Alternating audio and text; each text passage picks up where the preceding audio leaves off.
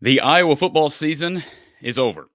The Hawkeyes falling in the Citrus Bowl, 35-0. Goose egg from the Iowa offense. And we got about 500 people on our two channels already wanting to talk about the game. I wonder what y'all have to say. I'm looking forward to this. We've got Coach Don Patterson going to be joining us. And by the way, folks, keep in mind, this is the last, not only the last game of the season, this is the last post-game of the season with Coach Patterson. Please show your appreciation. Please take a moment to hit the like button, all right? Doesn't cost anything. Very simple. Scroll down, hit the thumbs up button. It does help the channel.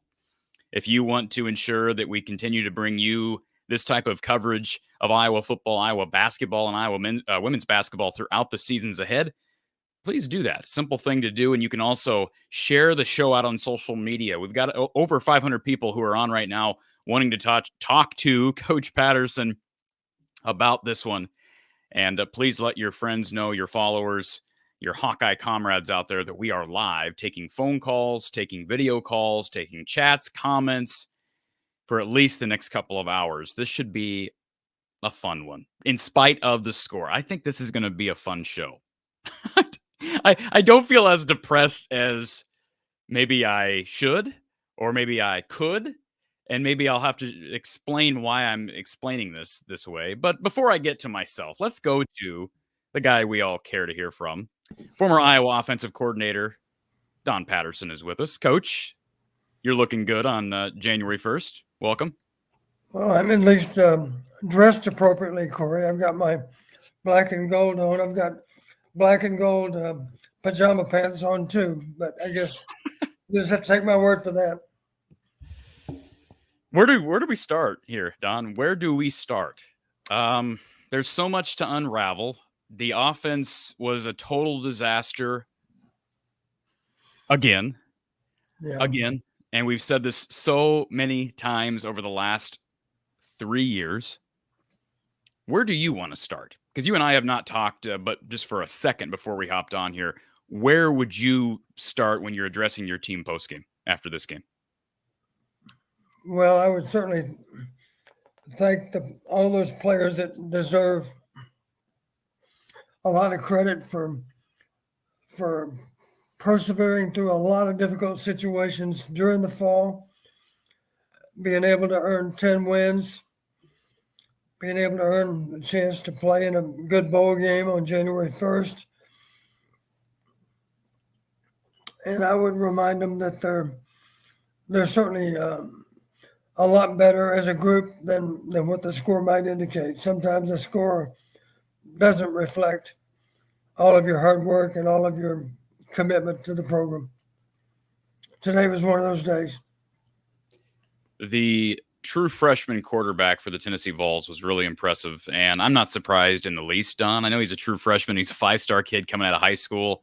The commentators brought up the point that NIL was a factor in getting him to attend Tennessee in the first place. So, the kid's the real deal, and my guess is that he'll play in the league someday. But this was his first career start. I thought he was really good against a really solid Iowa front, albeit without the likes of Noah Shannon, without Ethan Herkett, who was out today, apparently due to an injury. He was really impressive. Talk about what you saw from a guy who's 6'5", 6'6", but runs like he's 6 foot. Yeah, he's a good athlete. You can tell I say he's young. Maybe he's not a teenager anymore. I don't know I don't know exactly how old he is. But it's safe to say he's a good athlete. He moves well. He's still pretty frail. I was hoping selfishly maybe we can bruise him up to the point that he's not able to continue to play. Don't want anyone to be seriously injured, but if it was just a minor injury that might keep him out of the game, that would have been a plus, I guess, to see what the next guy was all about. The next guy, I think, is kind of a veteran quarterback that played for Heupel at Central Florida, the guy that was in the game late. So I give him credit. We did a pretty good job of putting pressure on him. And, of course, we generated quite a few sacks. Incidentally, hats off to Joe Evans. Joe's got so much to be proud of. That was his last football game today, and he certainly made us all proud of how he played and the results he got. Not just today, but over the entire career. And he's the epitome of what that Iowa defense is, just hardworking. Size doesn't always matter as it relates to Iowa defensive ends. You think about some of the really productive guys under Phil Parker's leadership. You talk about Nate Meyer. You talk about Joe Evans. Parker Hesse wasn't all that big, and yet these guys are mainstays. And, I don't know what Joe Evans' future is going to be, but I do feel for him to go out this way. But you're absolutely right. He left everything out there. I thought, honestly, thinking 35-0, we've been here before talking about a score like this. I honestly didn't think the defense played that well. They absolutely got gashed, or excuse me, didn't play that badly. They absolutely got gashed at times, especially in that first quarter. And, you can't be giving up. I think they gave up, 8 yards a carry or 8 yards of play in that first quarter, something really bad like that. They didn't have hardly any tape on this young guy. And we've seen Phil Parker coach defenses start kind of slow and give up some ground early and then kind of batten down the hatchet. And I thought they did that. I thought the defense gave Iowa's offense a chance late in the second through the third quarter to get back in the game. But the offense was completely helpless, completely hopeless. Eventually, you're going to give up more points. I mean, you can't hold on to the football. You're turning the ball over. And let me just say, this is not going to be a rip fest against Deacon Hill. But I just want to make sure we're clear on something, Don. Deacon Hill cost Iowa 21 points. He cost Iowa 21 points. He fumbled the ball at his own goal line. He threw a pick six, and he threw a pick at Tennessee's goal line on a third down. So at a minimum, he cost them 17 points. But you can argue he cost them 21 points. Yeah, I would say this. If I had to pick one play that was the play of the game, it was the failed third down on the goal line when he threw the interception. That ball had no business being thrown. Nico was clearly well covered. All you do is just simply sail it out of the back of the end zone. We take our 3 points. At least we have momentum. It's 3-0 Iowa. That's what should have been the case. The route was covered. Throw it away. It's that simple. that was a horrible decision to try to throw the ball. Not just that interception, but the pick six also was. You're just wondering, what does he see? I mean, you've got to be able to identify the flat defender, because if he's in a threat to be in the throwing lane, then you can't throw it. It's that simple. You can't guess. You have to see the guy and know whether or not he can get underneath the throw. Didn't happen. You're a former quarterback coach, offensive coordinator, play caller. But let's take this a step further. If people want to choose to, you give us great insight each and every week on this show. But let's just reflect on the legacy of Hayden Fry. I don't know if there's anybody, with the exception maybe being Kirk, anybody in the history of Iowa football that people respect more than Hayden Fry. And Hayden Fry was an exceptional play caller, especially through the first 2/3 to 3/4 of his career. I think you'd agree with that, Don.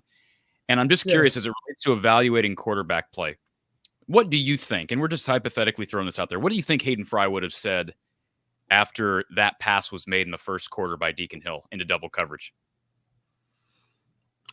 Well,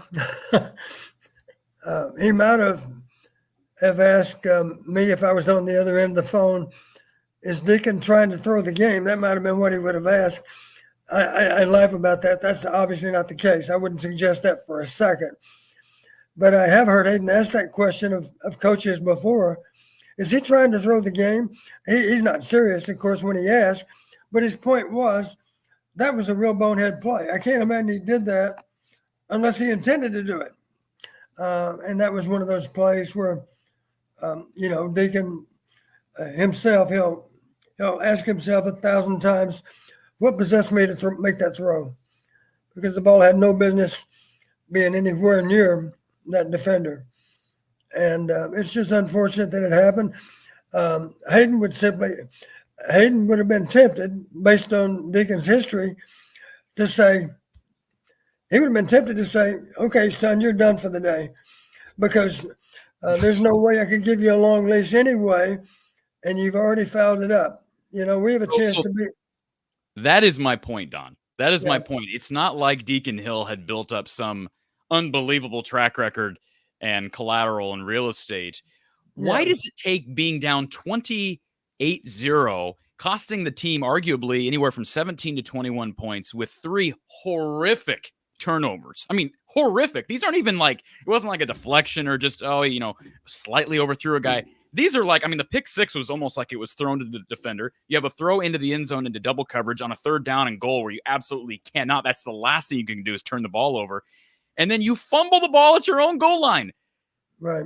Why does it take so long to give somebody else a shot in a game? Explain that. Can you explain it? Well, I believe you told me the other day that the indication from the press conference was that Marco would not see the field. And why would you say that? Why would you say that? Can we just address that? I have not addressed it publicly on here, and this is me speaking, not you, Coach, but let me just say this. And this is the final outtake for Coach Brian Ferentz. I want to say this. I have no question Brian Ferentz gave a lot to this program as a player. He's given a lot of sweat and a lot of work and a lot of time to the program as a coach. I have no question that he's brought a good amount of production as it relates to offensive line play, perhaps even tight end play. But I will say this. Iowa has given him a lot. So there have been a lot over the last few weeks, these almost tribute-like questions toward Brian and toward Kirk. And I get it. This is Brian's last game. He's a Hawkeye at heart. You got to love him for that. And it's Kirk Ferentz's son. But this game is the epitome of why this change should have happened a year ago, 2 years ago. And for anybody that still doubles down on this offense and on Kirk and on the philosophy and on Brian, and I'm not talking about Kirk as a head coach. I've talked about Kirk's job to get this team to 10 wins in spite of this offense and getting the team to 8 wins a year ago and getting the team before that to 10 wins. It is incredible. Keeping guys together, not getting them to opt out. I've given Coach Kirk Ferentz his due. But this darn score here, Coach, this is a darn travesty. It's a darn travesty. And I don't understand. And we reflect back on the press conference from Brian less than a week ago. He was asked the question, is there a possibility we see even a few plays? That was the question, Don. It wasn't, do we see a quarterback change? It was, do we see a package? Do we see a few plays for Marco Lainez? How on earth do you sit there and say no?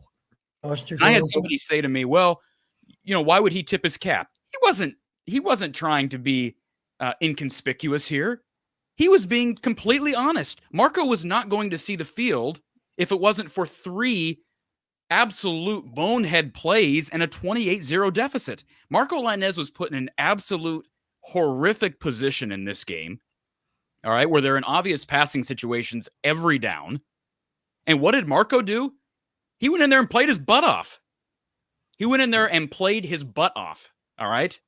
And I have no question about I'm not going to argue that he threw the football effectively. But the sample size is like this much for a kid who's never seen the field. What we saw from him on the ground, Don, on the longest drive of the game, 53 yards, the longest drive of the game, orchestrated by Marco Lainez in an impossible situation for a young quarterback to come in against a really good, a really solid Tennessee defense that was able to tee off on that Iowa offense. For him to do what he did on critical downs and protect the football and become a running back, he showed toughness, he showed leadership, he showed athleticism, he showed a spark at that position that I have not seen as an Iowa fan in years. Maybe I'm just living in the moment too much. Coach, you go ahead and give me your feedback on just the dynamic with Deacon and with what we saw from Marco. Well, I think even Marco at this point, if we could have him on the air right now to talk about his day, my guess he would say the way he passed the football was entirely unacceptable by him. He was a little bit off here and there with his throws. Of course, you could say the same thing about Deacon. Off on throws that certainly hurt our percentages on the course of the day. But he also confirmed what we've been saying all along, that he is a true dual threat quarterback and that he can extend plays with his legs. He did it too many times to count today. So that's a positive, is that we have a guy in Marco that can make something out of nothing, if you will. He can be forced to pull the ball down and still run for first down yardage. He did it any number of times today.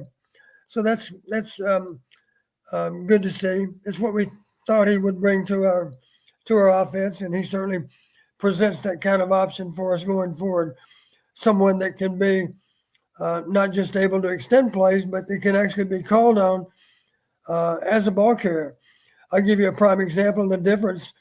If we were empty with Deacon in the backfield, there's no chance of a run being called. If I were Tennessee, I would have that mindset. It's not going to be a key draw because they don't run Deacon with the ball. But with Marco in that same formation, you have to be concerned about key draw. That would be certainly a good play option when we do go empty with number 11 as our quarterback. And some of these were not easy runs to make, easy plays to make. He made guys miss. You're talking, he converted a 4th and 15 on the ground. I think a 3rd and long. And everybody wanted to talk about Joe Labus being an athlete and Alex Padilla was more mobile than Petrus. That's all relative. That is all relative to what we've seen. Yes, Alex Padilla was incredibly mobile compared to Spencer Petrus. Right. And Joe Labus is incredibly mobile compared to Deacon Hill. But Marco Lainez is mobile compared to anybody Iowa's had since at least C.J. Beathard, and I could argue Brad Banks. All right? And I've hyped the kid up enough. You're absolutely right. He's not going to like the 2 of 7 performance. But talk about being in that position, Don. Being put in a game at this point for his first career snaps, down 28-0 with the defense teeing off on you. How hard is that? That's certainly not an ideal situation to be in. If we just had any kind of chance to still reel them in, it would make things a little bit easier. Obviously, they could anticipate it's going to be a pass just about on every down. In that regard, the edge rushers could tee off to some degree and have a better chance to make a sack. So you're right, though. When he pulled the ball down and ran with it, he showed 3 things. He showed good agility and quickness. he showed good. I'm counting that as one. He showed good ability to change directions. That's two. He actually stuck his foot in the ground and made a radical change in the way he was running from one stride to the next. And he made some guys miss.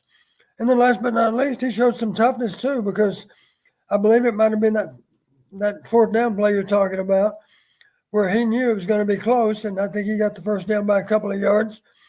But he had to show a lot of courage to do it, because he had to put his head down and find a way to get it. And you might recall he ended up being flipped upside down with the tackle, but he made the first down with a couple of yards to spare. Oh, and by the way, Don, one of the biggest criteria that we continue to talk about as it relates to this program and what Kirk Ferentz values is protecting the football. And Marco Lainez got sent like a helicopter in the air there, and guess what? He held on to the football. So got sacked in the backfield too, and there was a chance for the ball to come out there, but it didn't. So I mean, he did a good job protecting it. It's such a hard conversation to have, because I get it from the other perspective. Corey, how can you be so avid about this? You're not there in practice. But Don, you've been on both sides of this as somebody kind of trying to analyze the game and performances versus having been in practice and seen the difference between how guys play in practice and guys play in a game. So there's no possibility that we can be perfect in evaluating this situation. But Don, I have to say it just seems ludicrous, given what we just talked about, given Marco's ability to move his feet, even if he is really struggling throwing the football. And again, this is such a small sample size. I'm not even willing to go that far, that he's still really struggling throwing the football. Maybe he is, but Deacon is a turnover machine, to quote Des Moines Register's Chad Leistico. He's a turnover machine. And, Marco has not shown to turn the ball over, at least not in game action. Again, 7 pass attempts, had 6 carries, and never coughed the ball up once, in spite of some really aggressive defensive play, given the situation, time and space and place. I just can't believe, and let me go back one more second, and we can get to some of our callers, because I know people want to talk to you, Don, but I want to go back to the comments made by Brian Ferentz a few days ago. Can you give me an honest explanation, as to why you would say to the media pregame that Marco is not expected to play, Deacon is going to go from start to finish? What advantage would that give you, saying that to the media? Besides just trying to undermine the confidence of a young freshman who's undoubtedly worked hard since he got here in the summer. What would be the reason for making that statement to the public? I can't think of any valid reason for doing it. Because I had somebody say, "Whoa, why would he show his hand?" How hard would it have been to say, "Well, we'll see. We'll keep you guessing," instead of saying, "No, you're not going to play." By what he did, by what he said, he did show his hand. Right. He gave them every indication that it was all going to be about Deacon and no one else. There is so much that is absolutely dysfunctional about how this offense operates and on the philosophy. And there's so much about this offense that is unexplainable to me, completely unexplainable.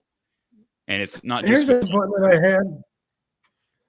a disappointment I had, Corey, when the game was in doubt. And the analyst made comment about it about the same time I was thinking the same thing. This is when the game was in doubt. It was, of course, we should have been up to begin with, and we weren't. And then they scored to make 7-0. And long about the time they scored the second touchdown, I found myself saying, maybe before the second touchdown, certainly after the first and before the second, I found myself thinking, why in God's name don't we go after these corners? They mentioned there was a young corner that was in single coverage a fair amount of the time, and we simply chose to not go after him. Think of it this way: how many times were our outside receivers targeted for the ball? We threw early tried to throw early to Brown and hit on a couple, and of course he dropped a couple. But we get back, even though the ball was on target, we get back again to making it as catchable as possible. There were balls that were fired, and I give Deacon credit for throwing them with good accuracy. But the point is, if the window's open, if there's a little margin for error, with this particular throw we're about to make, it's okay. A simple example is a slant. I know one of them was a slant that he dropped. It's not easy to run with speed and catch a football coming at you if it's coming at you with a lot of pace. And we've already established that Caleb does not have great hands. He certainly is an explosive player. If we can get the ball to him, and if he can possess the ball, good things can happen. He's shown us that in the past. But I guess my point is, yeah, it's a drop. But the point is, if you're in Deacon's shoes, make it as catchable as you can. If you can take a little pace off the ball and still have no threat of an interception, that's a good thing. And there was a time or two where the ball could have been thrown with a little less pace, would have given us a better chance to make the play. And it wasn't thrown at full velocity because there was a defender in close proximity. Our guy was open. We got him the ball, and I certainly can't argue with calling it a drop because it is a drop. But the point is, make it as catchable as you can. And if you can take just a little bit of pace off the ball, that's a good thing. Hope that makes sense. Absolutely. And we've talked about that before. That's not news. We had the same issue. We Right. talked about that same issue with Spencer Petras. At times we talk about the same issue with Nate Stanley, and we're talking about the same issue with Deacon Hill. So what's the common Right. denominator with all these players that came from different backgrounds and yet none of them seem to realize the need to reel the ball. And I thought Nate Stanley got away with a little bit more. Nate was a unique guy because he wasn't most accurate, never threw for over 60% through the air. He was tough. He could make all the throws, but really electric skill position players as it relates to TJ Hawkinson, Noah Fant, Akram Wadley, go down the list. And so those offenses were decent. And I thought Brian had some decently called games in 2017 and 2019. But these last 3 years, the deficiencies with personnel have been obvious, glaring, and in addition to quarterback play, development, evaluation, all these things. So let's go to our super chat from Lemansky. He says, to quote Rick Neuheisel, don't blame the players, blame the game or the coaching. And I'll say this. I sure hope that during Kirk's press conference, the comment is not made, well, see, Marco was 2 for 7, so that's why we haven't been playing him. And I don't think he's going to say that per se, but Right. Again, impossible situation to put your young guy in and go back to the numbers. 51 total yards. By the way, gained 57. He took a sack. He didn't have a chance on that play. I mean, you're going to take sacks at time. He protected the football. I give him credit for that. Lemansky, appreciate the super chat as well. Coaches asked Deacon to do things he was not capable of. Beth gets validated today. Thanks, Beth. 1,000%. And say what you want. You can go to the grave, pledging your allegiance to Kirk Ferentz and this staff. I am not going to be missing Brian Ferentz on this staff at any point in the future. There is nothing that I am going to miss as Brian Ferentz with Brian Ferentz coaching quarterbacks, coaching the offensive unit, calling plays. It has been a disaster ever since 2020. Lemansky, appreciate this super chat. Double Trouble Dad, proud to donate to the Swarm like you. Thanks. Thank you, Lemansky, for donating not only to this show, but to the Swarm. It is much appreciated. Leon, this is probably something I need to direct to you, Coach. He says, Deacon laughing on the sidelines ticked me off. It's not the first time we've had a comment like this made on the show. And I believe it was last year. Something similar happened with Iowa's previous starter, Spencer Petras. I didn't notice this. I think he's probably referring to when Deacon was off the field and Lainez had come in for him. Is Leon making too much of this, or did you notice the same thing? Maybe the only time I noticed there was a conversation. Marco just came off the field and Deacon was talking to him, and maybe I'll give Deacon the benefit of the doubt. Maybe he was simply stating to Marco, you're doing the best you can. Don't beat yourself up too much. I've been there. It's a hard job. We both know it's a hard job. And neither one of us have gotten it done as we need to. I'd interpret it to mean he was just trying to make Marco feel better about the moment. I agree. Marco was upset with himself on a throw or two, and I think Deacon was simply trying to be sure, don't be too hard on yourself here because you haven't been the one to put us in this situation. It's been all of us that played the first 50 minutes of the game or 45 minutes plus. I think Marco came in with 14:15 on the clock, I believe. It was whenever that 28. How much time was 14:15? That was when he first came in the game. Right off that, runs for 10, runs for 17, runs for another first down. And then on 3rd and 17, we ran a simple dive play or a zone play, if you will. But why at least want to run the ball? That's fine because we're clearly going to go on 4th down. But why not at least maybe run a draw or a Q draw, something that's got a better chance than a simple dive play? If a dive play pops, that's great, but it didn't. And on 4th down, Marco ran for the first down. Several of those runs were all on critical downs and gave us a new set of downs. So that was a plus that he was able to get that done. I'll just say this because if there's any chance that Marco or anybody in his camp is watching this show or listens to this show later, let me just say there are a lot of Hawkeye fans that so profoundly want Marco Lainez to stay put. I'm not saying I have any insight to think that he's thinking about leaving. But in this era, you're constantly having to re-recruit your guys. And there are lots of reasons why a quarterback or an offensive player in general may consider leaving Iowa. But I'm just speaking for a lot of fans that I talk to and engage with.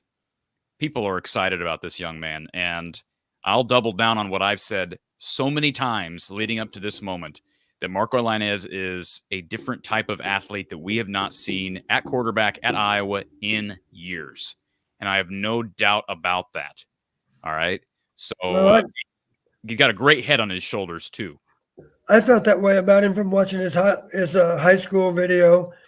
I thought, I like this guy. He is very definitely a combination quarterback. He can run and throw. Incidentally, you see it all the time. I'll give you a prime example. The guy playing for the Baltimore Ravens right now, that guy, he's not the biggest, strongest guy in the world, but he is a runner and he is a thrower. And he will he'll make something out of nothing any number of times. He does. And there are only a few of those guys that are that good in the NFL. He's one of them. He may very well be the MVP of the league this year. I don't know when they vote, but based on games up until now, he would probably win it.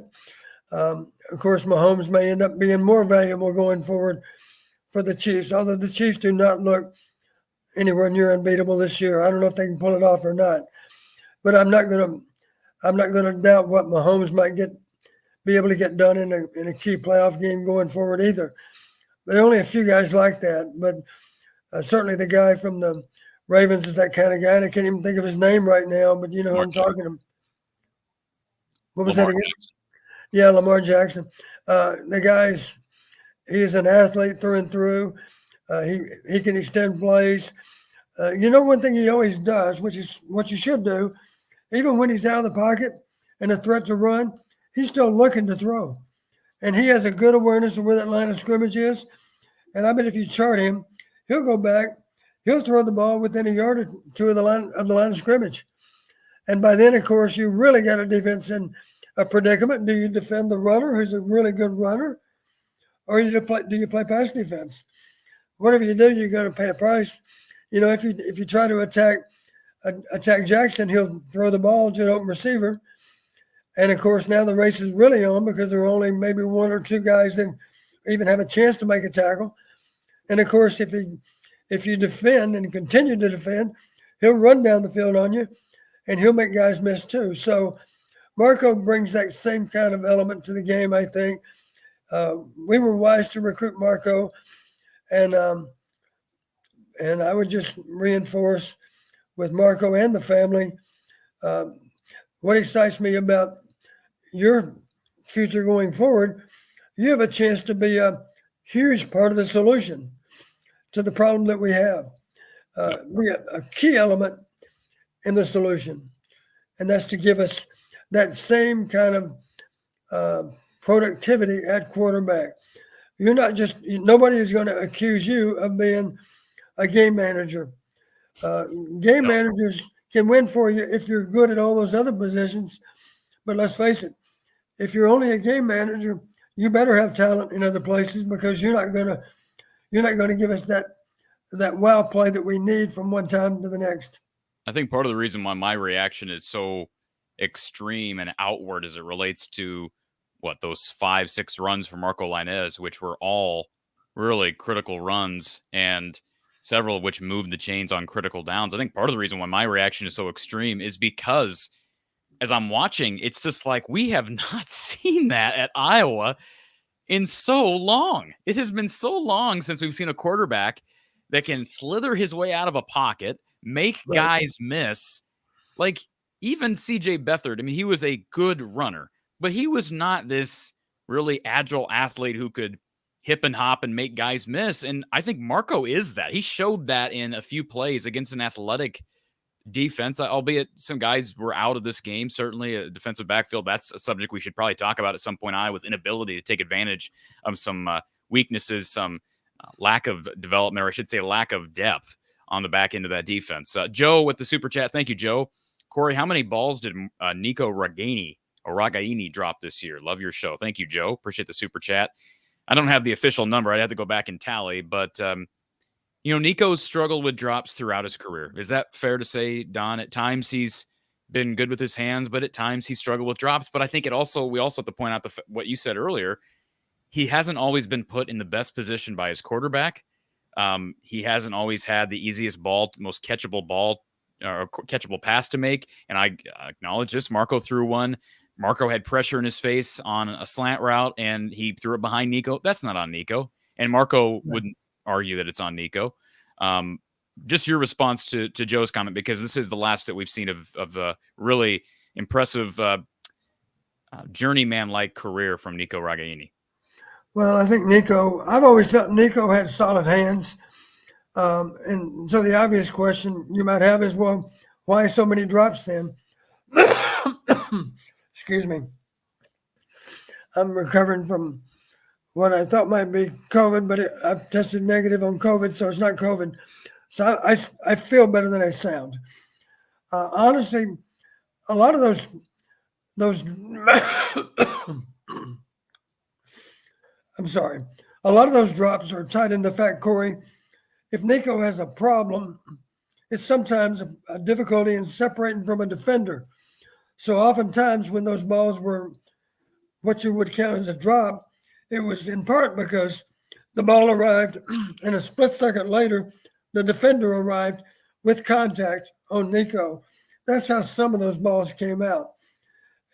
It was a ball that was not completed, but it wasn't a pure drop sometimes. It was simply a ball that had not been secured yet. It wasn't caught as clean as it might have been. And with the additional contact that came shortly thereafter, it was enough to lead to an incompletion. That's some of those drops that you're referring to are in that category. And they're drops. You can still call them drops, but it really tied into inability to separate from a defender. That was part of the problem.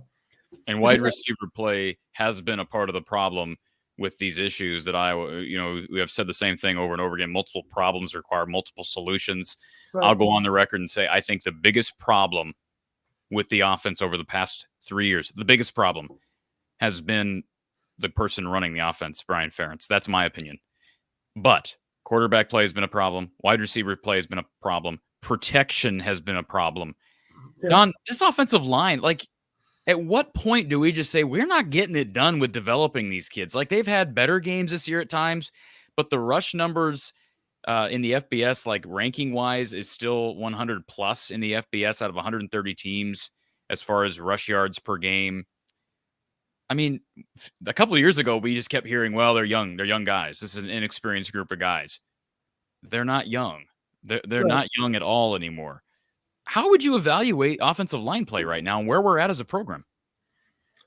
Well, we certainly need better O-line play than what we have right now. Easier said than done, of course. So often you do see players that really we don't have to rely on them until the third or fourth year. And I'm suggesting that a lot of them, of course, are going to end up as 5-year players. Maybe they're redshirted as true freshmen. One of my disappointments today, just to give you an idea of the analytics, and I did that Iowa knew this going into the game for obvious reasons. If you looked at the 20 games that were part of that analytical breakdown, 10 on our part, all 9 Big Ten games plus Michigan. And in the case of Tennessee, I picked the 10 most obvious games, 8 conference games, and then 2 non-conference that were the most competitive. In those 20 games, the team that had an edge on rushing yardage won 19 out of 20 times. So Iowa knew going in, it is critical that we outrush Tennessee. I fully expected that we would do that. I say that in part because our rush defense is pretty darn good from week to week.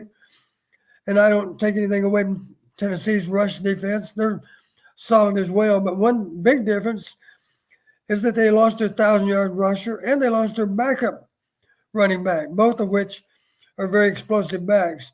The third team guy was good also. I knew that. But he'd never carried the ball more than 8 times in a game, or 8 times per game. That was the average. So he'd never carried the ball that many times in any particular game.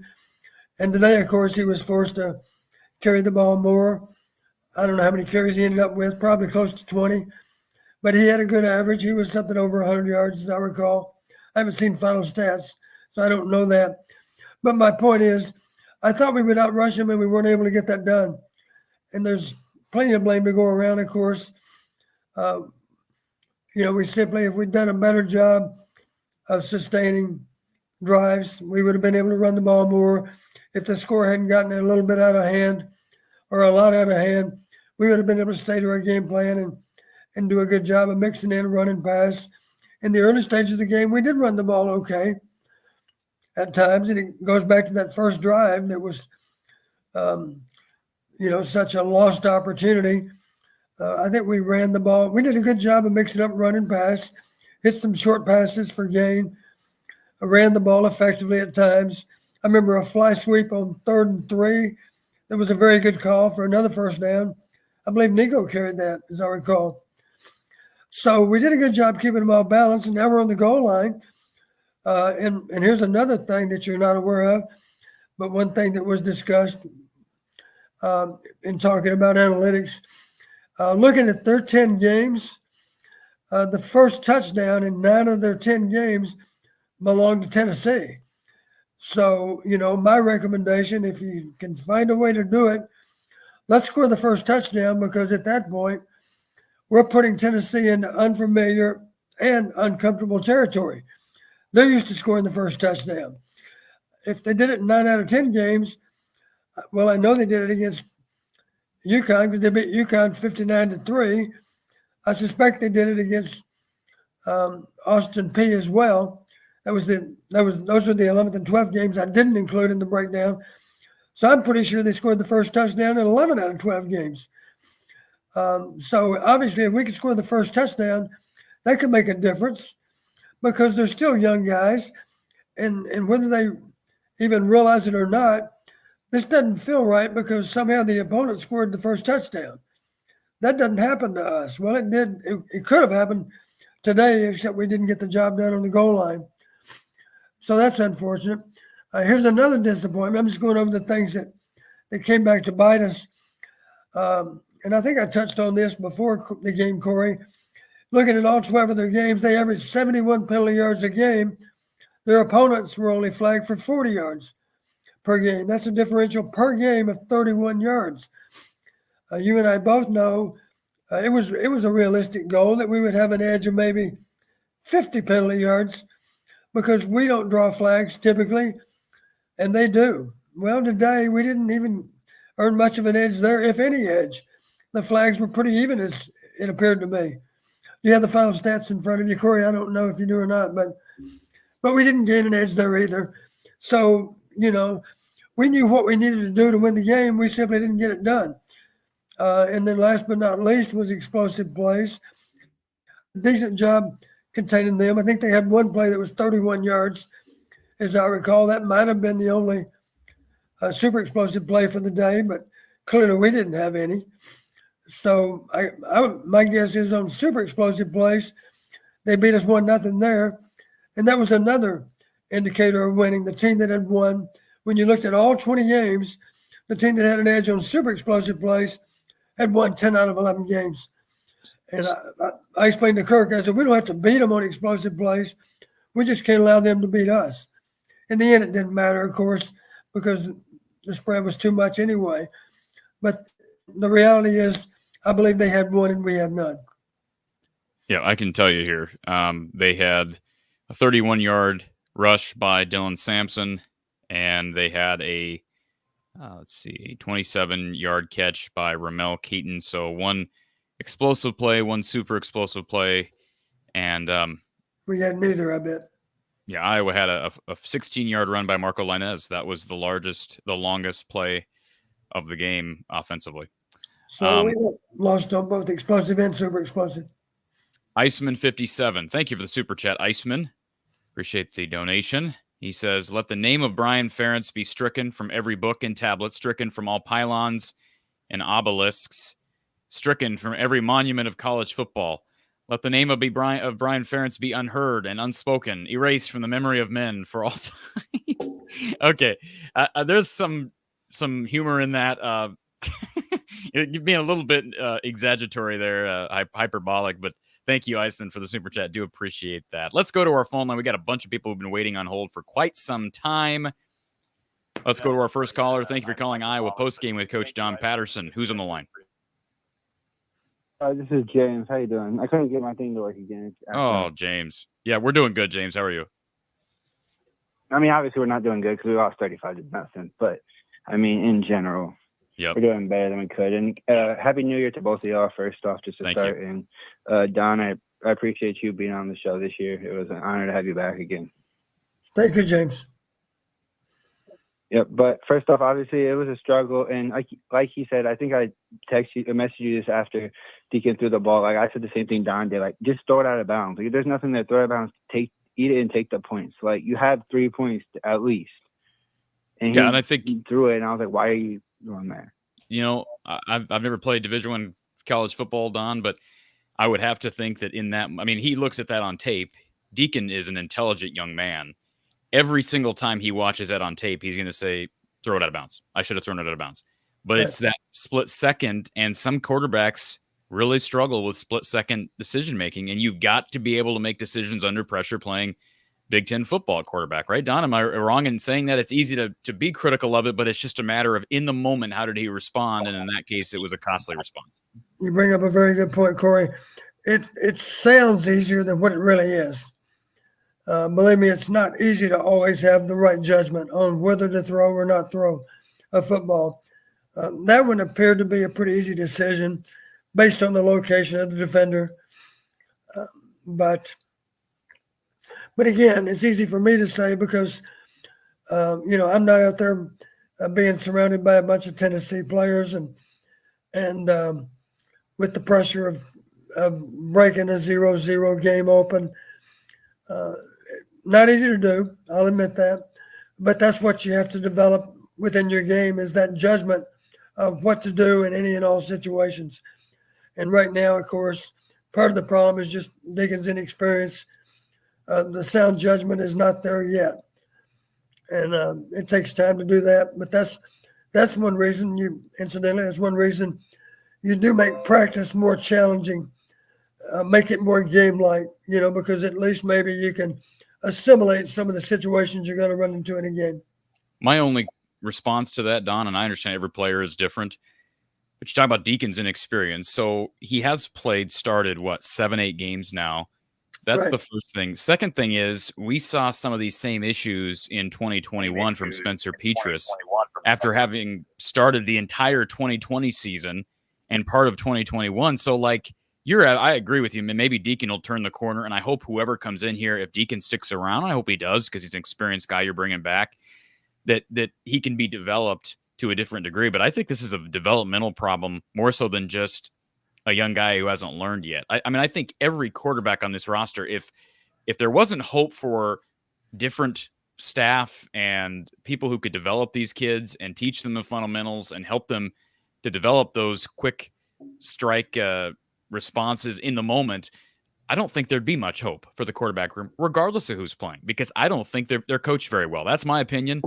I'm not there every day, but they appears to me this is year 4 of really horrendous quarterback play. 2020 was not good. Go look at the numbers from Spencer Petras. They ran the ball really well that year and scored points. It was because of a phenomenal defense that created turnovers and points, and because the running game was dominant and the offensive line was really good up front in a COVID year. But the quarterback play has been horrendous since the USC game. The USC game of 2019 with Nate Stanley, his final game. Yeah, and let's face it, what we're talking about is a learning curve.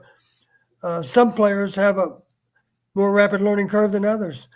And it would behoove you, if you want to be a starting quarterback, you better demonstrate a fast learning curve, because we can't afford to take the time to give you any more than necessary the chances to learn. If you're a slow learner, then we need to replace you with somebody that learns faster, somebody that can eliminate the mistakes.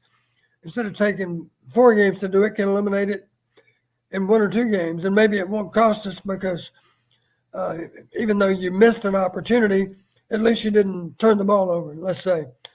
Another example would be a receiver that is open. You don't throw in the ball. You ended up pulling the ball down a little bit too early and running with it. Well, that was a mistake, obviously, that you didn't make a throw to a receiver that was coming open. You didn't see him. You should have seen him. But at least it didn't cost us a turnover. Incidentally, part of our problem that shows up, one reason we're so aware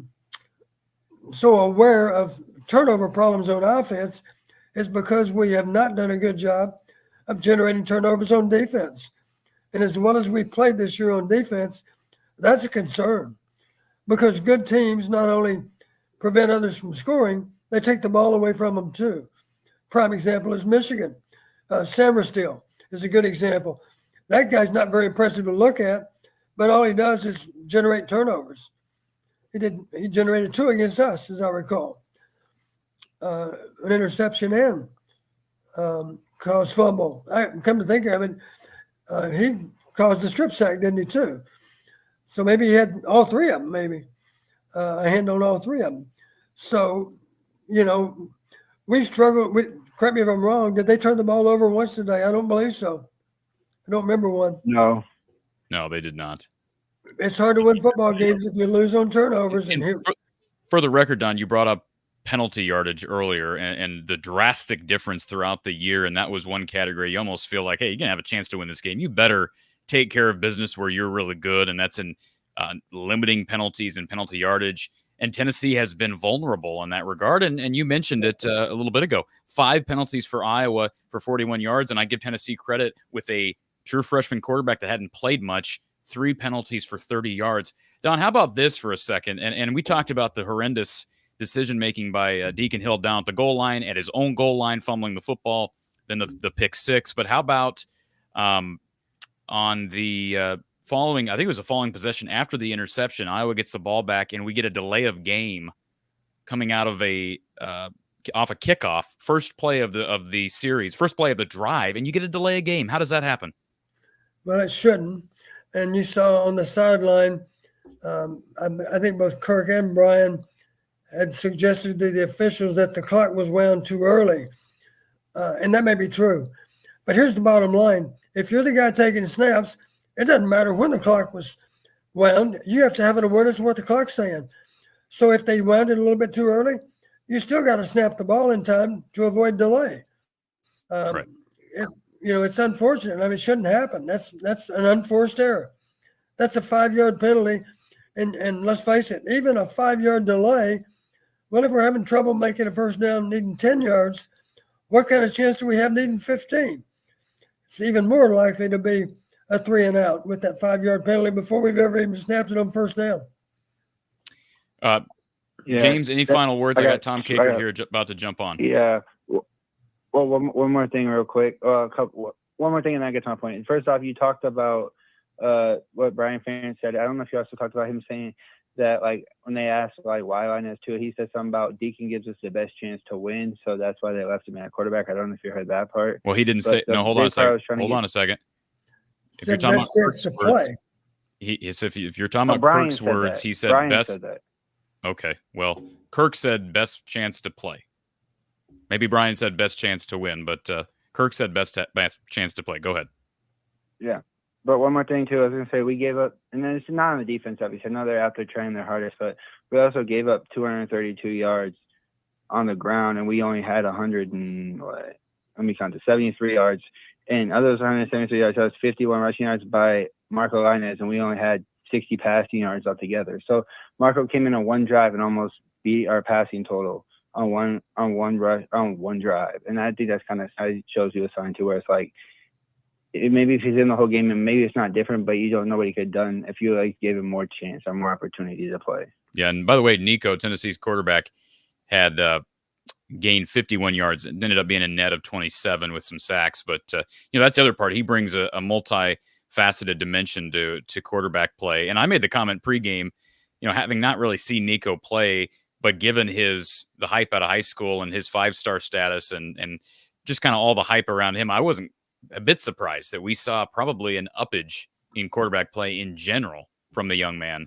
And Joe Milton's an experienced guy, has got a lot of Division I, Big Ten, and SEC experience. So I'm not surprised that Nico played well. James, appreciate the phone call, sir, and we'll chat with you later. I'll let you get to your callers. And obviously it's not the way you want to go out. And Michigan already down 7-0, just so y'all know. But I'll talk to y'all later. And thank you for this season at least, and hopefully we can be better next year. Thank you, James. Appreciate your support, sir. All right. Well, we are here with Coach Don Patterson. I'm Corey Bratta talking about Iowa's 35-0 loss at the hands of the Tennessee Volunteers in the Cheez-It Citrus Bowl. We add Mr. Tom Kakert of HawkeyeReport.com. Tom. There I am.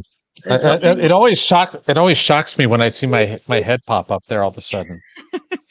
How's the tan going, Tom? Are you? I did sit out in the sun yesterday for about an hour and got some vitamin D. So it was finally sunny. It rained down here a little bit, and it was cloudy. Today was gorgeous. I mean, just perfect, except for the outcome. Obviously, not great. But by the way, Happy New Year to you guys, and Happy New Year to everybody who's tuning in. Appreciate everybody listening and tuning in. Appreciate that, Tom. And I know people are anxious to hear what Kirk said post game, and I don't know where to start. I mean, obviously, quarterback play is going to be something people want to talk about. James brought up defensive struggles against the rushing attack. Top 2 rushers were down for Tennessee. They still ran the ball effectively behind Dylan Sampson. What did Kirk talk about, at least at the outset? Well, let me start at the end, because I talked to Jay Higgins about the run issues, because I asked him specifically what was the struggle with the run fits, because it just seemed like they were off kilter there. And he basically said and Don can speak to this, their splits are just larger, and it's just harder to get those run fits. And then you have to bring another guy down in the box because they're blocking 7. And then that's when they start hitting slants, and that's when they start hitting other routes. And that's where they said that, it's kind of robbing Peter to pay Paul at times with that. So he said that was a struggle for him to kind of adjust to those. It's a cat and mouse game that you play. And that's what they were doing there. Don, would you agree with that? Coach, go ahead. Yeah, and Sampson is a good back. Even though he was third, he had a better average per carry than the number 2 back did. Yeah. So he's above average as a runner too. Yeah. Quarterback, Kirk really didn't. He was asked why he didn't go to Marco earlier, if they thought about going to him earlier. He really didn't say anything specific about that, other than just, they felt like it was time to make a change when they made the change. So, I thought Marco gave him a little bit of a spark. The passing game wasn't there. With Deacon. To me, I thought the game, that first drive, or the drive where Iowa had a chance to score, was where the game was decided. Because Iowa just has such a small margin for for error in terms of scoring points right now. And when he threw that interception, I was like, well, that's probably about ball game, because they just not going to have that many chances to score. It's just That's Yeah, it's Tom, unfortunate. you're not aware, but I identified that as the play of the game early to Yeah. Corey. And Well, see, great we're in minds think agreement alike, that Coach. play was more significant than any other single play. Yep, it was, because it's just that we knew they were probably only going to score at tops 3 touchdowns, and you lose one of those right there, and that's kind of ball game for you. And then when they march down and score, and Nico runs it in, and I was just like, well, this is where the swings happen, and it goes from a possible 7-0 Iowa lead to a Tennessee lead, and then they just kept building on it, and Iowa just, it was funny. I'm sitting next to Scott Docterman today, and just before they start the play where Deacon has the strip sack, his 11th fumble of the year in 9 games, I said to Scott, he's due for a strip sack here. And sure enough, there it happens. I was like, oh, it's just because that's what happened against Michigan, those plays inside the 5 where he just kind of loses his sense of where people are around him. I thought Lainez did a nice job when he came in there. At least he gave him a spark of some sort. Passing wise, there wasn't anything there, but there wasn't anything really from Deacon either. So Deacon did have some drops. Caleb Brown dropped a couple passes early. Turk was asked about the offensive coordinator stuff too, and he just kind of talked about trying to find the right guy, the right fit for the program, and not necessarily rushing to find somebody. He doesn't believe in that, but he just thinks maybe you take your time, and you're going to find the right person, and it's a person who fits with that staff. And he talked, and Coach, you can speak to this, because he said that Pitt staff that he was on that did really well before he came there. It was kind of the staff was all about themselves at times, different staff members. And he said when he got to Iowa City, it was totally different. It was everybody was kind of for the players, for the team, working together. And there wasn't as much individuality within the coaching staff, and that reflected onto the field. So I thought that was interesting, and maybe you can speak to that, those early Hayden staffs and what that was like. Yeah, it's true. It all started with Hayden, of course. Hayden made it understood this is not about any of you. It's all about our team. It's not about any particular player either. It's all about the team. And so everything we do has got to be good and answer the question, what's in the best interest of the team. So for that reason, there was no issue at all with, I'll say it this way. And you've heard this before. It's amazing how much you can accomplish when no one is concerned about who gets the credit. And that's the way it was back in 1981. Truthfully, it was that way in 1979. We weren't good enough to take advantage of it in 79, but in 81, that was Kirk's first year. He's exactly correct. It was not about any individual on staff. Everybody understood that you had to do your job and do it well, because you didn't want to let down any of these issues either, not to mention the players, not to mention your boss. So it was a great spirit of cooperation. And I do recall Kirk saying, because Pitt was a very, very talented team when Kirk was there as a GA.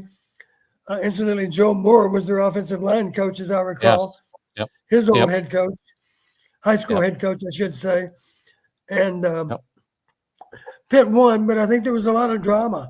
I think Kirk as a GA was surprised maybe about different coaches having different priorities, maybe some of which were a little bit selfish. Jackie Sherrill was that kind of guy, maybe, compared to Hayden. Yeah. But Hayden was an old Marine, and you definitely felt the team concept when you coached for Hayden Fry. Yeah, and that Pitt team, Dan Marino, Hugh Green, I think, was on that team. They had some really good players. Was Dorsett on any of those teams? I wonder. He might have been right around then. Yeah. Yeah, I think he probably was.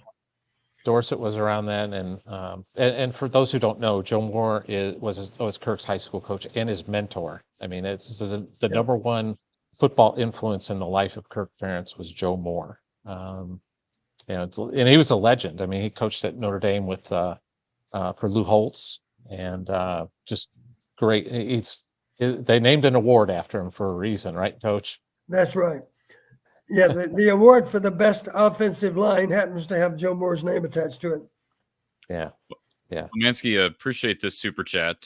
Thank you for feeling Hawkeye's pain. Yes, played his his butt off. I think he's referring to Marco Lainez in that fourth quarter. Marco, yeah. Okay. I'm just curious, Tom, so, I mean, obviously, you know what the chatter is on social media and people sure pandering for him to play earlier. I certainly was, because, I'm in the same position that everyone else is. You're watching a guy in Deacon Hill who's turning the ball over.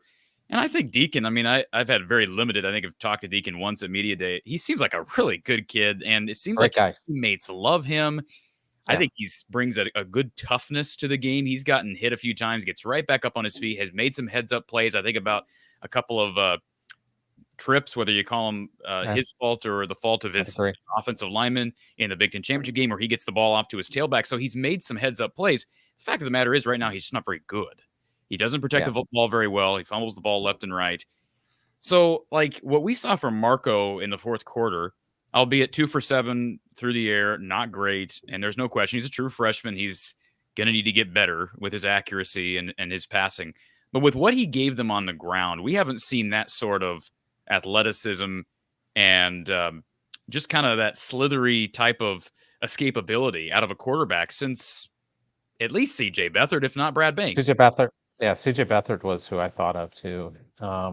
And Marco's a big kid too. He's much bigger, physically stronger than Beathard was. So, I really liked what Marco did. I thought it gave him a spark at least. And the thing that I'll never quite figure out about this year with Deacon is Kirk is allergic to turnovers. He does not, that's the number one thing. Don't turn over. And Deacon, 9 games, 11 fumbles, 8 interceptions. I would have thought he might have, jumped at least in this bowl game. I mean, I know he's playing for 11 wins, and that hasn't happened much in Iowa history. But after that strip sack, I would have pulled the plug. I really would have. I would have just said, you know what, let's just see what this kid can do and go from there. Right. I will admit this. I knew he was going to be able to extend plays, talking about Marco, of course. But after seeing him in a real game against college players, he's a little more elusive than what I even expected him to be. Yep. Same. I found myself thinking, honestly, if you had to play Marco in an emergency as a running back, he would actually do okay as a running back. Yeah. He really would. He'd be able to be respectable as a running back. Now that's what I don't understand. And just explain this to me, Tom. Explain the logic behind Brian Ferentz making the statement he did less than a week ago. Oh, that I know. There was no plan to even put him in for a few plays. Why say that? And then Kirk kind of hinted that maybe they did toy with the idea of doing it. So today he did in the postgame that they kind of thought about doing something. Well, what's the logic in saying that to the media if you're Brian? To just make sure that we don't think he's going to play. Destroy the confidence of your freshman quarterback, or just to stop the discussion, just to say don't even talk about it. All that's going to do is light the fire on the discussion, Tom. You and I know. I know. Oh, I know. It is, and it has, and it will continue. So, yeah, that's how it works. But I'm curious, Coach. I want to ask you a question. I could pick your brain a little bit. Based on what you saw from Marco, what you've seen from Deacon, what you know about Cade McNamara, would you think about going in the portal and trying to find a better backup? Because, let's be honest, Cade's been hurt the majority of the last 2 seasons. He'll be ready to play certainly by the start of fall. He's moving around pretty well right now from the ACL, but you have a portal available where you could go out and potentially upgrade your backup position, would you do that? I kind of think I would. I'm not sure I would. What I would do is let Marco know you're going to start the spring as number 2. That's assuming that Cade's healthy.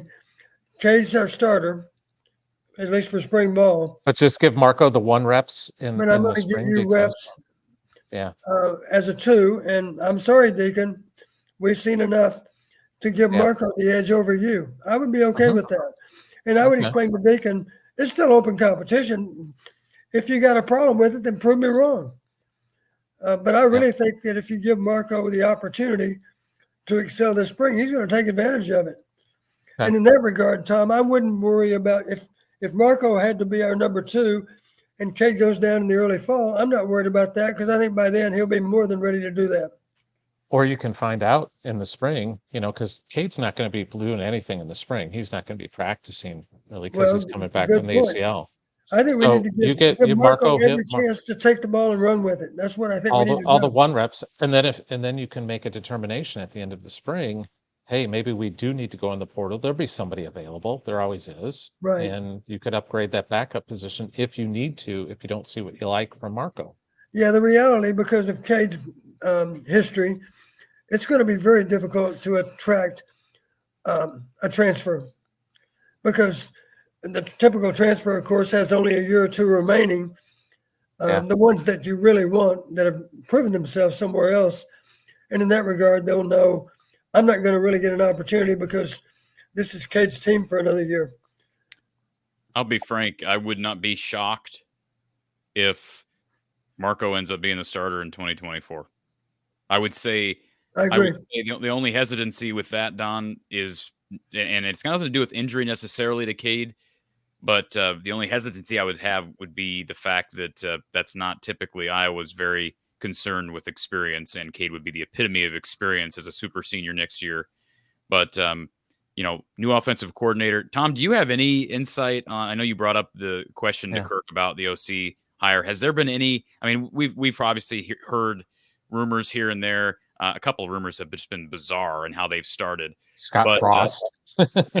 Yeah, that one was the most bizarre. But clearly Paul Chryst, Joe Philbin have been in the mix. Is there anybody else that currently you've heard of that you can share that is in the mix right now, or do you want to guess?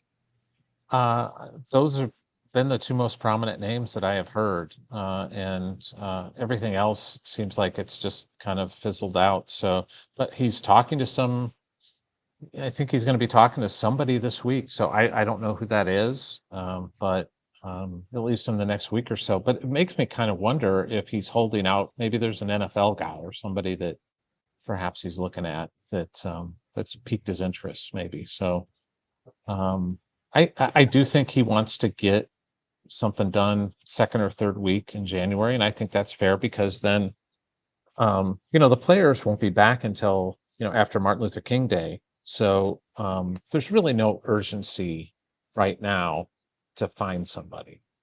But if you can get somebody by the time the players come back, I think that's a perfect time. I would say Paul Chryst is the leader in the clubhouse right now, but does he get the offer? Time will tell. Yeah, and if that's a fallback offer, I think it's a great fallback offer. A guy who understands quarterback play, who has a history with run-first offenses. I like Joe Philbin a lot. I think he would be a very competent hire, but I think it would benefit Iowa football to have somebody who's kind of outside the Ferentz zone that could bring in some different ideas and different looks and different thinking about how you run an offense. And I think Paul Chryst would do that, but he could dovetail into the way that Kirk likes to play football. And I think there's a good mesh there. There's a good marriage there that could be very fruitful. And here's the other thing. Paul Chryst is a competitor. He is. And wouldn't he just love to stick it to Wisconsin and Minnesota and everybody else? Of course he would. Of course he would. He doesn't like the way that thing ended at Wisconsin. I'm sure he doesn't. So you got to have a guy who's motivated, who knows the conference. If he comes back to the Big Ten and to Iowa. And Tom, my last question, and I've asked Don this question privately. if Joe Philbin happened to be the guy, and based on what I've heard and what you just said, it's been consistent. It sounds like Christ is probably the favorite at this point, but the race is not over. But if Philbin was somehow the guy, who coaches quarterbacks? That's then maybe you have to make some adjustments to your staffing. I think maybe have to hire John Budmeyer as the quarterbacks coach, and then Philbin coaches a different position. I don't know what he would coach, but you move some chess pieces around, and you have to do something. You'd have to do something. And the only concerns I would have with that is I do think they need somebody who can give a jolt to the quarterback room. And let's face it, we have not seen some drastic improvement out of this room since John Budmeyer took over those duties. That's 100% true. That's 100% so that would be true. a concern of mine in hiring Yeah, Joe. I got a lot of respect for Joe. Yeah, and Joe may have a quarterback coach that he wants to bring in. You know, he may have somebody on his mind. He may call Coach Patterson. I don't think so. Last I knew, Aaron Rodgers had quite a bit of respect for Joe Philbin. Maybe Aaron is ready to hang it up and bring his philosophy. That'd be all right. That'd be all right. Well, hey guys, I'm going to get running. If you don't have any other questions, Corey. Safe travels back to Iowa. We'll talk to you during a basketball game, after a basketball game. That Stay sounds safe, Tom. great. Okay, take care, guys. Good to see you, Coach. Appreciate Tom Kakert. HawkeyeReport.com over at the On3 Network. So thank you to him. And again, we're rolling along here. Before we get to our callers, we've had a bunch of people wanting to talk to you, Coach. We're going to get to everybody. Go ahead, Don. You got something to say? I have one point to make talking about spring ball. Let me ask it this way. Does Marco remind you a little bit of another Michigan quarterback other than Cade McNamara? And I think about Cade versus J.J. McCarthy. I think Marco reminds me a little bit of J.J. McCarthy. Not that Marco would beat him out this fall. I don't know that. But my point is I could certainly see him as a very worthy backup next fall. See, you think that I'm trying to go get Michigan fans. You're the one who gets them all riled up, Don. If there's any Michigan fans who, for some odd reason, are still on this show as the semifinals are going on, they're not going to like that comment. But I'm going to go. I'll tell you this right now. 35-0. I'm going to go back just to watch those Marco Lainez run plays, because I cannot express enough how excited I was to watch those plays happen. I'm exceptionally excited about the future with Marco Lainez, and I hope it's a wide open competition. I hope what happens is exactly what you said. Whether Deacon wants to stick around or not, Marco, you're our quarterback heading into the spring, and then once he's our quarterback of the future, absolutely. And once Cade gets healthy, hey, it's going to be a total open competition when we hit fall camp. But Marco's our number one until Cade gets healthy, unless Deacon somehow wins the job mid-spring. I think he earned that based just solely on his ability to make plays with his feet. And, I had a back and forth with someone over text, a friend of mine, and I kind of called him out. I'm just like, he's talking about how, well, Marco hasn't made any throws. Well, first of all, he had 7 attempts compared to Deacon's 18, plus every game that Deacon got to play in prior to today. And of all those games, Don, minus the game against Michigan, this might have been the next best team on the schedule. Probably was the next best team that Deacon has played against, with the exception being Michigan. And so, like, my response to this person who make this comment is, you're really going to rip on Marco Lainez for, again, 5 incompletions. I'd say at least 3 of those, he had immediate pressure in his face. And, you're going to take a guy who's not throwing the ball well, not running, can't run in Deacon, and who turns the ball over a guy who has not shown himself to be turnover prone and who can run and escape, has proven he's above average with his feet. And we go back to 2002, Brad Banks. What's crazy is the first time I talked to Marco Lainez, Don, he made the comment that, crazily enough, I didn't grow up as an Iowa Hawkeye fan, but I modeled my game after Brad Banks. Right.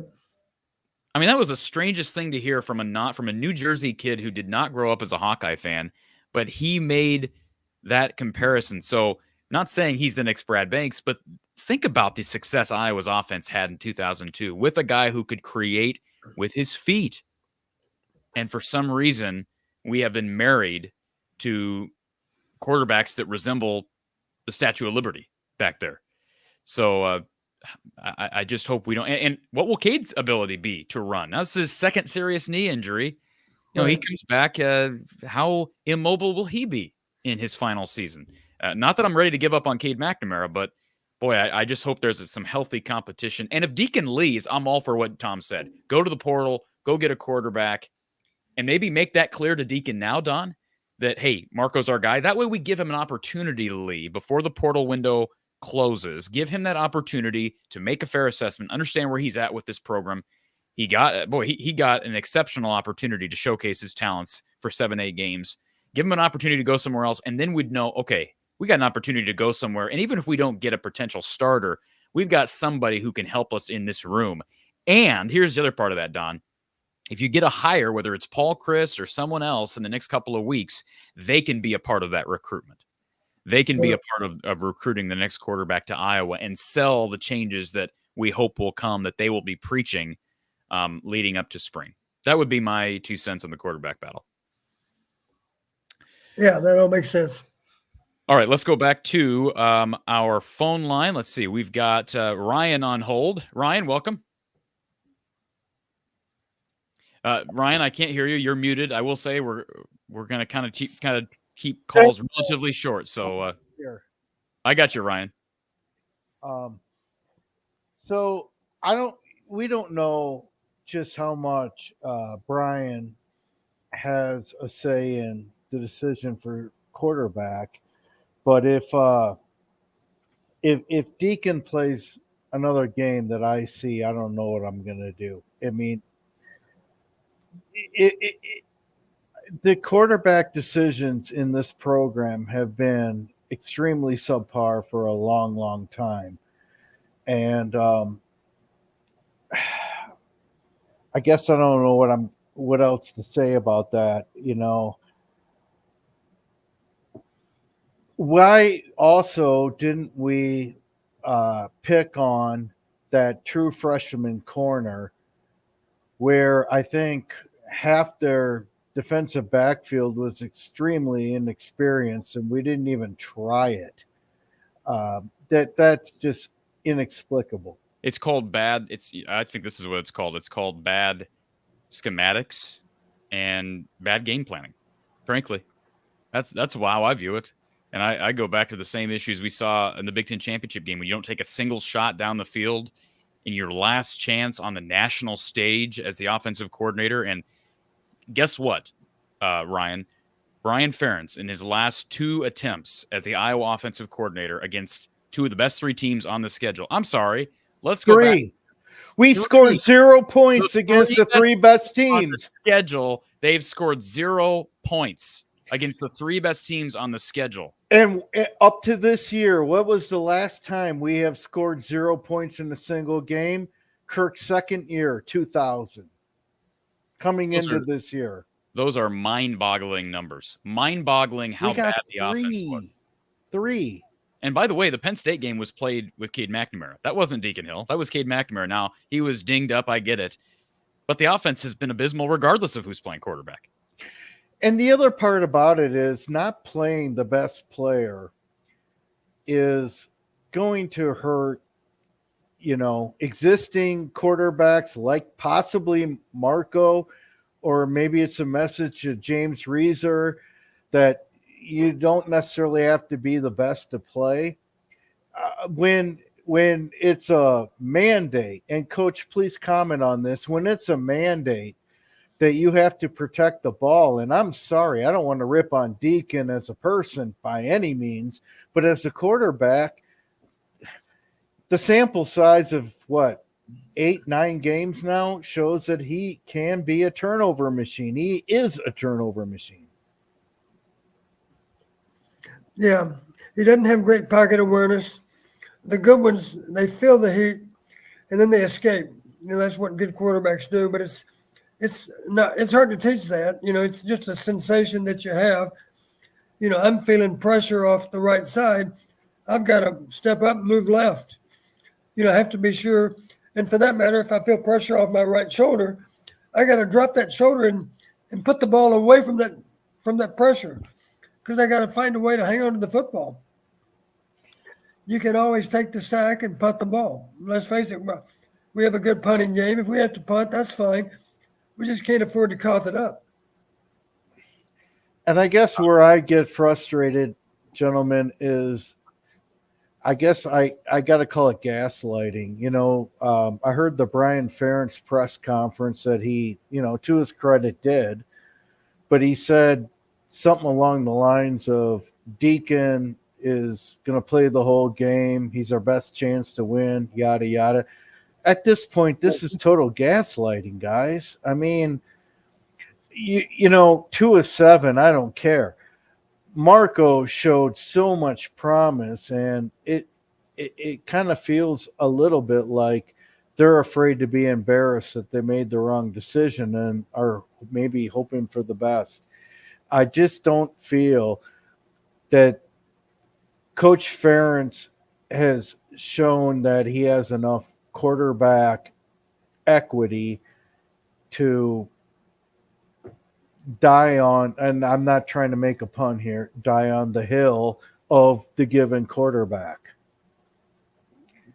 Yeah, I agree with that, Ryan. And furthermore, let me just say this.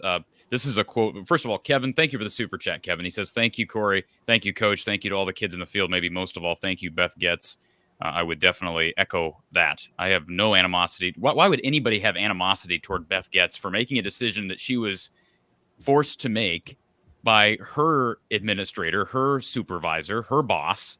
Right. And it was the right decision. I'm not mad at Barbara, whatever her name is, Wilson. I'm not mad at her. This is ridiculous. These numbers are insane. And the scary part is, Ryan, if Beth hadn't made that decision when she did, and Kirk was allowed to make the decision again, evaluating his staff, would it be any surprise to you if Brian returned for 2024? Well, I would bet my house on it, to be honest with you. Yes, and that's a big part of my frustration, Corey. Too many decisions don't reflect what's best for the program, i.e. Ken O'Keefe retires, and we make a tight end offensive line coach a quarterback coach when you already struggle at the quarterback play. You can say Nate Stanley, great. Nate Stanley as a sophomore was every bit as good as Nate Stanley as a senior. I didn't see a whole lot of improvement. I saw a lot of steady play. He beat the bad teams well, and he struggled against the elite defenses or the very good competitive defenses. The three best defenses we played this year, we scored teams for sure. We scored 0 points. We haven't scored 0 points since 2000 coming into this year. At what point do we just say, hey, we got a big problem here? And I would actually not, and I would be fine with Brian staying on strictly as offensive line coach. Nope, not anymore. I'm just okay. Not I anymore. get what you're saying, but I'm just saying he's not a bad offensive line coach. Yeah, but that's not how this works. But Brian is not the full problem. What we don't know is, did Brian ever lobby maybe for Marco Lainez behind closed doors with Kirk? And maybe he got Kirk's the CEO. Nothing gets past Kirk. And if Deacon Hill is the choice, we can blame Brian all we want, but Kirk makes the ultimate yes or no. But Ryan, I guarantee you, Kirk is not mandating that Brian go in front of the media 3 days ago and say, Marco's not getting any snaps. We're playing Deacon from start to finish. That's just a bonehead thing to say to the media. That's just stupid. It's all Totally agree. I'm talking more about decisions on, who's taking the Ryan, snaps. My point is, him saying that to the media 3 days ago is an indicator of his judgment. That's what I'm saying. Couldn't agree more, Corey. I'm just saying that it might be more than just him. Hey, Brian leaving is a plus for the program. Don't get me wrong. I would just love a situation where Copeland's gone, Barnett's gone, obviously Brian's gone. Paul Chris comes in as quarterback coach, co-offensive coordinator. Joe Philbin comes in, offensive line coach, co-offensive coordinator. We go find ourselves a wide receiver coach and see what happens next year. I really think that's the dream scenario. Am I going to bet the house on it? No.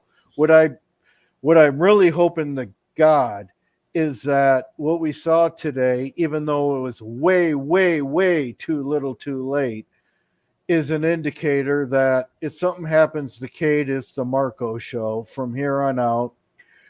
Those legs alone would have given us some respectability in the final score against the really good teams. I don't really care about barely beating Nebraska, Illinois, or Northwestern. I mean, 10 wins. This was a 6-7 win team. Well, it really was. It was. We played a weak schedule. This team in the SEC wouldn't be close. No. Tennessee was lower ranked than us, and they smoked us and then some. And I think it was poor planning. Obviously, outside of Joe Evans and Higgins, we weren't real good on defense today, granted. But when the offense can't do its part, it's going to affect the defense. You saw that at Penn State. You know, to a lesser degree, I think you saw that with the Michigan game. So that's my thought. Last thought, Coach Patterson, and I hate to bring up a bad memory, but and I'm a big Hayden Fry guy, as you know, I've said many times. But today reminded me a little bit. Lost you. Sorry. I didn't hear the question. I'm sorry. Today reminded me a little bit when we were talking about maybe bad quarterback decisions at that time. In 1997, we were crushing eventual co-national champion Michigan at halftime. I believe Matt Sherman broke his hand, couldn't throw, stayed in the game. Should have gone to Driscoll, to be honest with you. But you stuck with Sherman. He threw the interception to Sword, and we were done. We couldn't run. We couldn't do anything in the second half because of our quarterback's broken hand, and that was my one big criticism of Hayden. You know, I guess that's just a reminder of how I don't understand how sometimes coaches, even though you might be the guy, can't make a temporary switch when let me take you back to the end of that game. That was a great Michigan team. Obviously, they won the national title that year. I believe our game was 24-21, as I recall. It was a one-score game for sure. Tim DeWhite played an exceptional game that day. Returned the punt for a touchdown on the last play of the first half. Returned the second half kickoff about 75 yards, as I recall. They had Brian Greasy as their quarterback. Of course, they had an outstanding team all around. I talked to the defensive coordinator years later who was coaching at the time for the New York Giants. And I had a player from Western Illinois that was playing for the Giants, starting for the Giants. So I went to a post-game party for the team, and that defensive coordinator from his Michigan days, he said, "Coach, I always wanted to talk to you about that last drive you had in that game." We had a chance to win the game at the end. We were down by 3, as I recall. And he said, "I warned my linebacker that I can guarantee you they're going to throw a wheel route to Tavian Banks." And he said, "Sure enough, you did. And you hit it anyway. I warned the guy that you were going to throw it." And I said, "Well, he still didn't know exactly when we were going to throw it. You just mentioned that's one of the plays we were going to use to get down the field." And that's all true. We did. But on that previous play to the interception, on that play, Matt Sherman's hand slammed into the ground really, really hard. And on that play, he broke his thumb. Matt Sherman didn't even realize he broke his thumb. In the excitement of the game, all he knew is his hand slammed into the ground. He got up, let's go to the next play. And to my knowledge, I think Matt Sherman would confirm this if you talk to him today. We're 99% certain that's when he broke his thumb. Was on the play that required his hand to be slammed hard into the ground. And the point is, he didn't know he had a broken thumb. He dropped back on the next play. The thumb was broken. Now he realizes it because the ball just flutters out in space. Linebacker picks it off, game over. So we simply didn't know that Matt had a broken thumb. And to my knowledge, he broke it on the previous play. I'd be curious if you go back and look at the video all over again. I think it'll confirm what I just mentioned, that it appears Matt broke his thumb on the previous play. I want to just share my screen real quick. This is a chat, or excuse me, a Twitter post, tweet, whatever you call them now on X, from Sam Cooper. Appreciate Tom Kakert retweeting this and bringing it to my attention. Sam Cooper tweets out, he says, Iowa finishes Brian Ferentz's final season as offensive coordinator, averaging 3.94 yards per play, the worst in the nation, and the third worst yards per play by a Power 5 team in the last 15 seasons. Incredible. Absolutely incredible numbers from Brian Ferentz's offense. And, of course, he has now coached his final game at Iowa.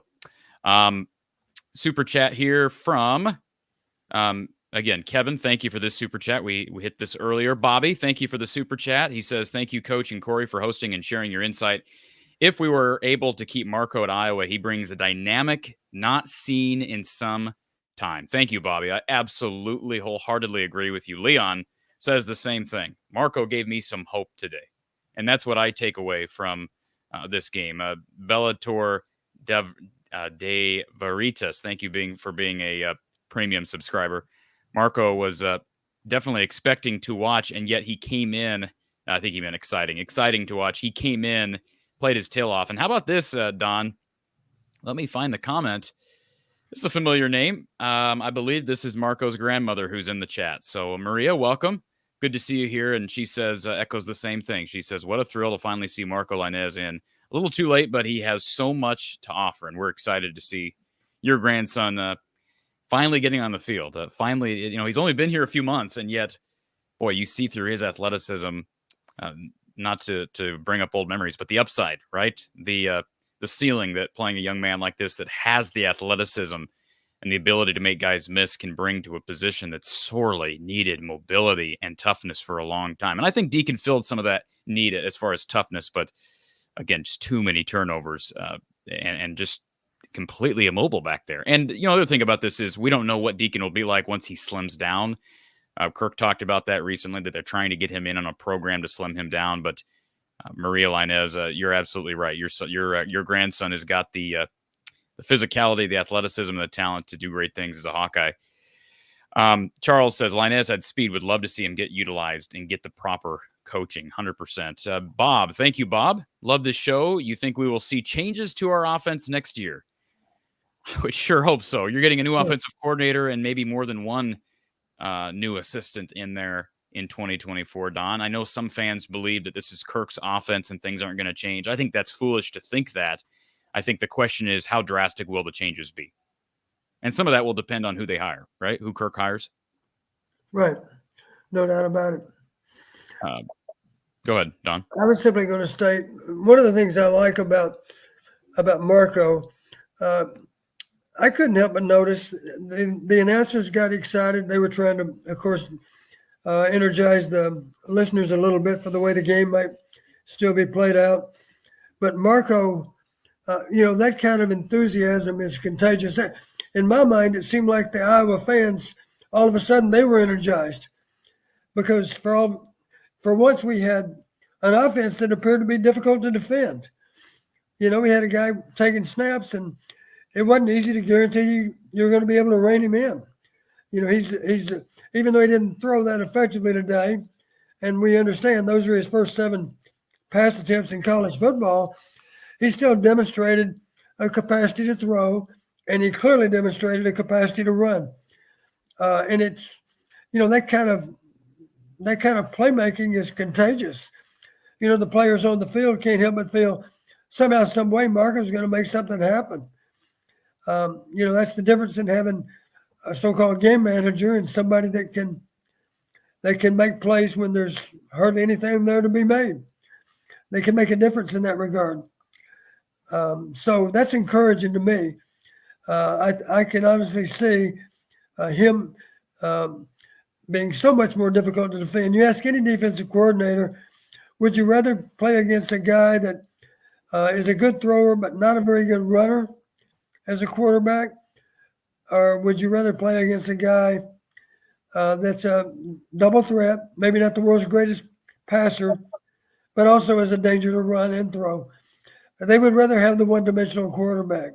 They would rather play against a guy that is a little bit of a liability with how he can run and how he can escape, because you can gear your pass rush to find a way to get to him. Or at other times, of course, you can just drop eight and defend. It just depends on the situation, of course. But the bottom line, you don't worry about him being able to beat you with his feet. Marco has already demonstrated he's capable of beating you with his arm. He didn't really show that today, but I think he will show it over time. He's clearly capable of beating you with his feet too. Yeah. By the way, the ignorant comment from someone that says Marco's passing was not a pretty sight. He threw 7 balls his first 7 attempts of his career, down 28-0 when the defense is completely teeing off on him. Give me a break. All right. Give me a break.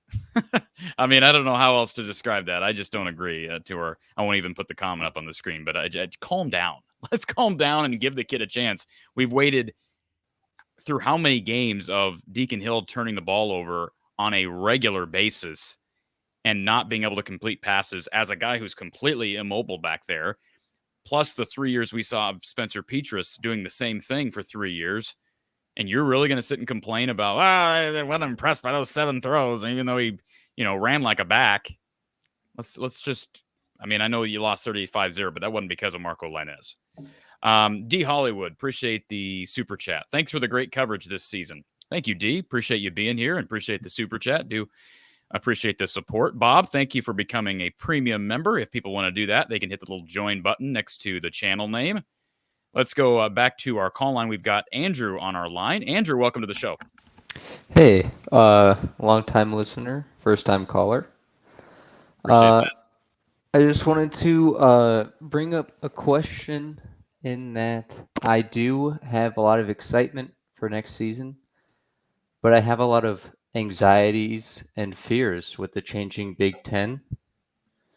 We have this is the first time in a season I can see a 5 or 6 loss season before anything's even been seen out, really. You know what I mean? Like previous years, if we've had a good offensive coordinator or a clicking offense, I could see an undefeated year. Heck, in the past decade, we've had an undefeated regular season. And with the changing Big Ten, do you think we're going to be able to adapt with that and our culture and everything? I know defensively we can, but offensively, do you think we'll be able to click in just 1 year? Well, on my comments on that, Don, and I'm anxious to get your thoughts. I think part of the big transition as it relates to competing with some of these high-flying offenses, and I'm not saying that USC and Oregon and Washington are going to come into this conference and dominate, but no longer playing in the West, playing more spread offenses. Of course, I'm pleased with the adjustments and the flexibility of Phil Parker's defense, sending in the 4-2-5 and showing more versatility as it relates to personnel defensively. That's going to help, especially as you go to more pass-heavy offenses like what we see out West. But I do think having a guy like Marco, I'm not saying that he's everybody else who's on this roster moving forward and in that room moving forward shouldn't have a look at the job. But I think having somebody that can move his feet is almost a must in this day and age of college football. I dread the idea of going into 2024 against a much more difficult schedule and the teams that await with a statuesque quarterback who can't move. I don't know. Am I taking too much out of the whole mobility conversation, Don? No, we've proven it's not easy to protect a quarterback, and it does help if he can extend plays. It does help if he has the feet to avoid sacks here and there. It's hard to play with a guy that doesn't have some escapability. And Marco demonstrates that he does have that capacity to get out of some tough situations. And to Andrew's point, do you foresee Iowa being able to figure out a way to continue to have similar success moving forward with the changes in the conference? Well, I think we need to be sure that we have a playmaker at quarterback. I'm talking about a guy that can run and throw. I think going forward, and that's what most teams are interested in. Let's face it. Look at the 4 teams that are playing for the national title. I believe all 4 of those quarterbacks have demonstrated they can run. Great point. Yeah, and the team that won last year and likely will be the team this week. There aren't teams winning on the big stage that don't have palpable offenses. And most of these offenses are explosive. They score a ton of points, Don. How many of the last few national champions? We've seen a lot of national championship games in recent time accumulate 50 to 70 points in a game. That's kind of the name of the game. Not that you can't win defensively. Kirk Ferentz and Phil Parker have proven that. But it's also been against a very favorable division, very favorable schedule. And like Andrew said, all that changes. Yeah, let's just talk about a team that's not in the Final Four, but that has been so effective here recently, Georgia. You think of Georgia as being a muscle football team. Maybe that's been their history, but the reality is they also pass the ball very, very effectively. They're a really good two-dimensional offense. They run and throw with great effect. Anything else, Andrew? Nothing else to add. Just nice to finally call in, and been watching a long time and very much appreciate what you do for the Iowa Hawkeye community here. Appreciate it, sir. Thank you for calling in. Appreciate Andrew being a part of the show and for being a part of the show even before calling in. If people are hesitant about calling in, take Andrew for an example. Don't be afraid to call in. Even if you got just a comment to make or one question to make, that's just fine. We got plenty of callers to get to, so the shorter calls are absolutely fine. And if I have to cut you off, please don't take personal offense. I've got everybody in order here, so I've got you all lined up. I promise I'm not going to skip over you. We are going to get to your call. Please be patient. Before we get to our next call, I do want to give a shout out to RTI Threads. Talked about them. We've got a decision coming up from this man, Cooper DeJean, who was on the sidelines today, no doubt helping Deshaun Lee and a young group of defensive backs. But he'll be somewhere next year playing, whether it be back in Iowa City or in the NFL. Perhaps you can help the cause. Visit cd3lacesup.com and buy some Cooper DeJean apparel. Help his NIL revenue. Also, Aaron Graves, Carson Shire, Aiden Hall, Zach Lutmer have all entered into agreements with RTI Threads and some unique logos and merchandise/apparel. Check it all out. The full roster of talent, rtithreads.com. Again, cd3lacesup.com for Cooper DeJean apparel. That's cd3lacesup.com and rtithreads.com for original apparel. All right, let's go back to our phone line. Thank you for calling Iowa Postgame with Coach Don Patterson. Who's on the line?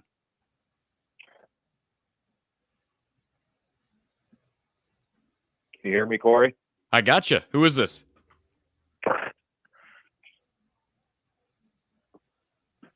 Are you still with us? Yep, I'm there. Can you hear me? I got you now. Yep, Trent. Hey, Trent. Hey, what's up, Corey? How are you doing, Coach Patterson? I'm doing well. Trent, how are you? Oh, man. Yeah, I don't know. I guess I've been better. Well, I don't want to harp on this game too much just because this was a complete travesty and a joke of a football game.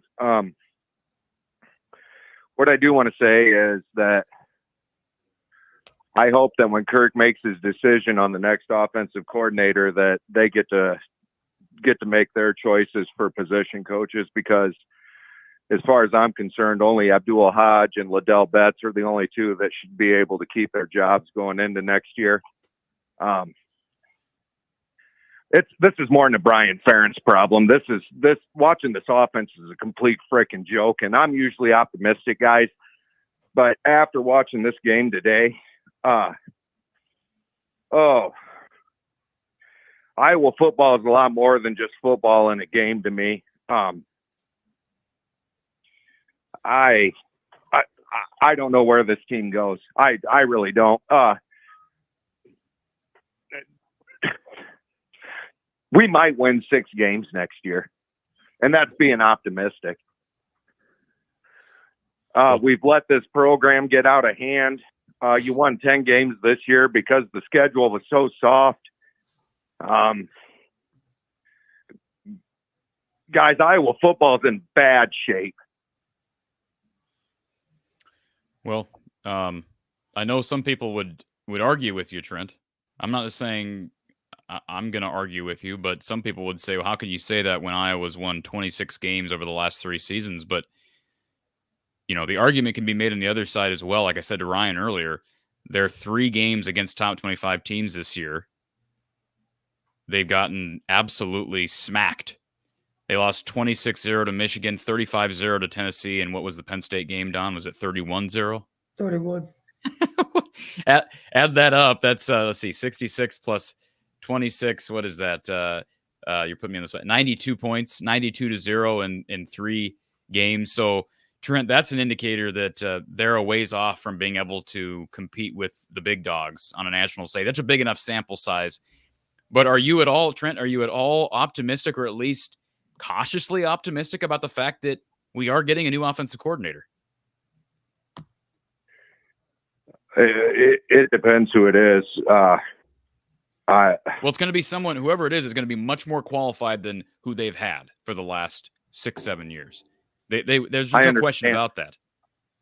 I understand that, and you're not wrong, right? I mean, but here, let me ask Coach Patterson this. You tell me who the one dynamic player is that we have on offense that a defense has to fear, because we don't have one. Caleb Brown is good in space. He's not going to take the top off of defense, at least until the offensive line gets better, to give the quarterback time to make some reads and get the ball downfield. But we don't have that guy. Well, maybe one of the I know this is just optimistic thinking, and I don't want to cut you off, Don. You can go ahead and comment as well. But they did bring 3 freshman receivers in this past class: Jarrett Bowie, Alex Moda, and Dayton Howard. Dayton Howard is your big prototypical X at 6'5", 6'6". He looks like a tight end playing receiver. Alex Moda was a star as a mobile quarterback in high school and as a track and field guy. So I'm not saying those are going to be the guys that answer the cause down the field. Iowa does need to verticalize their defense, if that's the right word, Don. But do you have thoughts on that, Don, as far as playmaking? There's no question they need better skill position production. Well, talking about Caleb Brown, we're in agreement that he at least has the potential to make plays. He's still got to be able to improve his catching ability. Obviously, he's not a great receiver yet, but we can give him the ball on sweeps and on reverses, and by sweeps I mean fly sweeps, and still have ways to get the ball under his hands and give him a chance to do something. I honestly don't know. I haven't seen him on enough go routes to know. Can he just beat the defense over the top? I'd like to find out. What's amazing to me is that we really didn't attack down the field. I mean, we have a hard time sustaining drives. Well, that might suggest to you that you need to take more shots, because if you can't generate an 80-yard drive over 12 plays very often, then maybe you need to make an attempt to make a home run, to throw the ball up and see if maybe there's an element of luck there that you actually come down with the ball. Or better yet, just pick receivers that can stretch the field, that also understand high pointing the football and making plays. That's what a guy like Marvin Harrison can do. I realize those receivers are hard to find, but that needs to be our goal. And you've heard me say before, Corey, yeah, ideally they are 6'3", but the reality is, if you're fast enough, it doesn't matter how tall you are. Some of those receivers that are only 5'10" that do have better speed are not so highly recruited. It gives you a better chance to recruit them, obviously. So my point is, you can't find the perfect player. maybe you can't attract him. There's something wrong with every receiver out there, but I would place a high value on speed and quickness, and not worry quite so much about their height. I've said that before, and I still feel that way. Robert Smith did not have great hands. I don't think Robert would mind me saying that. But it's not as difficult to catch a ball with your thumbs out, like a go route, than it is to catch a curl route with your thumbs in when the ball's coming right into your face. Obviously, if you can cradle the ball on a deeper throw, then maybe your hands don't have to be quite as good. Robert Smith, if I'm not mistaken, had 16 touchdown passes when he left Iowa, not to mention any number of punt returns and kick returns for touchdowns or big plays. Not to mention he was a great push man. And that's one reason we threw so many intermediate routes to guys like Dana Hughes and who else comes to mind? Marv Cook. We had good push men when Marv Cook was playing. Marv became an All-American with the square out concept. It was a 3-level pass to the outside of the field. Marv was the intermediate receiver. Marv would be the first to tell you one reason I was able to be open is because our push men did a great job of pushing those deep zone defenders down the field. And it gave me more room to operate between the deep defender and the short defender. They have 2 defenders to defend the outside of the field. We simply flooded that part of the field with 3 receivers. And if they defend the deep one, then we move down to the intermediate route. The worst case scenario, if the flat defender defends that intermediate route, which didn't happen very often with a guy like Marv, because Marv understood, we talked about it as going to the hole. The hole is 18 yards downfield. He's going to catch the ball 18-yard depth. Good luck on a flat defender playing to that hole. If he does it, we're going to throw the ball to that 3rd level. And now that poor guy's going to have to come react up and tackle the other receiver. 3-on-2. It's not fair. We had it down to a science. We did it in so many ways. Good teams do it. You see teams playing in the NFL. You'll see these 4 teams playing in the semifinals. You'll see them use those same 3-level concepts versus 2 defenders. It's just smart football. That's what you do. But it all starts with having a guy that can push the top off the defense. Robert Smith could do that. And he had value even if he was only 5'10". He was explosive. He could run. And he had great courage and great heart. And yes, you can win with guys like Robert Smith. We did it back in the day, and we'll do it again with those same kind of players. Anything else, Trent?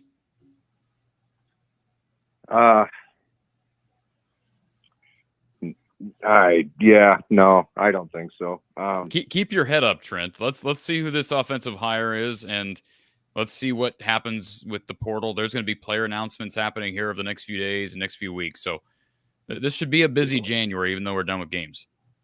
I know it. And the only other thing I hope is that we don't go in to the off season and just tell Cade McNamara he's the starter. I agree. I just don't want that to happen. Marco showed enough today. I mean, in just a minute sample size, right? I mean, and a terrible position to be in. Terrible position. Yeah, to be in, down 28.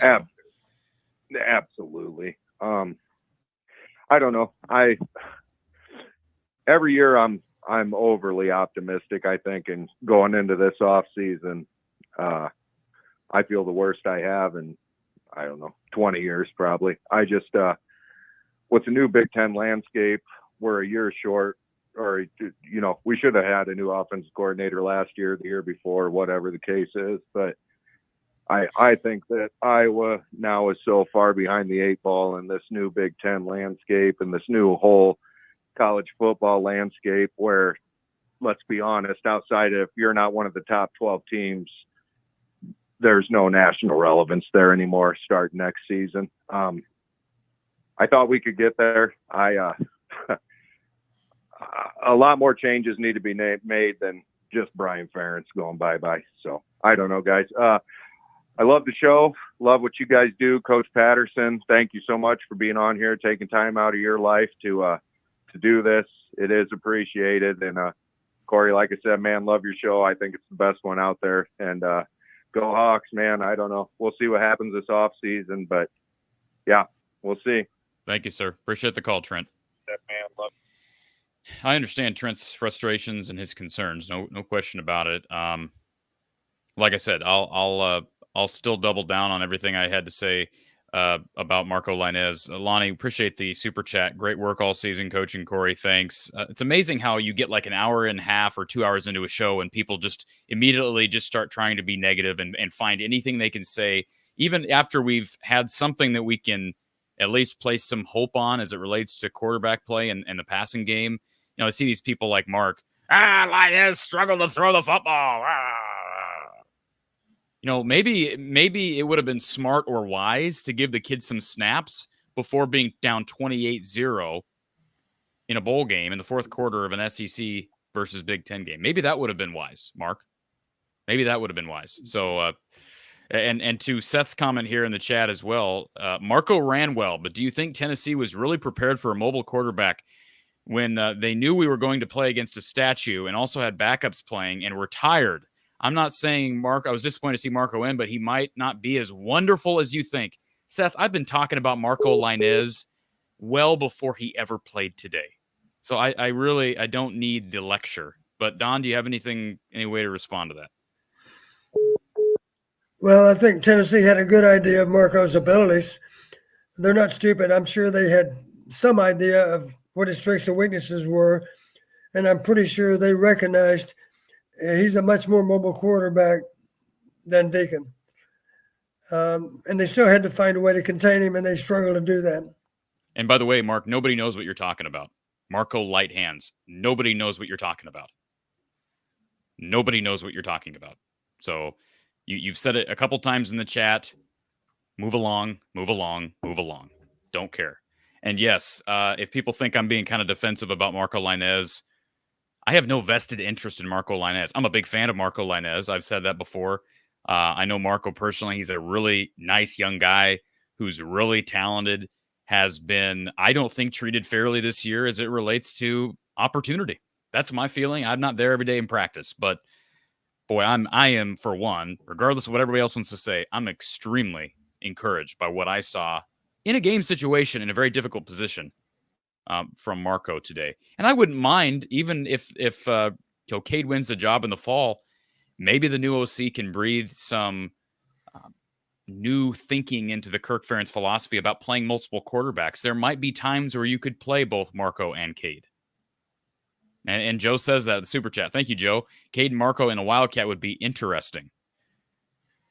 What would you say on that, Don? Is that a bizarre idea? I mean, Cade's not really a mobile threat, I don't think, moving forward. I'd have to think that he's going to be limited because of his injury history. But you brought up the idea earlier about Marco and his ability to run the football and make guys miss. Are you at all I mean, is that an idea that you think is feasible, utilizing him in a Wildcat set? Well, the point is, if you have a mobile quarterback, you don't even need to substitute to have a Wildcat formation. The quarterback brings you that aspect to play anyway. You follow me? It makes no sense to have Cade and Marco on the field at one time. Not really, unless we can demonstrate that Marco can be an asset to us as a receiver. I guess you could argue at that point that personnel grouping would make some sense. You know, Marco's giving us productive play wide receiver. Cade's taking snaps. And obviously, if we want to maybe a more dangerous component as a Wildcat quarterback, then we could put Cade outside, and then Marco could take snaps as a Wildcat quarterback and clearly still be able to throw. The negative is that Cade might not project as well as a receiver. So in that regard, I don't think it makes much sense at all for both quarterbacks to be on the field at once. How about this idea, Don? You want to get real creative? Sure. Thank you. What about the idea of next year, Cooper DeJean comes back and you play Marco alongside Cooper in the backfield? I like it. I like the idea. That if you were the play designer and the play caller, could you work with that tandem in the backfield? Let's go back to the Michigan guy that won the Heisman, and he was a defensive player. But correct me if I'm wrong. I can't think of his name. I'd know it if I heard it. Our listeners will be able to, one of Michigan fans, be able to give us that name. He won the Heisman. He was an outstanding defensive back. and I'm pretty sure they spotted him on offense the year he won the Heisman. What is Talking his about Charles name? Woodson? Charles Woodson. Didn't Okay. he play? I believe he played some offense. Go back and check. I That could be wrong. I could be wrong, but I think he did. I think they spotted him on offense. We could do the same thing with Cooper. Yeah. It's an innovative idea. And anyways, let's go back to our phone line. Thank you for calling Iowa Postgame with Coach Don Patterson. Who's on the line? This is Brian. Hey, Brian. Yeah, I just got just a few comments.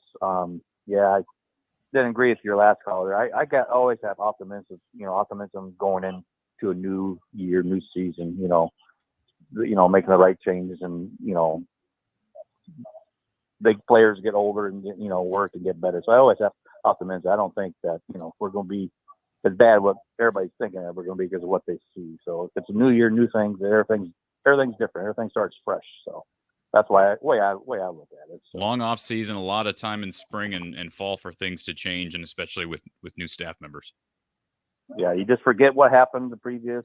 I mean, in a way, you kind of put in the back there, work on what you need to work on. But yeah, basically my comments is with Deacon,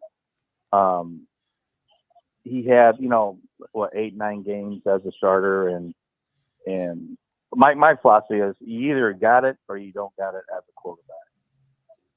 I mean, the little intangibles that coaches say this over and over that they can't coach, and he doesn't have that. With the fumbling, with his fumbles like we had today, at the near the goal line. I mean, that's not a coachable thing. That's all on him.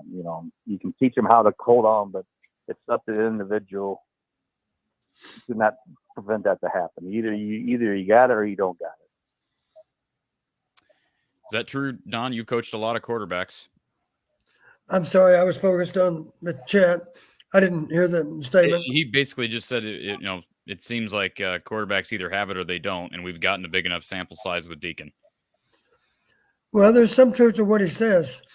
Some guys seem to have a knack for playing the position. You always hear me talk about being able to process really quickly. If you're not able to do that, it's hard to play. You can improve over time, but as I've also mentioned, everybody has a learning curve, and no two curves are the same.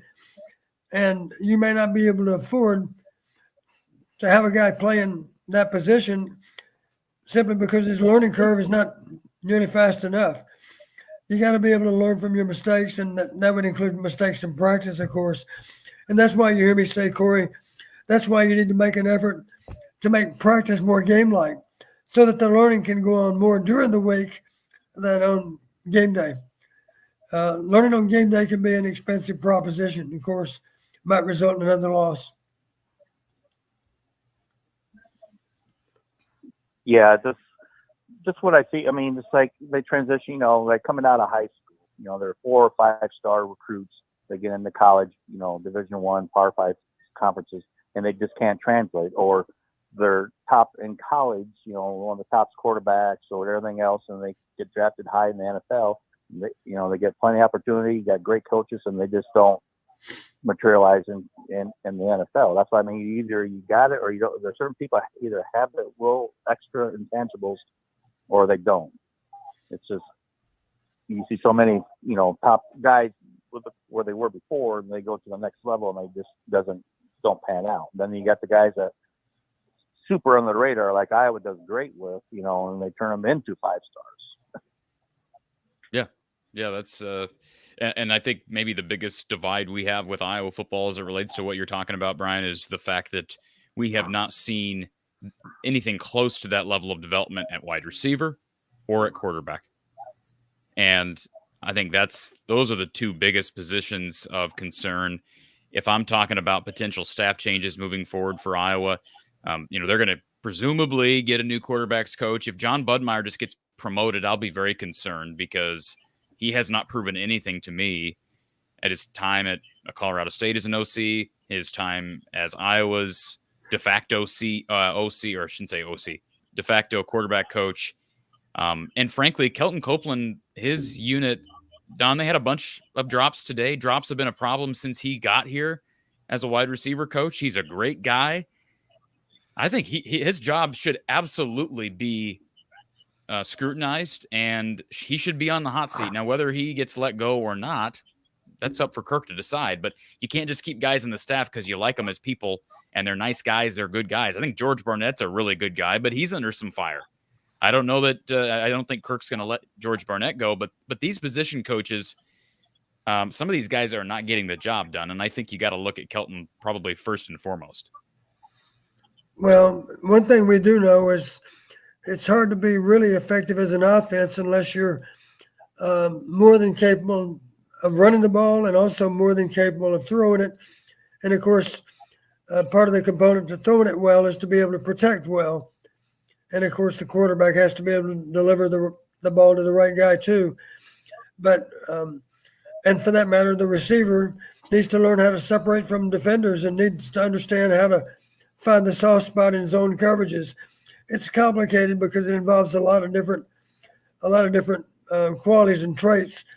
Let's face it, part of the equation is the play caller getting them into the right play at the right time. But the really good players, even if it's not a great call, they can still make it work. The great quarterbacks can do that, and the great players, of course, even if the defense is loaded to stop that particular play, they can sometimes make it work anyway. Bob, thank you for the super chat. Do appreciate that donation. And Brian, I don't know if we're kind of ranting on you, but those are just my 2 cents. I agree with you that there are times when guys just don't have it or can't translate their game to the next level. But I also think there has been a clear deficiency with recruiting, with development at a couple of very key spots, because we've seen, adequate recruiting, but average to below average recruiting at some other positions in which Iowa's produced NFL guys that have just steadily gotten better throughout their careers.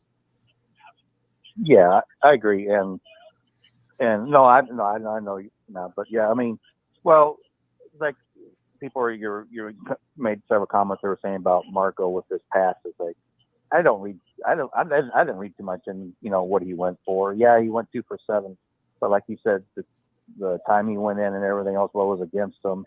And I'm sure he was like super, super juiced. So he didn't get towards to get comfortable with the passing, to get his passes, that. And he'll move forward and be fine with that. If he had a lot more reps under his belt, he probably would have been better passing. But like you said, with the legs, he creates so much, extra, and that will help out everything. I think in the offense will help, the line, with a mobile quarterback that, he's going to escape and move the, try to move the chain. So even might improve the line play a little bit with this mobility. Yeah. One of the many reasons why it made no sense to go into this game without the plan to utilize Marco in some spots. That just made no sense at all. But I'm glad, Brian, we got to see him today. And let's hope we see a bump up in development out of everybody. If Deacon sticks around, you hope Deacon's a better player in the spring and in the fall, because you never know. Even if Marco and Kate are numbers 1 and 2, injuries happen, and at least you have a quarterback with experience. But now the real job here moving forward the next few months is just getting better, getting stronger. And for Deacon's, on Deacon's part, getting slimmer. Yeah, I totally agree with that. And definitely for him, definitely need to be slimmer. And then he might be, who knows, he might be more mobile if he gets slimmer. Sure. So, yeah. But yeah, I agree. It's this time, but it goes to when I'm confident that Kurt will hire the right fit for the offensive coordinator and has definitely the quarterback coach experience, because the announcer even said, with Tennessee's coach, a former quarterback, and that's, they got good quarterback play. Look at Ohio State.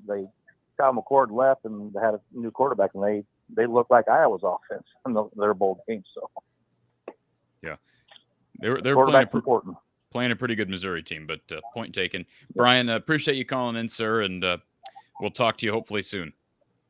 Yep. Okay. Thanks for taking my call. Thank you, sir. Thank you. Jeffrey Decker with the super chat. Thank you, Jeff. 15.2 points a game, dead horse, but 10 under contract. Dead horse, but 10 under contract. What does that mean, Don? Dead horse. I don't know. 10 under contract. Oh, dead last, maybe? 10 under the necessary 25 points a game. Saying we're beating a dead horse. Yeah, 10 under the contract. The firing was justified, happened when needed.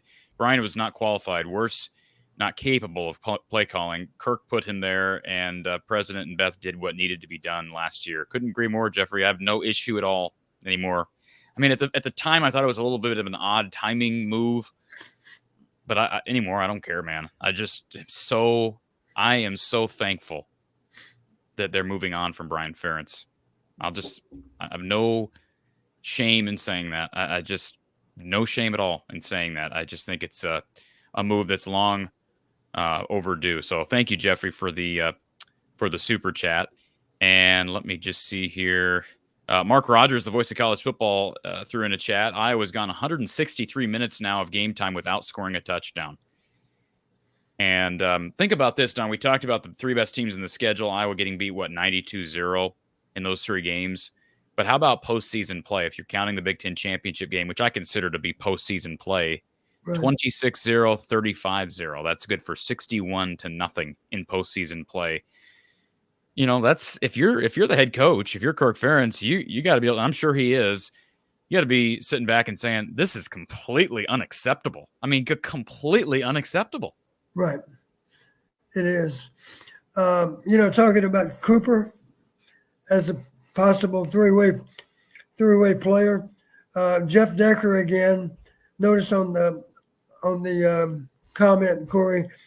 Woodson in 1997, 11 receptions for a 21-yard average, 2 touchdowns. So that's 252 yards of receptions. Obviously, all 11 of them, I'm sure, came at a key time, 2 of which were touchdowns. Ran 3 times for another touchdown, 33 punt returns for another touchdown, and 7 interceptions. If I'm not mistaken, that won him the Heisman. I know it did. So that gives you an idea. It can be done. I know people would say, well, Cooper got injured practicing on offense too. Well, that could happen practicing defense as well. And we're not talking about being stupid with Cooper, and we don't even know that Cooper's coming back. And Cooper, I don't want this to count as a plea for you to return. But I'm simply stating, if your goal is to be a candidate for the Heisman, you have the capacity to do that based on your excellence as a punt returner. Maybe we don't want to risk him on kick returns. Defender, of course, and not to mention as an offensive player, as a skill player. Do want to take a moment to thank RTI Threads, their Cooper DeJean apparel, available at cd3lacesup.com. You can check out their stuff from Aaron Graves, Carson Shire, and are all part of the future for Hawkeye football. Visit rtithreads.com. That's www.rtithreads.com and cd3lacesup.com. I wear my CD3 Laces Up hoodie all the time. Wore it up to Madison for the game on the road, and had some people come up to me, and it's kind of a shout out to the brand, and do appreciate whenever people do that. But be sure to support the cause, the NIL cause for some of Iowa's great athletes and all these guys. We'll see on Cooper, but the rest of these guys are all anticipated to be returning in 2024. And I'd say at least 2, maybe 3 or more of these guys will have an opportunity to have a big impact with some of the potential departures. We still haven't heard from guys like Nick Jackson. That'll make a difference with how much we see Carson Shire, Aiden Hall. But, Zach Lutmer's got a chance to play, especially if Cooper leaves or if Jamari Harris leaves. So anyways, rtithreads.com and cd3lacesup.com. By the way, our RTI Threads player of the game, Don, who do you think it is?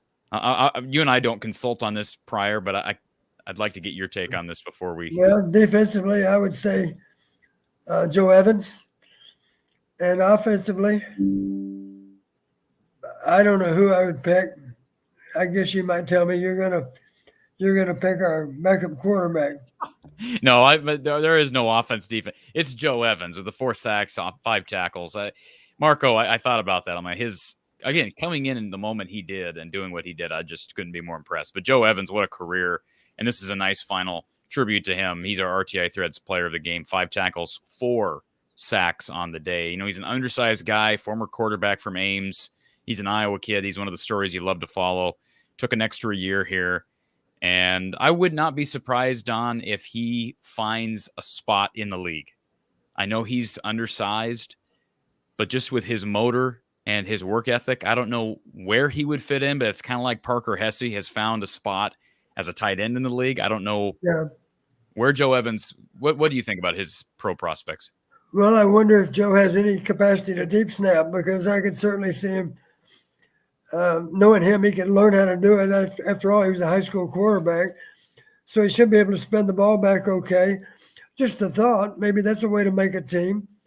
I do remember, I don't think Jay Hilgenberg would have made a team years ago as a rookie. I shouldn't say Jay, that's not true. Joel Hilgenberg. Joe was very undersized as a college center, but he was an outstanding deep snapper. And I think Joel would even indicate maybe he would have never made his first team were it not for the fact that he could deep snap. And then over time, he became a starter as a center on offense. Especially teams would help you to make a team. And obviously, if Joe Evans could become a deep snapper, maybe that's a way to make the league, because he's certainly proven he can make tackles. Again, congratulations to Joe Evans for a strong performance, and he is our RTI Threads player of the game. And Reed in the chat says, Corey, who are the people you were referring to who would disagree with Trent? What was Trent saying? I don't even remember the conversation. I don't remember 2 minutes ago what we were talking about, Reed. We're 2.5 hours into this thing. But if you want to bring it up, I'll try to address it as quickly as possible. Let's go back to our call-in line. We've got college football fanatic Jackson was with us. Jackson, how you doing, buddy? I'm doing all right. How you gents doing? Just talking with y'all a little bit about Iowa football, what happened today, and keeping an eye on the Rose Bowl on my phone as well. Yeah, it looks like we got a 13-10 halftime score. The Wolverines up on the Tide right now, so we got a game. Yeah, especially in the granddaddy of them all in the 2024 edition in Pasadena. You got it. Oh, yeah. But I do have a couple questions. One is for Coach Patterson, and one is for you, Corey. My question for Coach Patterson is, what were the signs that you knew that Hayden Fry was retiring after 1998? And are we going to see those same signs with Kirk Ferentz after or during 2024? Well, one thing that comes to mind with Coach Fry, it wasn't widely known, of course, but Coach Fry had some health issues in 98. He was having to spend some time going over to the hospital. Nobody knew about it, but he was. And it's just difficult as you get older. It's a grueling schedule. And Coach Fry coached until he was 69, I believe, and had a wonderful career. But I can relate to that because I retired at 65. And the only way I knew to do it is to work really, really long hours and go into every game confident that you've done more to help your team than what your counterpart had done to help his team. And Coach Fry had a great work ethic as well, as did Bill Snyder, incidentally. And the fact that Coach Fry had some health issues, I knew the end wasn't very far away. And also, it makes sense as Coach Fry got older, coaches were a little more likely to leave Iowa for another place. Of course, you remember Barry Alvarez left to be the coordinator at Notre Dame. The reasons are obvious. Barry was ready to be a coordinator, and yet Bill Brazier was not going to be replaced. Bill did a great job for years and years, just as Phil Parker has. And Barry knew to be a coordinator at that moment, he had to go somewhere else. So off he went to Notre Dame, and then, of course, to Nebraska, and then, to Wisconsin. And then when he got to Wisconsin, he was able to recruit Dan McCarney and Bernie Wyatt. So we lost other good coaches. Guys like Kirk, of course, left. And those are just a few of the outstanding coaches we had that left us for other opportunities. And we didn't fault any of them for leaving because in every case they bettered their family situation than what they had. So we haven't lost many coaches at all in recent years. You might argue one reason we haven't is because we paid them a really competitive salary. compared to opportunities they might have somewhere else. They're hard pressed to go somewhere else just for more money because maybe they can't qualify for a job that'll pay them any better than the one they have right here in Iowa. Obviously, one reason they stay is because they have great loyalty to Kirk, because Kirk's a wonderful man to work for and to work with. And for those kind of reasons, we haven't seen an exit of coaches. But Kirk's getting a little bit advanced in his years. The one thing I'm sure of is that some of the programs we recruit against are quick to acknowledge, just as they did with Hayden. Hayden Fry's a Hall of Fame coach, but how long do you think Hayden Fry can coach? My gosh, he's almost 70 already. What makes you think he's going to be there to coach you for the next few years? I do recall Coach Fry promising Tim Dwight, I'm going to be right there throughout your career. And he was. He stuck to his word. But obviously, as you get older, players recognize the coach may want to be there, but his own health may do him in. He might not be able to continue coaching because it's a very challenging occupation in that regard. You have to put in a lot of time to do it really well. Yeah, and I will be keeping an eye on the Kirk Ferentz situation because he will be turning 69 on August 1st. So that is something to keep an eye on. And my question for Corey is Joe Philbin still going to be the OC at Iowa, or are we just kind of in wait-and-see mode? What do you mean still going to be the OC? Well, because I thought he was going to be like the next offensive coordinator at Iowa. Well, that was never the case. That was never factual information. That was being reported, and that was non-factual information. So, is Joe Philbin in the mix? Yes. Is he the guy that I'm guessing gets the job? No. Would I be shocked if he gets hired? No, but Kirk hasn't even made a decision yet. And Tom alluded to it earlier, Kirk has got at least one, I think 2 visits with coaches coming up, the rest of either this week or I'm guessing this week for both of them. But he hasn't even made a decision yet. So maybe Philbin, but I would guess it's going to be someone else, maybe Christ, or maybe someone else that we haven't talked about yet. Well, I do have a suggestion for Nets head coach when that day comes when Kirk Ferentz decides he's going to hang it up at Iowa. Okay. Chris Kleiman at Kansas State, because he always knows how to adjust. I mean, I saw what he did in 2022. No Adrian Martinez. Not Adrian Martinez. I forget his first name, but no Martinez, no problem. Will Howard it is. Yep. And as we saw in the Pop-Tarts Bowl, no Howard, no problem. We got our Nets man up at QB. I would have no issue with Chris Kleiman. Don, I know you got a lot of respect for what he's done at Kansas State as well.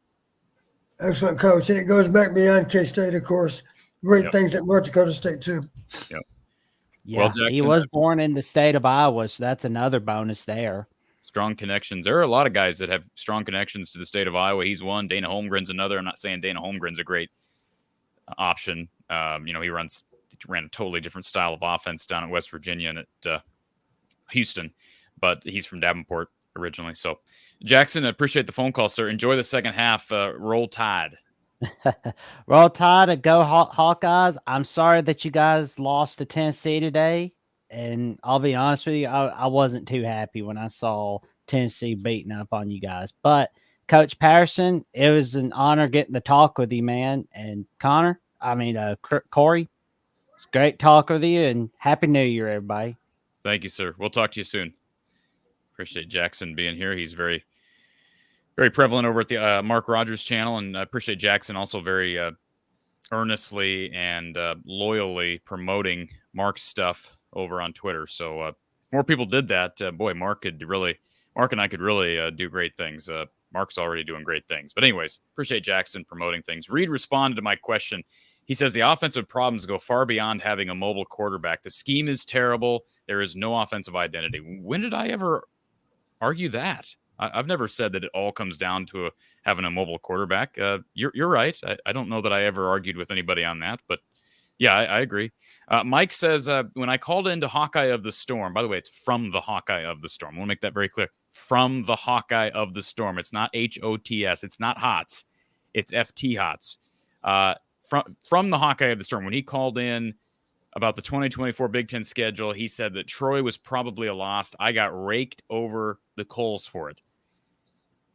Mike, if you called in and said it this time, I'd rake you over the coals for it.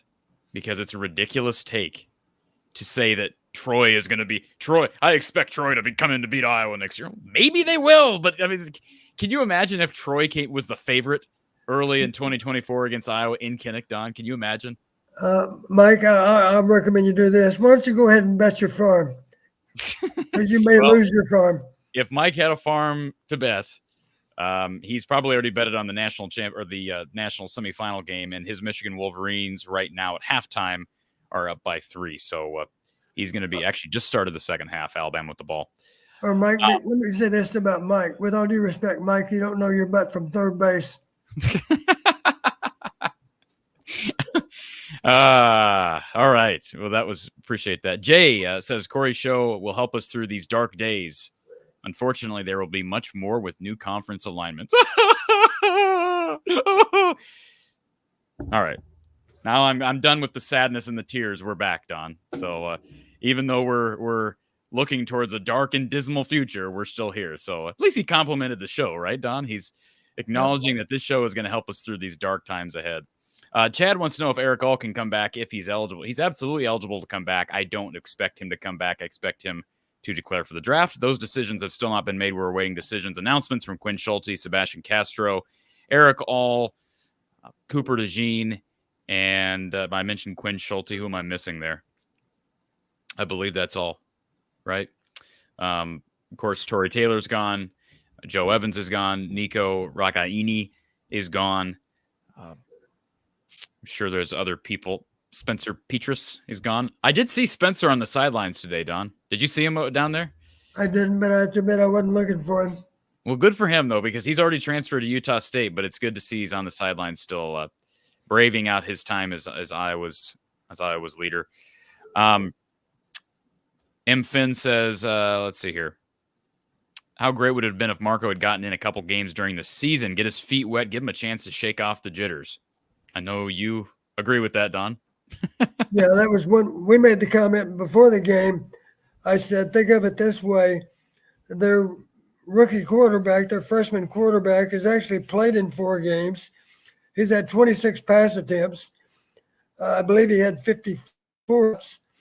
I saw some smart Tennessee writer say, no, it's 52. Well, what that fan doesn't realize, 52 plays does not mean 52 snaps. A couple of plays involving penalties, the play might not count as a play, of course. It was a penalty, and that's how you end up with maybe 2 more snaps. But anyway, we studied all those snaps. My point is, he got his feet wet in 4 different games. Is it hard to imagine that if Marco had played 4 games and gotten his feet wet in those 4 games, that he might not play better today than what he did? Not hard for me to imagine that it might have translated into better play today. Brandon, is the Cooper DeJean hoodie still available at CD3lacesup.com? It absolutely is. In fact, you can see it on my screen. I'll throw it up here. Here is one of the mini CD3 Laces Up apparel items, the officially licensed Cooper DeJean, a Nike Thermafit pullover fleece hoodie. Get all that out in one sentence, one shot. Again, CD3lacesup.com. You can select your size, and I've got one that I wear all the time. Great stuff. And then you can see all the merchandise for Cooper. He's got golf balls as well if you're a golfer. He's got the It Wasn't a Fair Catch shirt. I've seen a lot of those. So all available at CD3lacesup.com. Okay, let's go back to our next caller. We have got Erica on, and then we've got Doug. Let's go to Erica first. Erica, welcome. Hi, how you guys doing? Doing good. How are you? You calmed down a little bit. I'm guessing you were a little bit upset during the game at times. It's funny. The first half, I was like, I don't know if anyone saw me on Twitter, but I created this hashtag, Let Lainez Play. and I was trying to get everybody to tweet it or exit or whatever the verb is now. And I got some people to do it, but so I was mad the first half, and then by the time they were about to let Marco in, like a few plays before they let Marco in, I was like, okay, it's over, whatever, like whatever. And it's sad to me because that's kind of how I feel about it now in general. I'm just not having that spark about Iowa because I feel like some hard discussions need to be had, and I don't feel like those are going to happen. Honestly, my faith in Kirk and his decisions is a little bit shaken up right now. I feel like Brian should have been gone last year. I've said that ad nauseum here and on Mark's channels as well. agree. We don't need to go into that again. I know you agree with it, but let's not beat, dead horse, whatever. I think he should have been gone 2 years ago, by the way, Erica. Well, yeah, me too, actually. Me too. But I mean, you knew it was going to be a disaster when they announced he was the QB's coach, and he's like, "Oh, I don't even know anything about QBs," or however he said it. That was a He didn't say disaster. that. He just said he really doesn't know anything about throwing a football. That's what he said. Oh, is that how he said it? I don't remember anymore. But he pretty much admitted, without admitting it, he knows nothing about QBs. Hey, So real quick, Erica, can we go through just because I'm feeling spicy here for a minute, can we go through some of our top BF hits, our top Brian Ferentz hits over the last few years? Like, what would you rank as, like, there's what when the question was asked, what would be the downside of playing Alex Padilla? His response was, what would be the upside? Right. You've got the backyard quarterback. We don't want a backyard quarterback playing in our system. Yeah, we don't want to play backyard football, right? Yeah, backyard football. That's kind of like what Marco Lainez did for a while, and he created the biggest drive of the game today. You know, you think about the comments here made a few days ago that Deacon has great. This is what he said. Deacon has played some great football for us. Somebody please show me the tape of when Deacon has played some great football for us, Don. Please. Yeah. That's what Brian said. Please, someone show me the tape of that. And, how many blunders it seems like every single year, either Kirk or Brian make a statement that I think is somewhat deflating and disrespectful to the backup. Whether you talk about the comment made by Kirk 2 years ago regarding Deuce Hogan, where, the flu bug had hit the players and, they win against Nebraska and the media asks him, hey, was Deuce potentially in the mix? And he said, hey, if that had happened, I'd have probably stayed home. Oh, I could not believe when he said that. That was disrespectful to Deuce Hogan. And, Deuce is back in the portal, by the way. So I'm not saying Deuce was the answer, but you don't say that. And he apologized for it later. Brian last year made the comment about Alex Padilla. What's the upside? And then you have the comment from Brian here a few days ago. PR is not Brian Ferentz's specialty. I'll tell you that. And then also you forgot the great hit about the waist downs. I can't believe you forgot about that one. That's your favorite, isn't it? The waist downs. Yeah. Well, he did make the comment. One of my favorite quotes from that conversation is when he said, I have a hard time ever imagining 3rd and 1 being a waist down. That was just almost the most incredible. Don, can you just comment on that statement that 3rd and 1, you can't imagine 3rd and 1 ever being a waist down? How can you possibly say that? Is that just because you just don't believe in waist downs? Is that the consensus? I guess the only way I can explain it is a failure to consider that you might already have made up your mind to use 4 downs. But that's what I'm saying. That defies logic. Right. Caller, doesn't it? Because as soon as you decide we're going to use 4th down if we need to, at that point, 3rd down becomes the equivalent of 2nd down. Right, exactly. And that takes some pressure off, and like the Lions, look at the Lions, what they're doing in the NFL. They go on 4th all the time. So that helps things. It makes things less pressure for quarterback and otherwise, But yeah, I just have a hard time seeing where this is going to go because Kirk just in the press conferences, like you guys said, not his forte, and Brian, it's not his forte, and he gets away with it because I feel partially there's a lot of reasons for that, but partially because he has so much tenure at Iowa, he can get away with more than maybe some other coaches could. I don't know. Maybe you could possibly say that the media sometimes isn't hard enough on him. I don't know. There's a million different scenarios there, right? But it just feels like either he's totally disconnected from reality of what the game is becoming, or he doesn't want to admit it. I know he doesn't like it, but he doesn't want to admit it. Or he just, I don't know. I mean, it almost feels like he's mocking us in a way sometimes. And I hate saying that because I think he's a great motivator. He really is good at developing young men and all that type of stuff. I'm not saying he's a complete insert the word here or anything like that, but I don't understand why he just refuses to modernize and why he's so stubborn. And we all know, by the way, the reason he waited on getting Marco in there today is because he didn't want to agree with the narrative that, with his narrative that he created, that Deacon is the best quarterback that we have right now. I'm sorry. It's like he's doubling and quadrupling, and how do you say it higher than quadruple? I don't even know, but that's what he does. Quintupling, six, whatever. I don't know. Yeah, you get my point. He just doubled down times like 15,000. So I just don't. It just feels like an unwillingness to change with the times, an unwillingness to change his system that he's comfortable with. And I get change is hard for people. I understand that. But if we want to be competitive, like, that's what we need to do. And I just don't understand why he won't have those tough conversations with his staff. And he needs to tell Deacon to go to the portal. I'm sorry. Like, they need to say, sorry, you didn't perform up to par. If you're not willing to, be QB3, kind of like what I can't remember if it was Coach or you, Corey, who said it, but if you're not willing to be that third quarterback, you need to hit the portal. Because I don't see how we can tolerate another season of this, because Cade is not going to be healthy enough to be a good quarterback at this point. He's too injury prone. Well, we don't know that. But we can't trust on it. We can't trust it. There's reason for concern. And by the way, Mitch in the chat, Erica, he says, gosh, you guys just complain. Well, if you don't like it, Mitch, you don't have to be here. That's fine.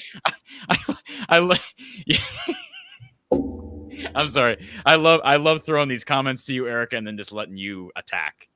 I'm sorry. I don't mean to be totally. Oh, no. I'm setting you up. It's like I'm the setter in volleyball and you're spiking it. So. No, but I mean, honestly, and by the way, Mitch, have you called in here?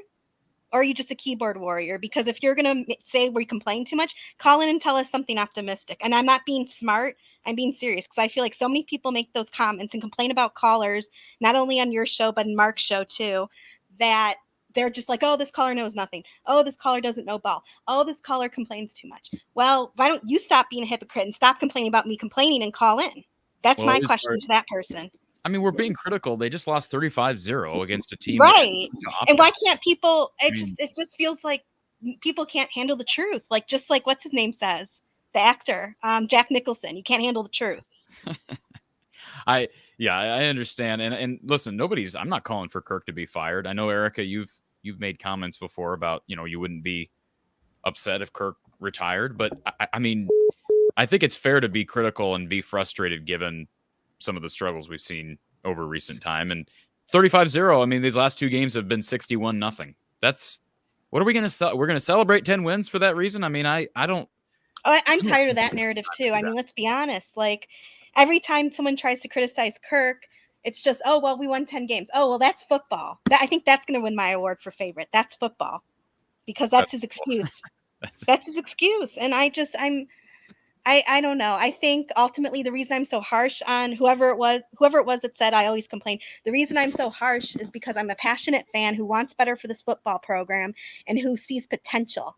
And that potential is not being realized as things stand today. And if you argue with me that it is just because we have 10 wins, okay, well, what happened today with Tennessee? What happened at the Big Ten championship?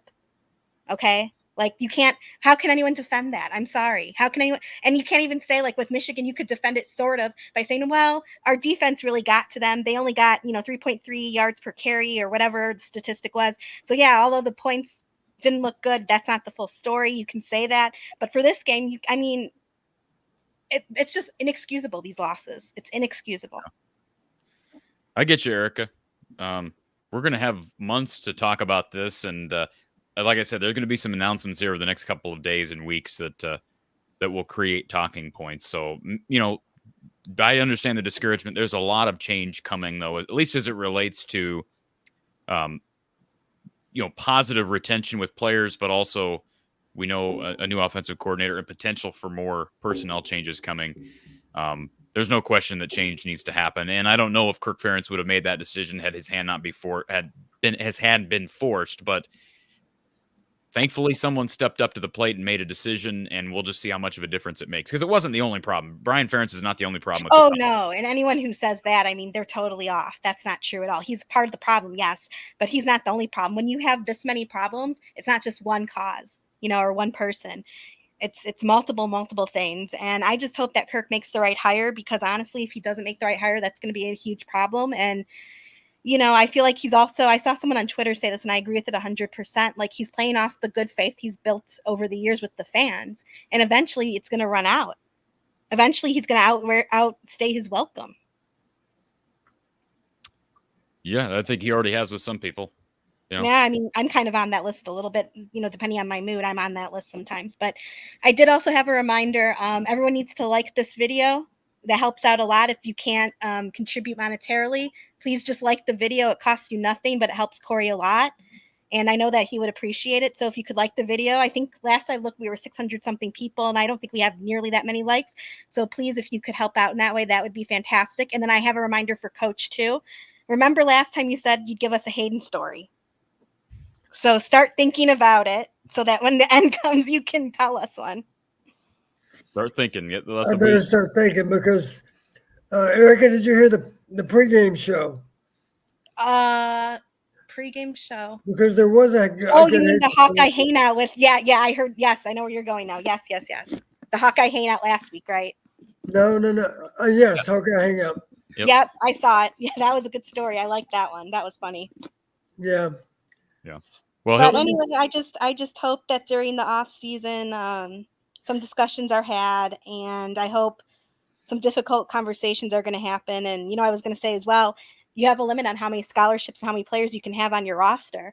And some people just, I already made it clear how I feel about Deacon. I feel like he should hit the portal. Like he should not be in this program. And I appreciate he helped lead us to 10 wins, but we have to be honest, he's not the reason we got the 10 wins. So I don't want to sound mean, but I'm just being honest like I always am. They do need to have some attrition so that we can attract better talent to put us in a winning position with the new offensive coordinator, whoever that ends up being. Yeah. No argument there. I mean, they need to recruit better and develop better.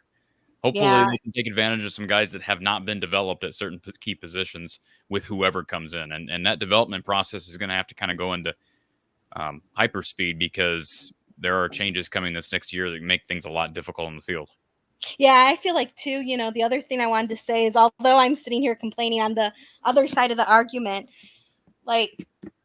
we've talked about before, these defeatist attitudes that some fans have. I mean, obviously we're right after a game where we got a whooping. So obviously I'm not happy right now.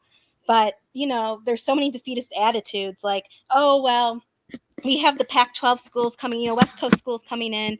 Oh, well, I was going to be a 6-6 team. Well, why is that a foregone conclusion? And why is it also a foregone conclusion that whenever Kirk leaves, we're going to be a crappy team? I don't buy into that at all. I think we need to see what happens and what changes are made. And like I said, although I feel a little doubtful, I'm hoping for the best ultimately because I want my team to be a good winning team. And I want for the narrative to stop that we're so horrible at offense. And, right now it's merited. It's merited right now that we get that reputation. But I feel like it's going to take years to break that. It's going to take years to break that bad reputation that we've gotten now. And it's not just within the Big Ten, it's national.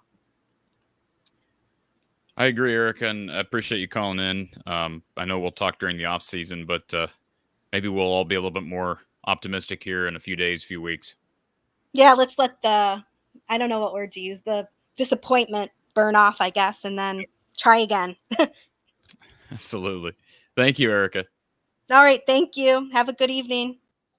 You as well. Thank you very much. And Don, I want you to, you're a great promoter. I could picture you in the middle of a ring with the microphone hanging down and, you talking into it. That's how I view you.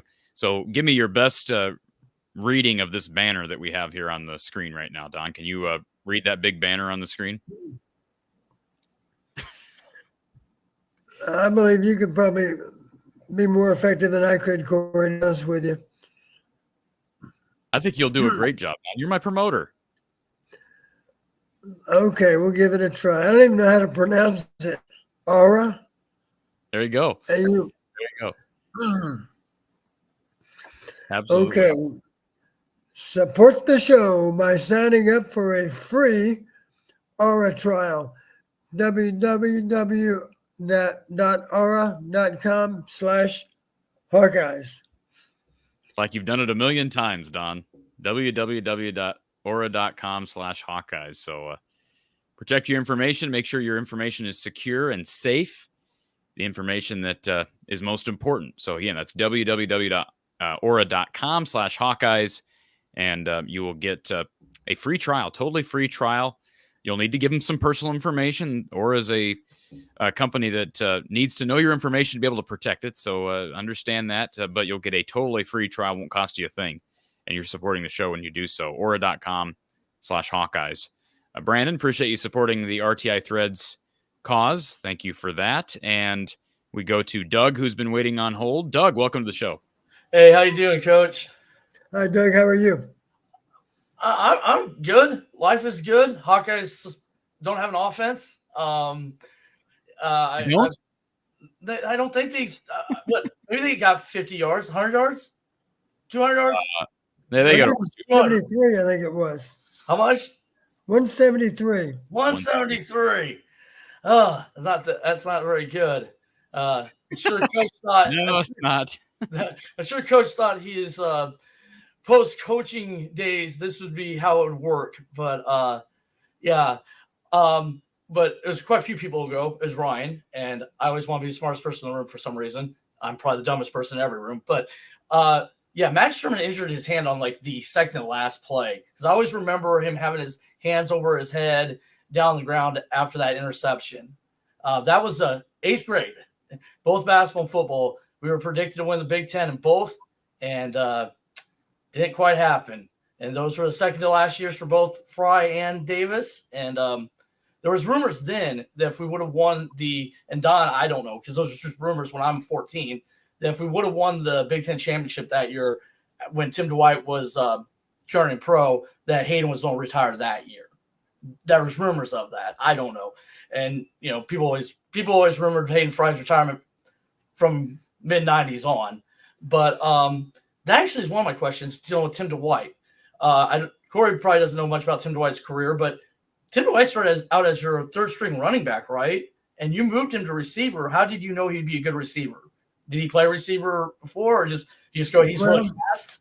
I still remember one of the best high school games I ever saw was Bettendorf at City High during Tim's junior year. And I can't remember if Tavian was a junior or a senior. Maybe he was also a junior that year? They were in the same class. Same class. Cedric Shaw was a year above them. 1 year older. You're right. Well, I remember vividly watching the game, and I came back and I said, Coach, Tim's playing running back, but I'll take him as a receiver right now. And he said, why do you feel that way? And I said, well, because he's explosive like no one else. He's fearless. And he's actually got good hands. He feels punts without any problem. He'll make a really nice conversion. But he wasn't traditional size for a receiver, was he? Like he was. No, but as Hayden always said, you never weigh or measure a man when he crosses the goal line. That's a good thing. I don't know where Corey went here, but yeah, that was a great football game. Incidentally, I forget who won it even, but it was a really close, hard-fought game, and both Tavian and Tim took full advantage of the opportunity. It was one of the best high school football games I've ever seen. Mm-hmm. Some City High fan or some Bettendorf fan will be able to text in and remind me what the score was. I can't even remember who won the game. Yeah, but I do recall being impressed off the charts with both of them for how they played. Yeah. Well, I don't know where Corey went to, but I guess like I'm pretty optimistic. People are talking about the divisions, but still we only play 9 games. We don't play Michigan, Penn State, Oregon, or USC next year. And so I'm very optimistic that even with the new arrangement in the Big Ten, you're not playing Michigan State, Ohio State, Penn State, USC. You're not playing all, because every year we're going to be playing Nebraska, Minnesota, and Wisconsin. We're playing every year no matter what. Right. And we traditionally, like, I think Hayden had like a 15-game winning streak on Wisconsin at one point. So, you know, it wasn't until Barry Alvarez got there that they got good. So, you know, Right. Minnesota struggled over the last few years, and, you know, Nebraska struggled over the last few years. So, you know, so I don't look at the change as being that much different. We're playing 6 of the same teams that we played this year in the Big Ten next year, I think. I could be wrong. We play Ohio State instead of Michigan, but, you know, Washington's pretty tough, but I think anyone that's looking at, I would rather win a championship because I played the best teams than have a backdoor championship. Does that make any sense, Corey? Oh yeah, it does. It does. I mean, we're gonna look back at this season and say accomplishment: won the West, won 10 games, but didn't really beat anybody. Like the two best teams they beat were Wisconsin and Northwestern, and those two teams were. Northwestern was kind of in a weird situation given the loss of Pat Fitzgerald, and they recovered and finished their season on a phenomenal note. But Wisconsin was going through some head coaching adjustments with Luke Fickell, the Luke Fickell era beginning, and they looked pretty good today against LSU. I think he's going to get it done there, but the schedule was just so unbelievably soft. It is not soft next year. Yeah, but there's six very, I don't think, very hard games. Probably 3 that are questionable. There's only 2 really Ohio State. I don't know how good Washington will be next year. There's not again, we're going to have to play those teams anyway. I mean, Doug, can I say something to you? Because I need to get this off my chest. And I'm an avid Iowa basketball fan. Yeah. This is the first year where I would rather watch the Dallas Mavericks play basketball than the Iowa men. Mm-hmm. That's where I'm at with Iowa men's basketball right now. Okay. I just want to be candid with you because you're a big basketball fan. I desperately need Big Ten play to start or resume, I should say, because to me, it's just been boring to watch. Yeah. Just being honest, I think the Iowa men are boring to watch. And part of it's the lackadaisical environment, and part of it is the no defense, and part of it is I don't think they're very good. But anyways. You're still doing a show tomorrow, right, with Coach Close? Of course. And it's going to be a double show. We're going to wait till after the women because it's a back-to-back doubleheader. But yes. Like I said, well, tomorrow we'll see what happens. And I said those next 3 games are very important, but I don't usually call my own football. I don't, like I said, personally, I don't like Brian. I've gotten an opportunity to meet him a few times. Things he's done off the field, even when he was younger, even when he was a student, I really disagree with. I don't want to get into those because those things happened 20 years ago, but he did some he's nepotism. He's one of those guys that was born on third and thought he hit a triple. And I don't like that. He's one of those guys that anytime you meet him, he lets you know who he is. Like I said, I don't like those type of things. And, the few times I've gotten to meet him, he's always showed me an attitude. Even when we were younger, I'm only a year younger than he is. And like I said, I don't think those 3 years again, I didn't really want to go on here and just start bashing Brian. Those 3 years at New England didn't make him didn't give him the resume to become Iowa's OC. I didn't think so at the time.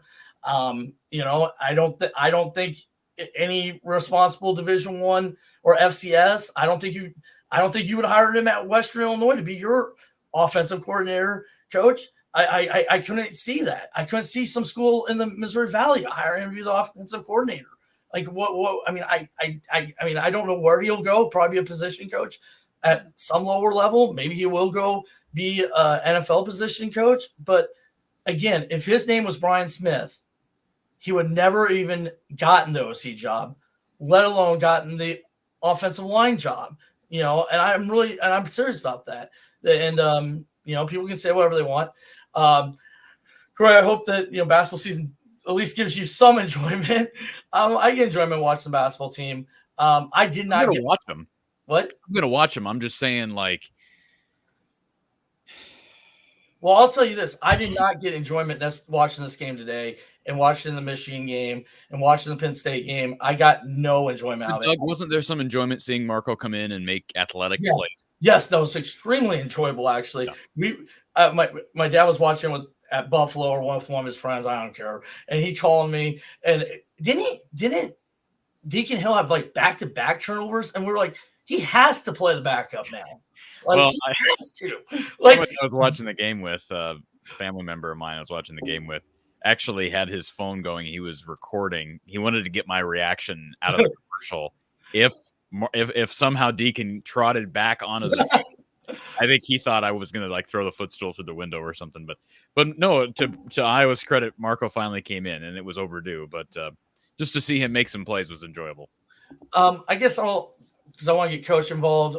Question for Coach: What do you think they should look for in a new offensive scheme or differences? I know they won't make huge adjustments, but what would a new coordinator need to do to improve this offense, other than get better players, or what would be something that a new OC needs to do day one?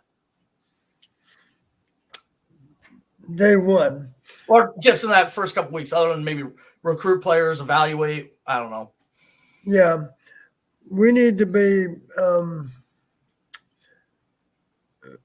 a bigger threat offensively with the passing game than what we've been in recent years. We need to demonstrate our coaches before we hire our OC before we hire him needs to demonstrate that he's able to think outside the box a little bit in terms of schemes. Mm-hmm. You've heard me say, if you want to be more difficult to defend, you have to demonstrate that you have a wider variety of plays that you might run. And you have to be able to think outside the box and come up with these that really do. A simple way to say it, you need to be able to challenge the defense for the full width of the field. That's 160 feet, 53 1/3 yards. And for that matter, you need to be able to challenge them 40 or 50 yards downfield.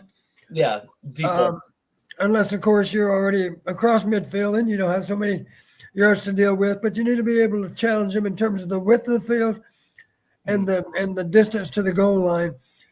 And if you can't scare them with your ability to hit them in all those areas, then you're not as good as you need to be. All right. Well, Washington's a good example. Washington really threatens you over the top. Oregon's a good example of another team that does it well.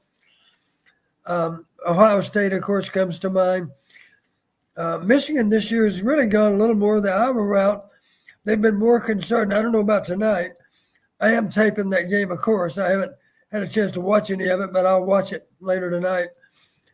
And but Michigan to be able to beat tonight's opponent and next week's opponent, if they're lucky enough to play next week, they're going to have to be able to threaten over the top too. They're going to have to be able to make some big plays. It's hard to win consistently. Corey, you touched on it.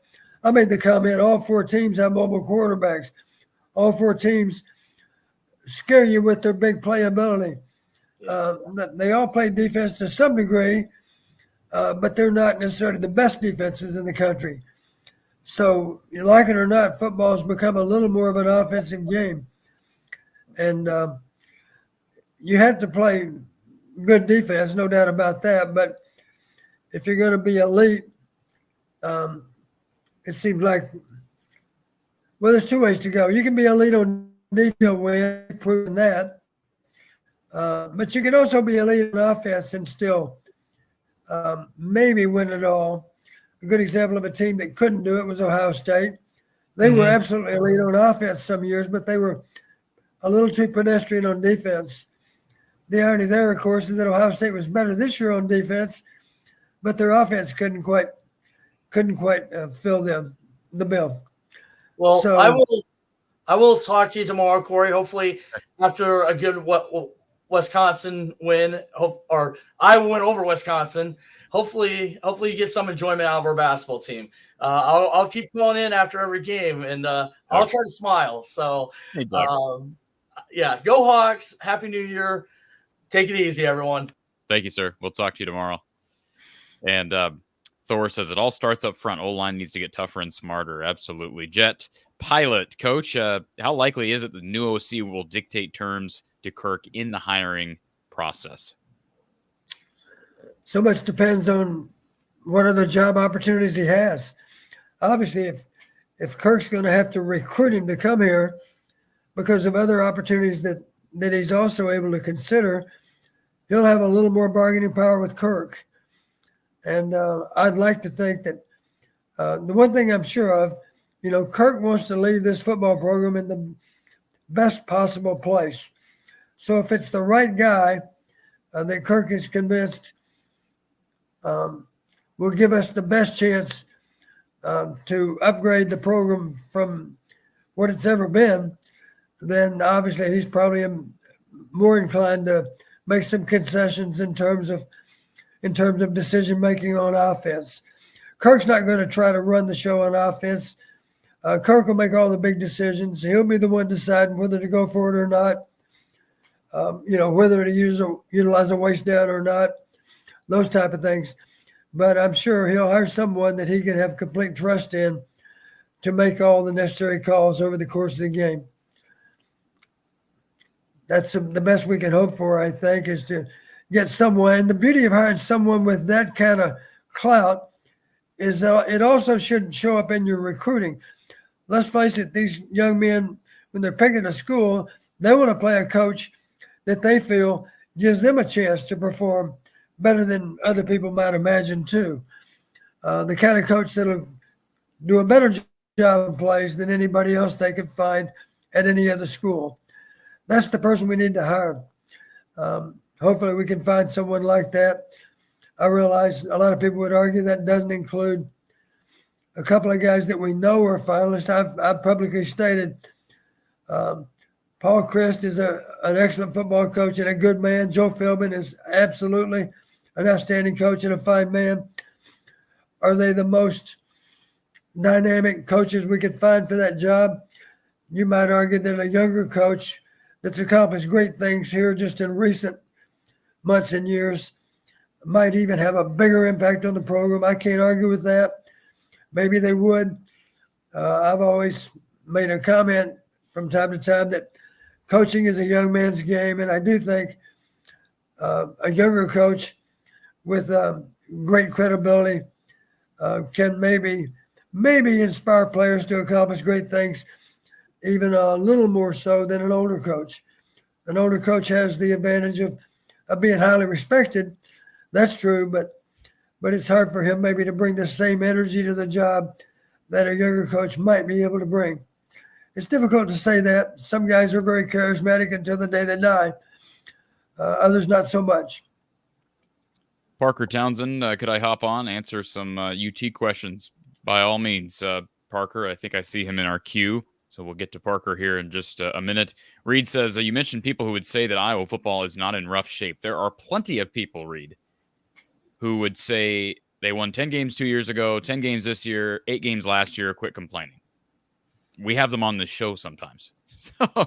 So it's not like everybody is, pitchforks and torches. I think that's pretty clear. BJ says, does Beth have the power to veto a potential OC hire so Kirk doesn't blow this huge decision in the next couple of weeks? I would say does she have the power to? I don't know if that's the right word. I don't think she's going to unless Kirk comes back with Steve Ferentz or James Ferentz or Mary Ferentz. I don't think that's going to happen. I think he's going to hire who he wants to hire. I think so. I think Beth probably has made that point with Kirk. I've got complete faith in your ability to pick the right guy. Absolutely. And I saw the question here from Barbara earlier. Barbara threw it up here a couple of times. I just I had it in the line here, Barbara. She says, Coach, if quarterbacks have to process very quickly, how would you change practice? My understanding is that they don't hit the quarterback in practice. Right. I'm not talking about taking physical shots on the quarterback. I'm simply talking about scripting into practice instead of I think I've mentioned before, Chuck Harley asked me, I asked Chuck rather one time, I said, Chuck, would it have helped you as a player to script in the practice script plays that would be more game-like? In other words, change the defense every play, from one play to the next. He said, absolutely, that would help. And one other thing I realized is this is a play we know is a good play.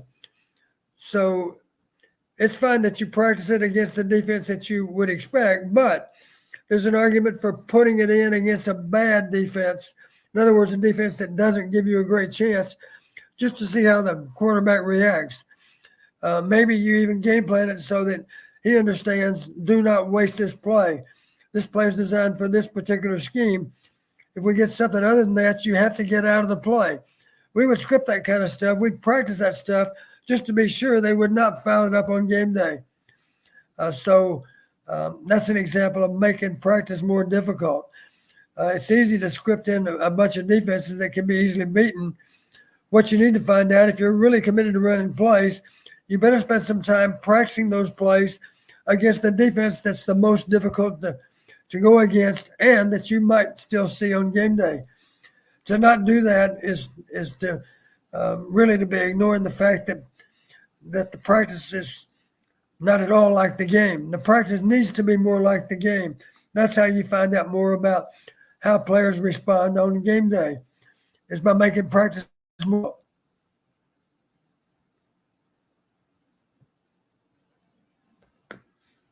Casey says, I hope Don returns next year too. So in other words, we've got 3 or 4 player decisions awaiting, plus Coach John Patterson. His I don't know if Don will be doing a live show to announce his decision on coming back for 2024, but we'll certainly make the platform available to Don if he wants to hold a ceremony and make that announcement, Don.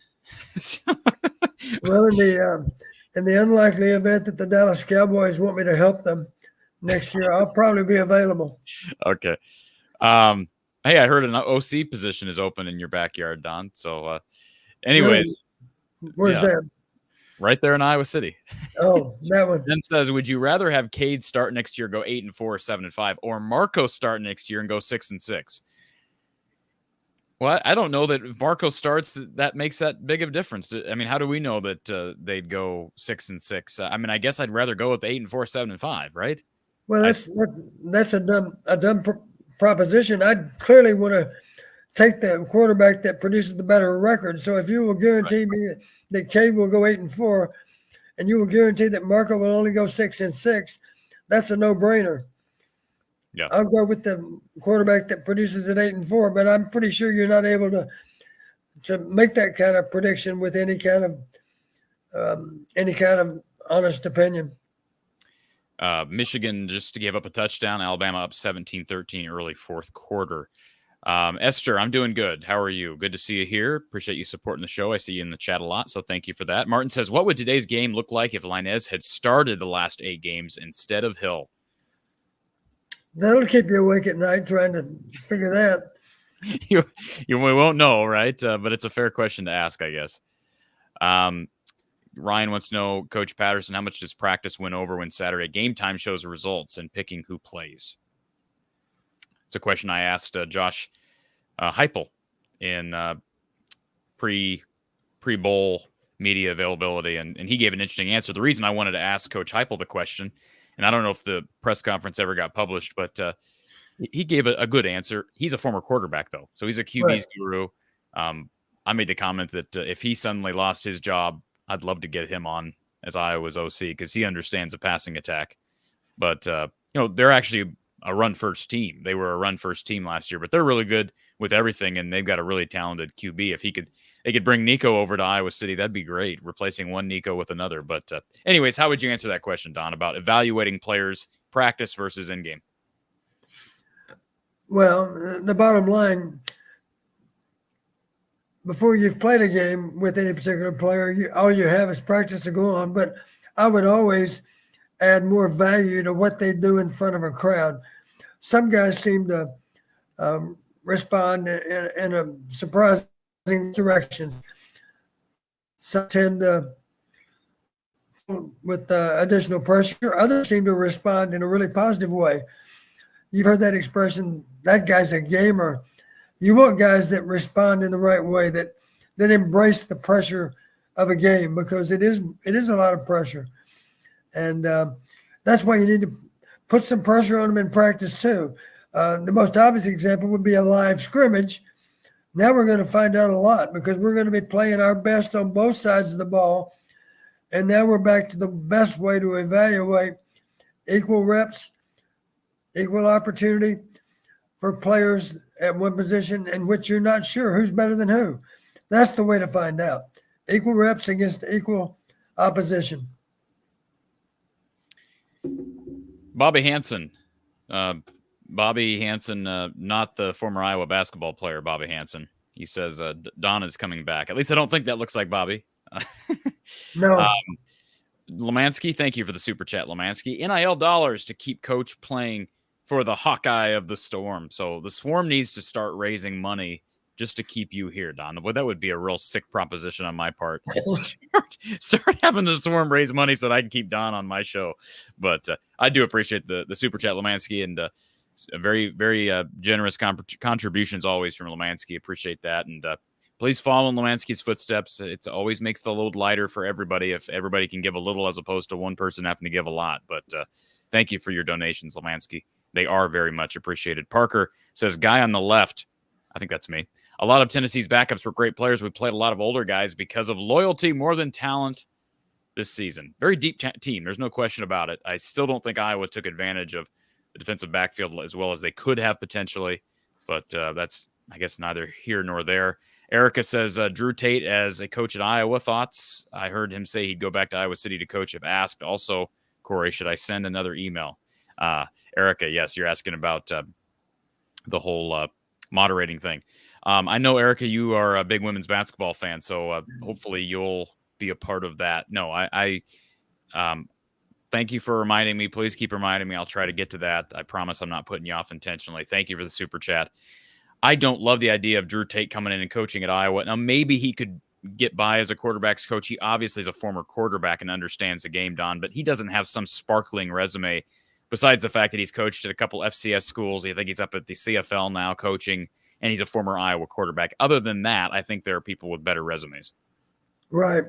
I would be concerned about his ability to game plan, his ability to put together a call sheet, his ability to call a game himself. I'd want to know for sure that he's done all those things and done them well. And I don't honestly know how much time he spent as a play caller yet. Maybe you have a better idea than I do, Corey. Has he called plays, and if so, on what level? Perhaps not. I don't know. I know he was at UT Martin. I was thinking as a quarterback's coach, not as an OC. Yeah. If you've never called plays, your first play calling experience should not be in the Big Ten. Well, and I think maybe Erica's just talking about him coming in and coaching quarterbacks. Not just coach quarterbacks? Yeah. Maybe he's really, really good at that. I don't know. I'd want to know that he's done it somewhere else, and I'd want to know beyond any shadow of a doubt that he'd done it well. Right. Joe says if Don had transferred out, he would have been done. Done with the show, done watching this show, done commenting. So, Don, I appreciate you sticking around because we kept Joe here. Let's go to our next caller. We've got Don, your latex salesman, Art Vandelay, is on the line. Art, welcome. Yes, sir. I've got some latex to sell you after the questions. I will take calls and orders later. Anybody that's a Seinfeld fan is a friend of mine. Yes, sir. Yes, sir. I appreciate all the quarterback talk. I really do. However, I believe everything funnels through that offensive line. And until that gets addressed, I can't properly grade Marco. I can't properly grade even Deacon. And I probably won't even grade Cade until we have a sense of stability and normalcy on that line where we don't try to plug holes.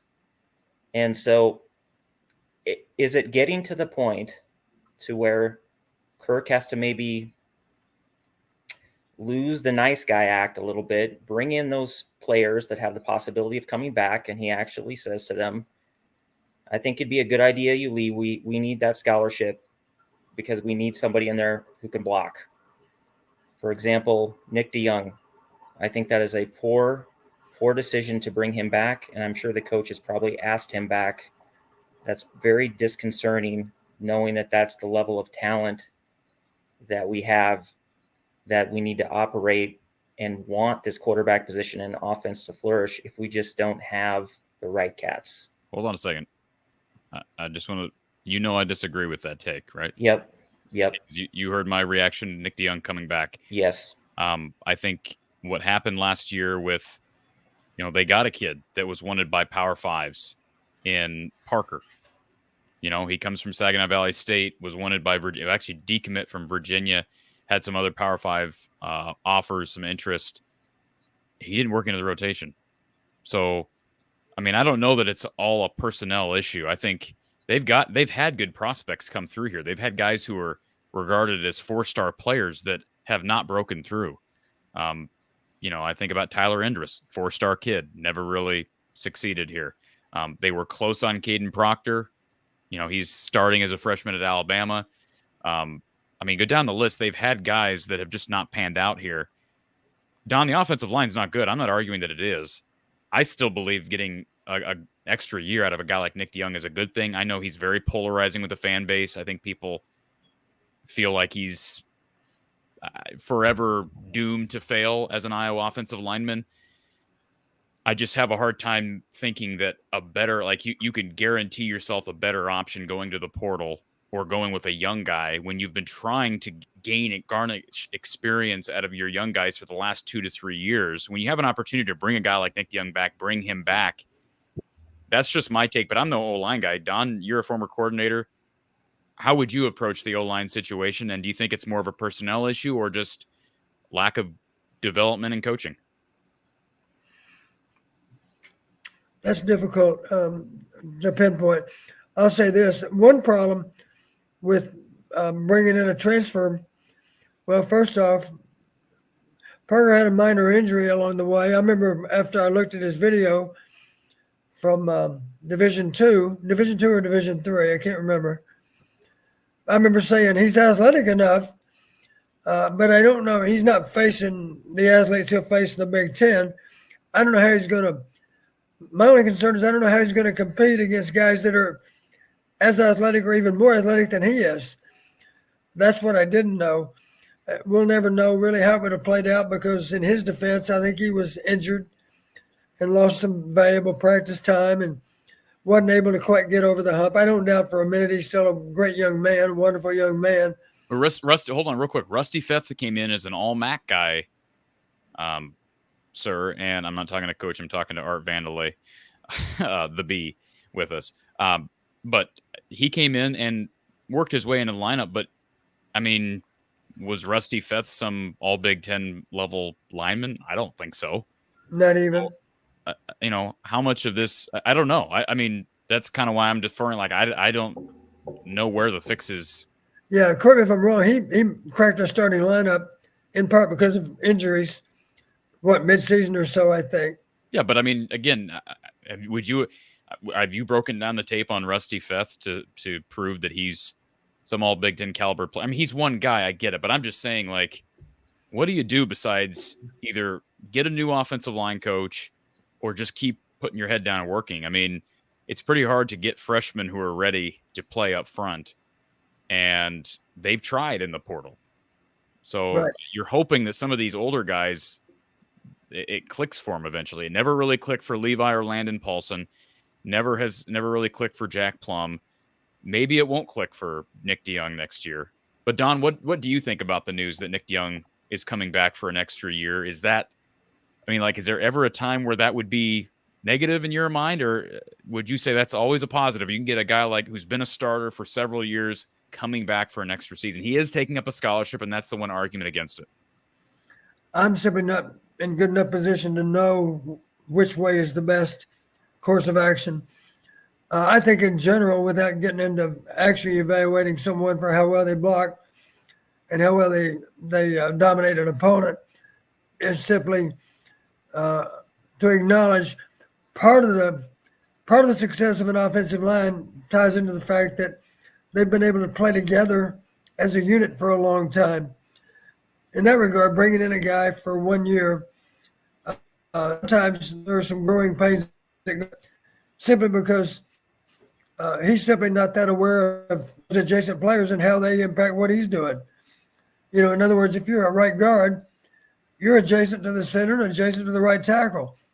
And let's face it, you three players need to work together in concert to be sure that nothing gets left at the line of scrimmage. Your job is to understand exactly what's going to be happening on that of you too. So there's a learning curve there too. It's complicated in the offensive line because you've heard me say if you've got 4 guys that won based on execution and 1 guy that lost on execution, that may be enough to blow up the play. It just depends on who that guy was that was beaten and where the ball was going in relation to where that defender was going. So it doesn't take much to mess up. All 5 linemen need to be working together, though, is the point, to be able to do a good job across the front. I would be in favor of Iowa using their swarm money to get great offensive line talent versus skill positions at this point. Once that is built up, I think we can just build off that. That's the biggest frustration for me. And then the final question for you guys on this, and this trampolines into that question. Do these swarm deals with these skill position players, whether it was Cade, whether it was Caleb, whoever gets this money, is the money contingent on, are we getting to the point where the kids are going to say, I will go there, X amount of money, but I have to get X amount of touches? Are we at that point yet? And is it going to get to that point? It can't legally. Okay. By rule, I should say. By rule, it cannot, right? Because they're coming not to play or not to even be on the field. As long as they're in good standing and they complete whatever nonprofit or fundraising task they're given, they're entitled to that money. Because remember, it's not supposed to be pay for play. So now what happens behind closed doors with other programs, I don't think that's happening with Iowa. I don't think touches are ever going to be part of the NIL discussion as it relates to getting players to come to Iowa in any sport. Okay. Well, by the way, on that last touchdown, if you guys saw Alabama, you will see they moved Caden Proctor to the right in a bunch formation and ran the ball right behind him into the end zone. That dude is a dude. He would have been awesome for Iowa. And that kind of kid right there, and he may whiff a few times, but he has the athleticism to recover and move those feet to get back to where he needs to be. And that kid's a gamer. And, oh, man, that's one I wish we wouldn't have lost. But he is a pleasure to watch and, root for. So, anyway, I hate to leave us on a bad note. On the good note, my latex sale will be going on for an extended period of time through the end of January. So make sure you guys check that out. And I love you guys, of course, and Happy New Year to you both. Thank you, sir. And he wants to be my latex salesman. All right. Appreciate all the comments here. Don, you got 20, 25 more minutes here to finish off the season. We got some more callers here who want to chat. If you need to take a break, Don, I can throw you out and bring you back. Are you sure? Okay. Yep. Don't want any trips to the emergency room later. I'm good. All right. Let's go back to our call line. Thank you for calling Iowa Postgame with Coach Don Patterson. Who's on the line? Harlan Garvin. Who's it? I'm sorry. Harlan Garvin. Hey, Harlan. How are you? Not too bad. Harlan, it's great to hear from you. Hey, how you doing? Corey's not aware that we have a history. Yeah, that's a long time ago. Hey, I was watching the game. I was pretty disappointed, like everybody else. But I remember when you and Coach Snyder and Coach Carl were here. I could always depend on an offense. You sure you don't have it in you to come back as offensive coordinator? No, I don't believe that's an option. Corey, you're not aware of this, but Harlan is the brain that gave us a chance to be ahead of our time with computer scouting back in the early 80s. Okay. That's being generous. That's being generous, Donnie. Hey, I remember when Hayden got here, I always looked for a bell cow. I said he wanted a bell cow. Well, we've had some bell cows, like Tyler Linderbaum a couple of years ago. He was a bell cow. Pat Anger a couple of years ago was a bell cow. We got one this year in our little the Cooper DeJean. He's our bell cow, but we ain't riding him. We ought to be riding that sucker as long as he'll ride, But they're not letting him play. I would be putting him on. I wouldn't put him in as much danger, but I'd put him at a little bit of wildcat. I'd put him at wide receiver. I'd put him at D-back, of course, and as much as he could handle, and try to keep him out of too much danger as much as you could. But man, that guy would make a difference. But I'll tell you what, in today's game that we had there, when he threw that interception when we're down the 40-yard line, I'm thinking, come on, we need points. You don't, and then he's double covered front and back. And then the one that really blew my stack was when he was rolling out to the right and he had Caleb Johnson. Caleb Johnson would have at least kept us from having a loss of yardage because he was right in front of him. He tried to throw over. Well, he didn't even throw it. He just took the loss. Took a 5-yard loss. I'm thinking, come on, the guy's right in front of you. Throw him the ball. See what he can do. And I'm just telling you, I'm just so frustrated because I'm used to seeing offenses that you guys had back there and with Coach Snyder. He was a genius. You guys were genius. When you could figure out an offense, you had something. You could always get guys open pass plays, and then you'd have guys doing counters, coming back and going, pitch it wide, and all of a sudden the guy'd be coming back through the middle. I enjoyed watching that, but boy, this offense is hard to watch. But we got one bell cow, and by golly, we didn't use him like we should have. I don't think, but and we should have we should have been using the running quarterback, even if he couldn't throw. I tell you, we're better off just having a running quarterback that didn't get losses, as opposed to fumbling the ball away and throwing interceptions, letting our punter take care of business as much as he could. So with Marco Lainez With Marco Lainez's athleticism, Harlan, I absolutely agree with you. Regardless of his ability to throw the football as a true freshman, it's inexcusable that they have not schemed to get him the ball, given his threat as a runner. It's absolutely incredulous and ridiculous. Well, the guys in my coffee club, they're worried about McNamara. They don't think he can last a year. They think he's too fragile. That kind, and I'm almost inclined to agree with him. So you better have somebody in there ready to go, whoever's the next offensive coordinator. I'll tell you that, because they just don't think that he can make the season, without getting hurt. I might be wrong. I hope I'm wrong, but they take a lot of punishment. So, but I think another big thing is our line. We used to have lines. We could bulldoze people. We don't have a line anymore. And I guess, you have to give Deacon a little bit of credit that it's not all his fault. I mean, it's not all his fault, but the offensive line just stunk, basically. And you can't do nothing unless you got, and so whose fault is that? I don't know, but, the game of football kind of is pretty simple, blocking and tackling. And we didn't do much blocking, I'll tell you that. So, Donnie, how you doing? Doing okay, Harlan. I really, it's fun to reminisce about the good old days. Corey's heard me say this before, Harlan, but I think you can appreciate this. I always like to think about play calling. It's a little bit like a game of chess, and I don't even know anything at all about chess, but I do know this much. The best play callers, they not only know the way you're going to line up and how to attack you, but they also have an idea of what your adjustment's going to be. So you're able to stay one step ahead of the defense. Whatever they do, you're anticipating their next move, and you know what to go to as soon as they make that move. Yeah. Well, you guys were good at it, man. That was fun watching that offense. I mean, I like watching the defense this year, but that's only half the team. We had a good defense back when you were coaching at Iowa too, even with the offense. But the offense was fun to watch because you knew you were going to come up with something. It was amazing. So I'm hoping they can find somebody like that. Maybe they can get a clone of you or clone of Bill Snyder or somebody like that, Carl, because those were fun times to watch a game. So I hope you had a happy Merry Christmas and a Happy New Year, Donnie. We did.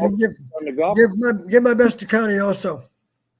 You do with Lisa. Hey, and maybe we can get together on. I played a half a round of golf with you. Well, actually a quarter round. I played pretty good the first 5 holes, and then I played like Iowa's offense the last hole. But so maybe next year I can finish it off. So I lost Harlan. Anyway, it was fun. Go ahead.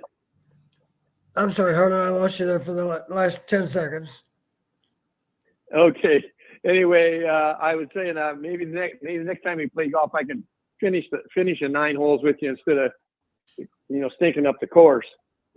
That sounds good. Anyway, I look forward to it. Stay healthy. Stay healthy, Thanks. and keep in touch. Thanks You for do the the call. same. Thanks, Thank- Arnold. You betcha. You betcha. Bye-bye. Bye-bye. Bye-bye. All right. Well, that was fun. So appreciate that. Let's get to our next caller. We've got Vincent on hold. Vincent, welcome. Hey, Corey, how we doing? Good, man. You've been on hold a long time. Well, I started out the show, but my phone died twice, so I had to find a charger to get plugged in. But I'll be brief. Gentlemen, Happy New Year.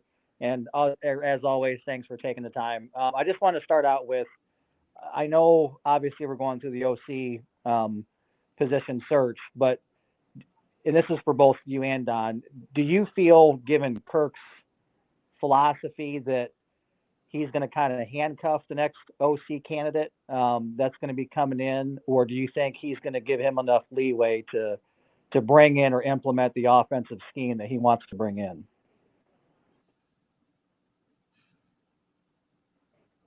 Don, you want to address that?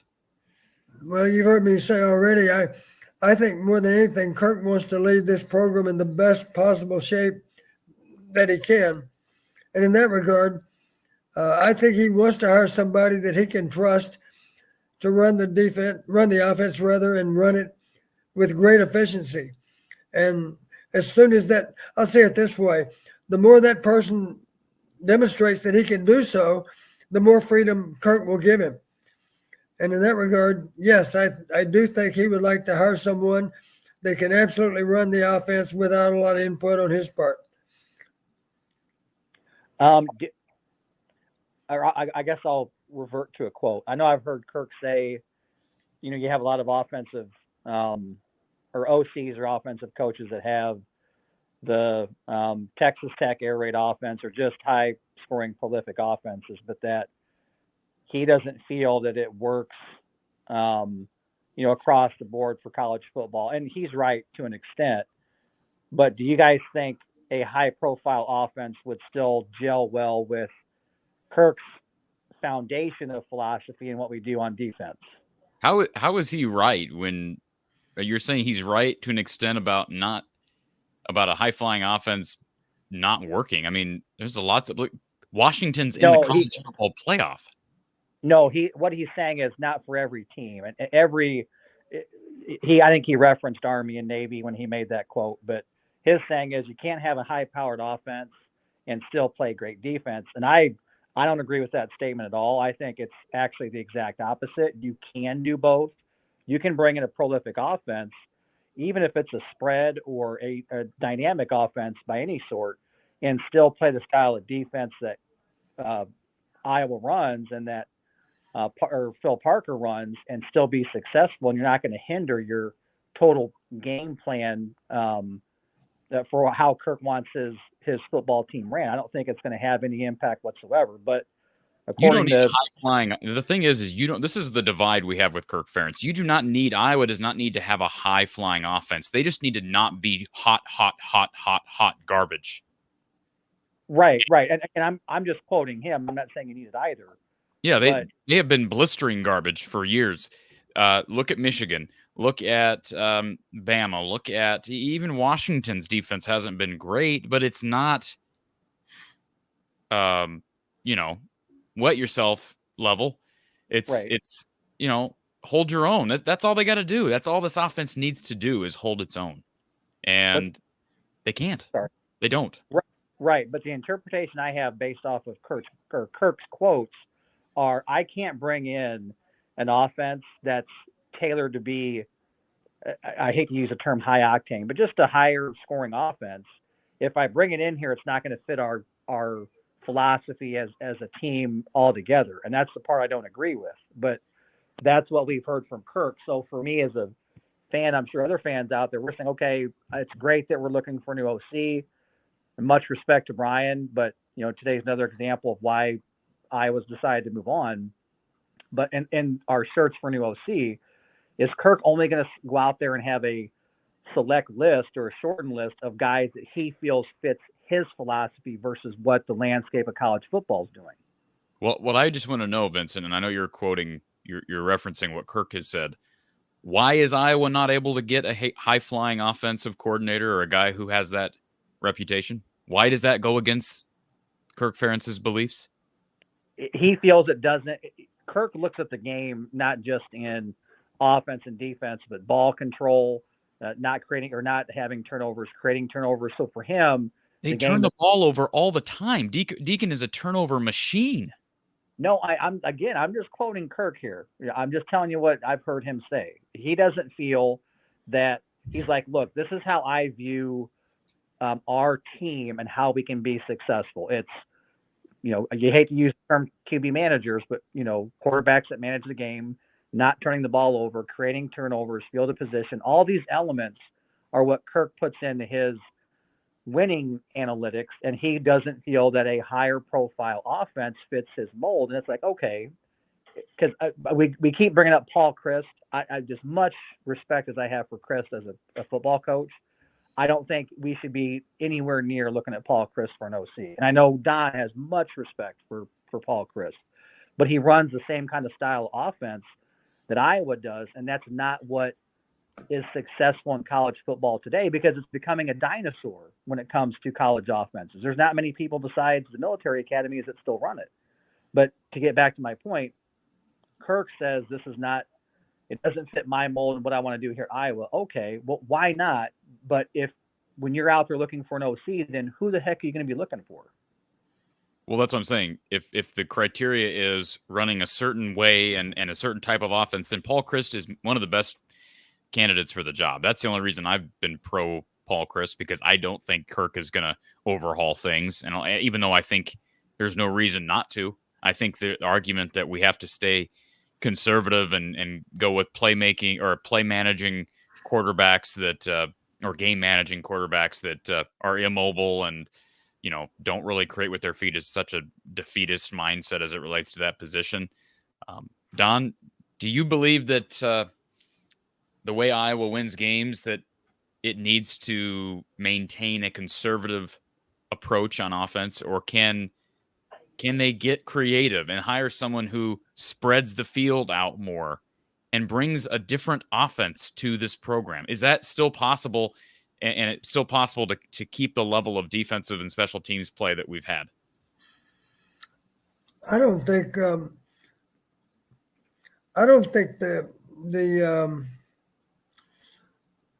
the formations you put on the field necessarily are as important as the plays you run out of the formations. I'll give you a simple example. We go empty all the time, but we don't do much out of empty. If Deacon's in the game, we're not running the ball at all. Typically, we're throwing flat routes to inside receivers, trying to make a first down. Incidentally, that was a flat route that was intercepted for the touchdown today. It was an inside receiver breaking outside into the flat. So my point is, we just need to be more imaginative in running some of these same formations that we've been running. We don't have to change up formations necessarily.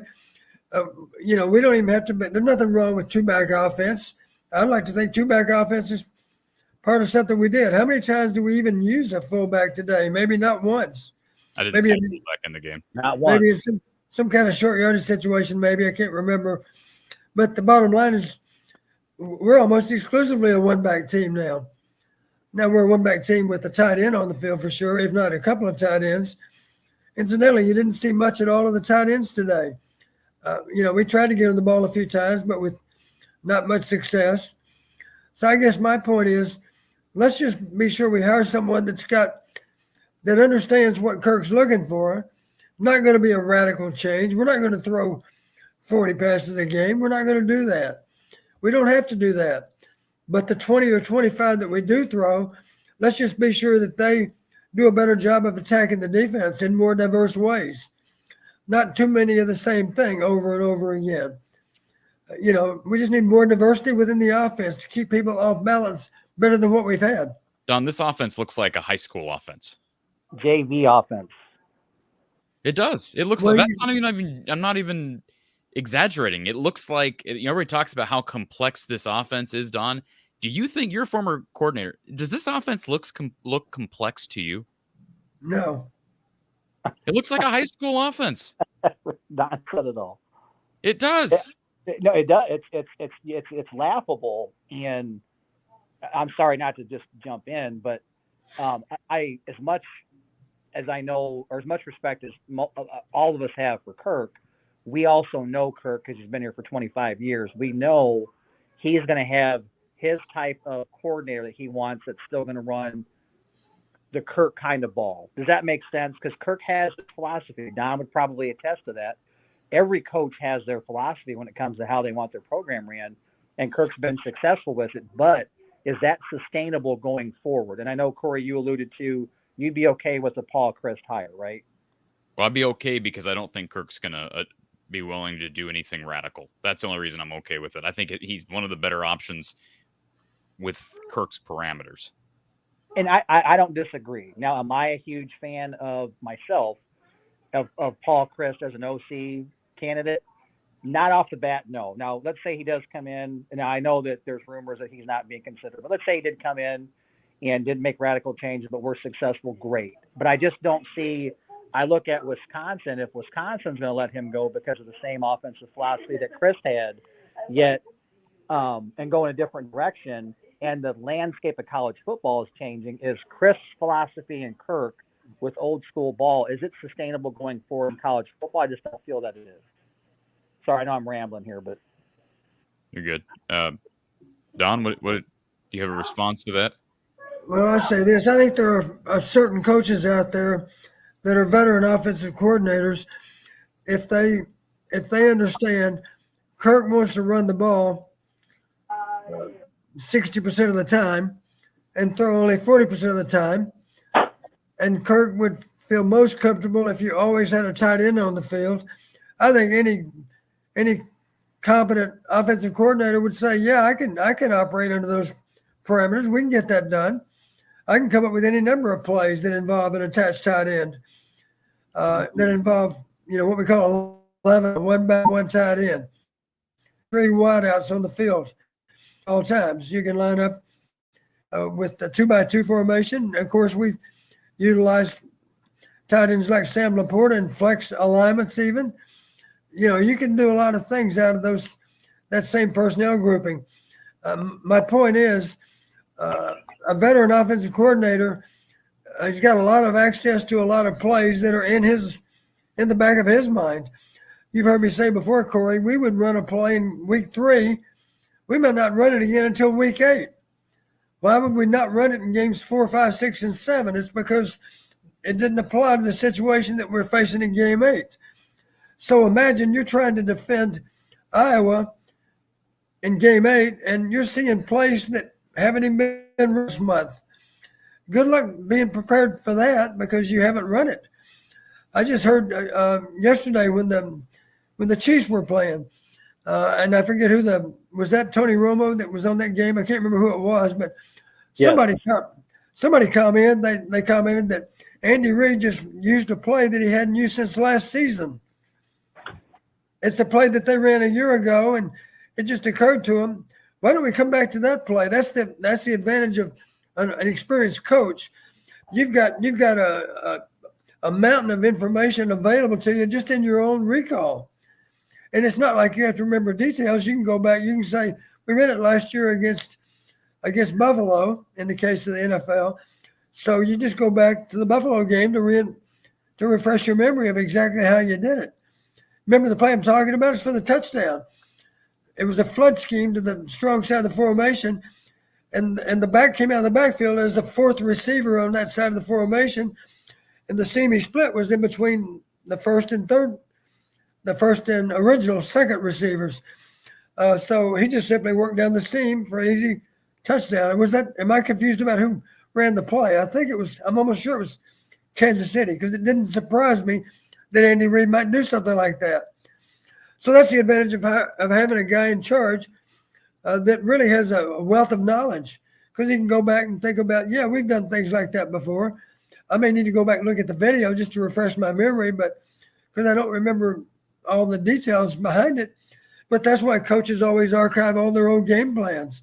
You can pull out the game plan and refresh your memory about exactly what you told the players to get it done.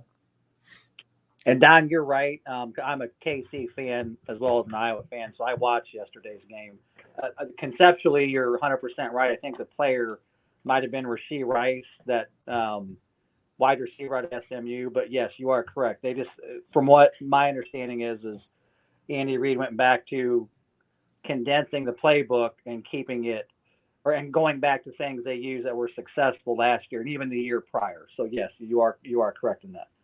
That's what good coaches do. They reference old other games to put together the best possible plan. The only thing I was saying, gentlemen, is, or I guess the point I'm trying to make is, what scares me as a fan is giving Kirk's nature, even as successful as that's been, when he's out there looking for a new OC, are we still going to get the same product? That's what I hope I don't see. And Corey, I'm sure you can attest to the same thing.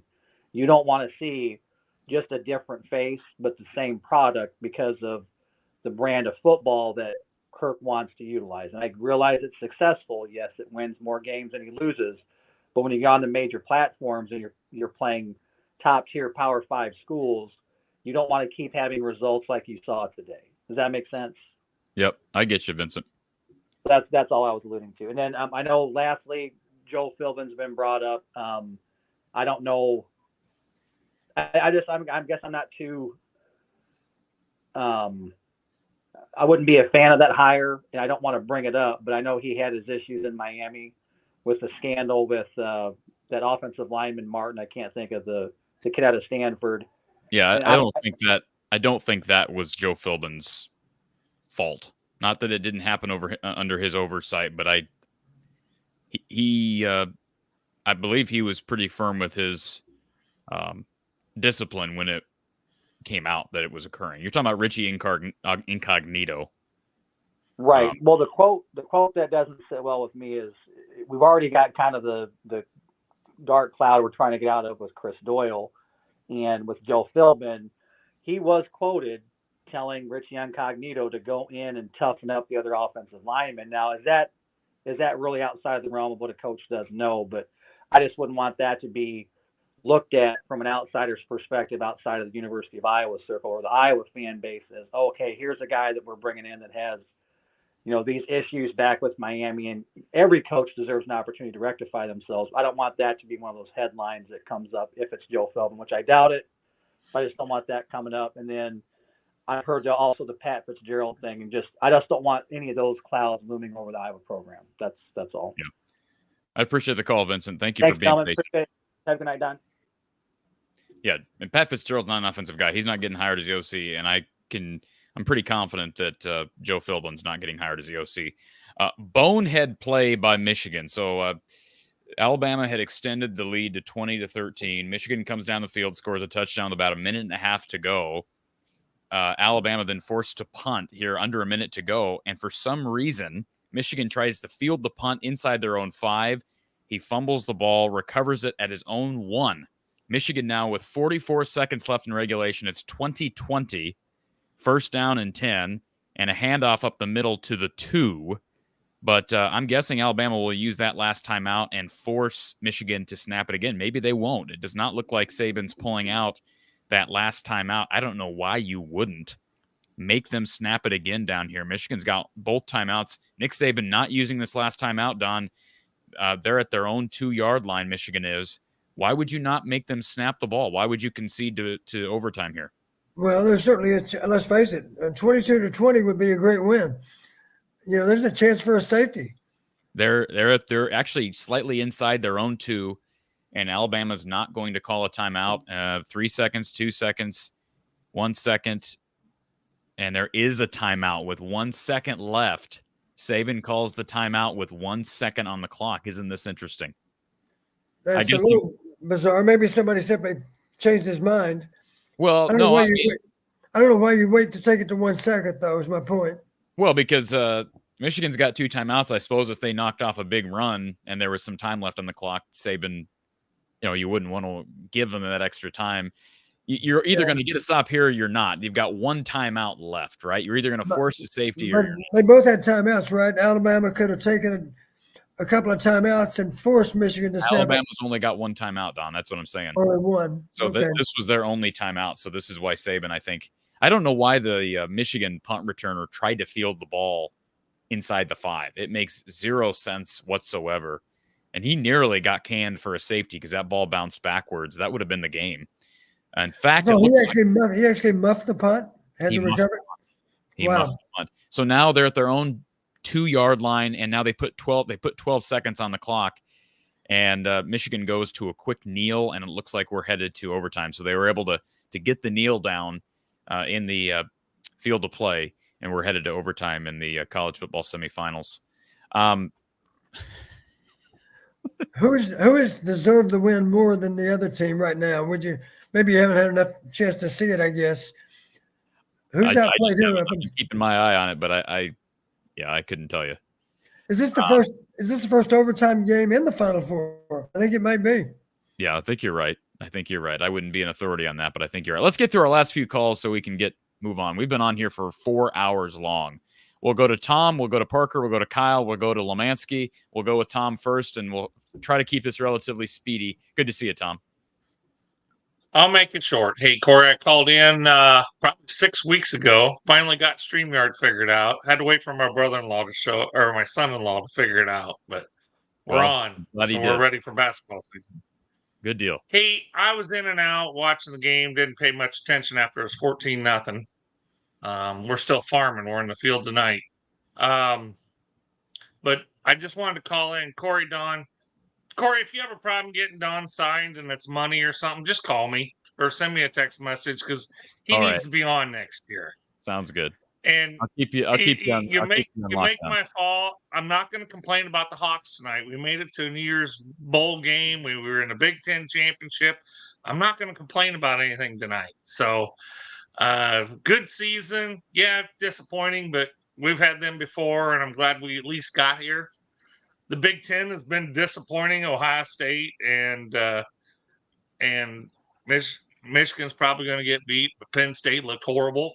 I mean, I understand they didn't have players, but that's probably been in every bowl game. So, Big Ten, it looks tough on the Big Ten. Doesn't look good.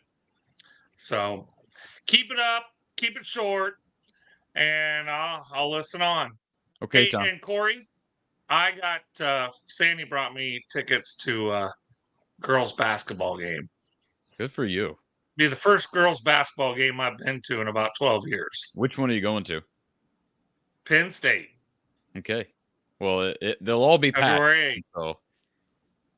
So it'll be I'll have to call in on the way home.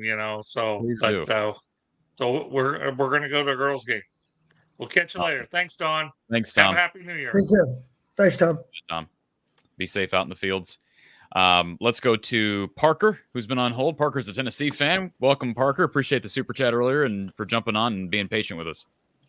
What's up, guys? I just want to say respect to you, Don. I don't know when you've coached Iowa, but you do seem really knowledgeable of the game. I've been listening for about an hour at least, and I listened to y'all's pregame show a little bit. So, yeah, I've actually really enjoyed listening to y'all's perspective on everything and whatnot. But I'm not like tooting my own horn at all, but I'm pretty knowledgeable about Tennessee and our players and everything going on there. And I was just wondering if y'all had any questions about things. And also before that, I wanted to say our D-line versus y'all's O-line, I wanted to say y'all's O-line put up a better fight than quite a few SEC teams that we faced this year. And I know some people earlier were talking about, it was a bad O-line play on Iowa's end and all this and that. But I really liked the way y'all's whole team really was just physical, especially on the defensive side. But that O-line was physical. They didn't give up as much as I thought they would. James Pierce, who got the interception, got maybe a sack or something else. That guy has the second most sacks in the SEC as a sophomore.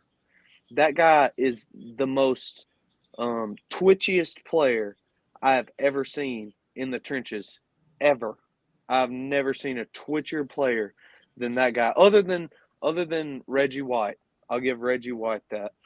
But yeah, I just want to say respect to y'all. Also, there's another point I was going to bring up. Oh, y'all were talking about your offensive, trying to hire an offensive guy, seeing what schemes would fit y'all's best. I do want to bring this point up. When Heupel got here, so we had just gotten out of a Jeremy Pruitt was our head coach, and there was a recruiting scandal. All that happened. We lost over 40 guys of our roster to the transfer portal. Our entire starters, all of our playmakers, everything.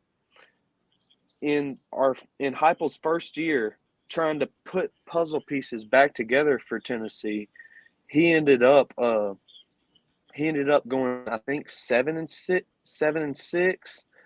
maybe 7-6, and in the regular season, and then went 7-7 after the bowl game. No, yeah, that's wrong. 7-6. We lost to Purdue off of a messed up. We ran the ball in. The ball crossed the plane, and then they called it back, and they said it wasn't a touchdown, but it was. But anyways, Music City Bowl. Music City. That's right. That's right. Yeah, that was very controversial. But anyways, my point is, Heupel's offense has led us. We aren't the most talented, but we beat Alabama last year because we had decent O-line. I say decent. We had one tackle who was a top 10 pick in the draft, but the rest of them were kind of pedestrian, like mid-level SEC players. We had a decent O-line, but we had a solid quarterback, and we had 2 wide receivers out of the 3 that were really good, and we had a good blocking tight end. And it's because of his system. His system got us that far. We would not have won that game unless it was for his offense and those 2 wide receivers and that 1 quarterback and the O-line being at least pedestrian and giving us a chance. And I just want to say, if y'all could find someone like that, who has an offense that could bridge the gap, maybe y'all aren't getting quite the talent that the Michigans and the Ohio States are getting, but y'all have one guy who's speedy and one guy who's 6'5" and can go up and catch a jump ball whenever you need him to. If y'all could get 2 guys on the edge, a quarterback that was I'm not going to say Hendon Hooker level, even just a guy who can pass and who can break out of the pocket like y'all need to. Y'all's backup, he couldn't pass, but he knew when he needed to tuck the ball and run today. Yeah, and if he could get that, and again, go ahead. Like, keep in mind, as you know, we keep saying he didn't pass well. He had 7 attempts, and he was put in an impossible position where your guys were able to tee off on him late in the game. Absolutely. Down 28-0. So let's give the guy an opportunity when the game's in doubt, like Deacon Hill has been given. Right. And I wasn't impressed at all with the Deacon Hill. I wish that y'all would have put that other guy in a little bit quicker, because let's face it, in today's game, when you have a quarterback that can, when he has to, break out of the pocket and go get that 3rd down conversion, whether it be 3rd and 8, 3rd and 5, where you're passing, but you have that option to hit up the field real quick and get that 1st down. You need guys like that, and you have to surround them with players that will continue to play, blockers that, as they know, if we give him a chance, he can get it done. You have to give him that chance. And Parker, how impressed were you with Marco from a Tennessee perspective? How impressed were you with his mobility when he came into the game at quarterback? Okay. I'm not going to say he looked like Jalen Milroe, because I'm watching him right now. He just ran 15 yards, and it took 2 seconds to get there. But he absolutely tucked the ball and ran when he needed to. He kept his eyes downfield until he realized, all right, I've got to make a play. And there was no Joe Milton, which was our quarterback that didn't start today, played all season. Joe Milton, he would wait. He would be like, I don't want to run. Okay, now I'll run. And he'd come up short 2 or 3 yards. Yeah. Your guy today, he showed, I have the confidence. I'm going to tuck it and run. I'm going to choose what I want to do right here, right now, and I'm going to do it.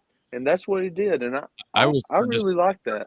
Escapability, but I was impressed, Don, with what Parker's saying, his composure in the pocket, and he just chose the right times. He seemed, at least in the little bit of time that we watched him, he seems to have a much better internal clock than Deacon. Small sample size, but like Deacon just holds the ball forever. That's why he fumbles the ball so much, because he holds the ball forever. He's got no internal clock. Marco realizes, okay, my internal clock's going off. Time to find some space. And he's shifty, and he's got speed, and he's got athleticism. So I agree. Parker, my one question to you as a Tennessee fan, and we can let you go, but my one question to you would be, what difference did you see at your quarterback position between Nico and Joe Milton? Do you think quarterback play was better today than you'd seen throughout the season with a more experienced Milton? It was way better. It was way better. The decisiveness, the accuracy, the legs. I mean, this dude, I don't know if y'all may not know too much about him, but he was the number one quarterback in On3. He was the number one player coming out of On3 last year. He come to us, and he's getting paid $8 million. Now that you're an 18-year-old getting paid $8 million, and you come in and you played 53 snaps out of 12 games leading up to this game, 53 snaps, and a quarterback above you was not playing near as good as this guy did today. And he was average. Joe Milton was average, but you see flashes of why this guy's paid $8 million, and he comes in humble, and he comes in just hungry to show off his confidence, but it's a quiet confidence. So I think his mobility and his accuracy and his decisiveness of when to tuck and run, when to, all right, read, throw, he doesn't question himself at all. He just makes the decision and goes with it.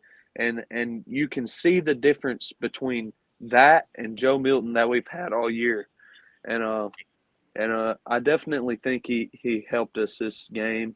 And I do want to compliment y'all's defense on I don't want to take anything away from y'all's D-line, because y'all's D-line did play a really good game. And also, I think y'all a little bit of the problem why we even put up 35 on y'all is because y'all were, let me get the right words.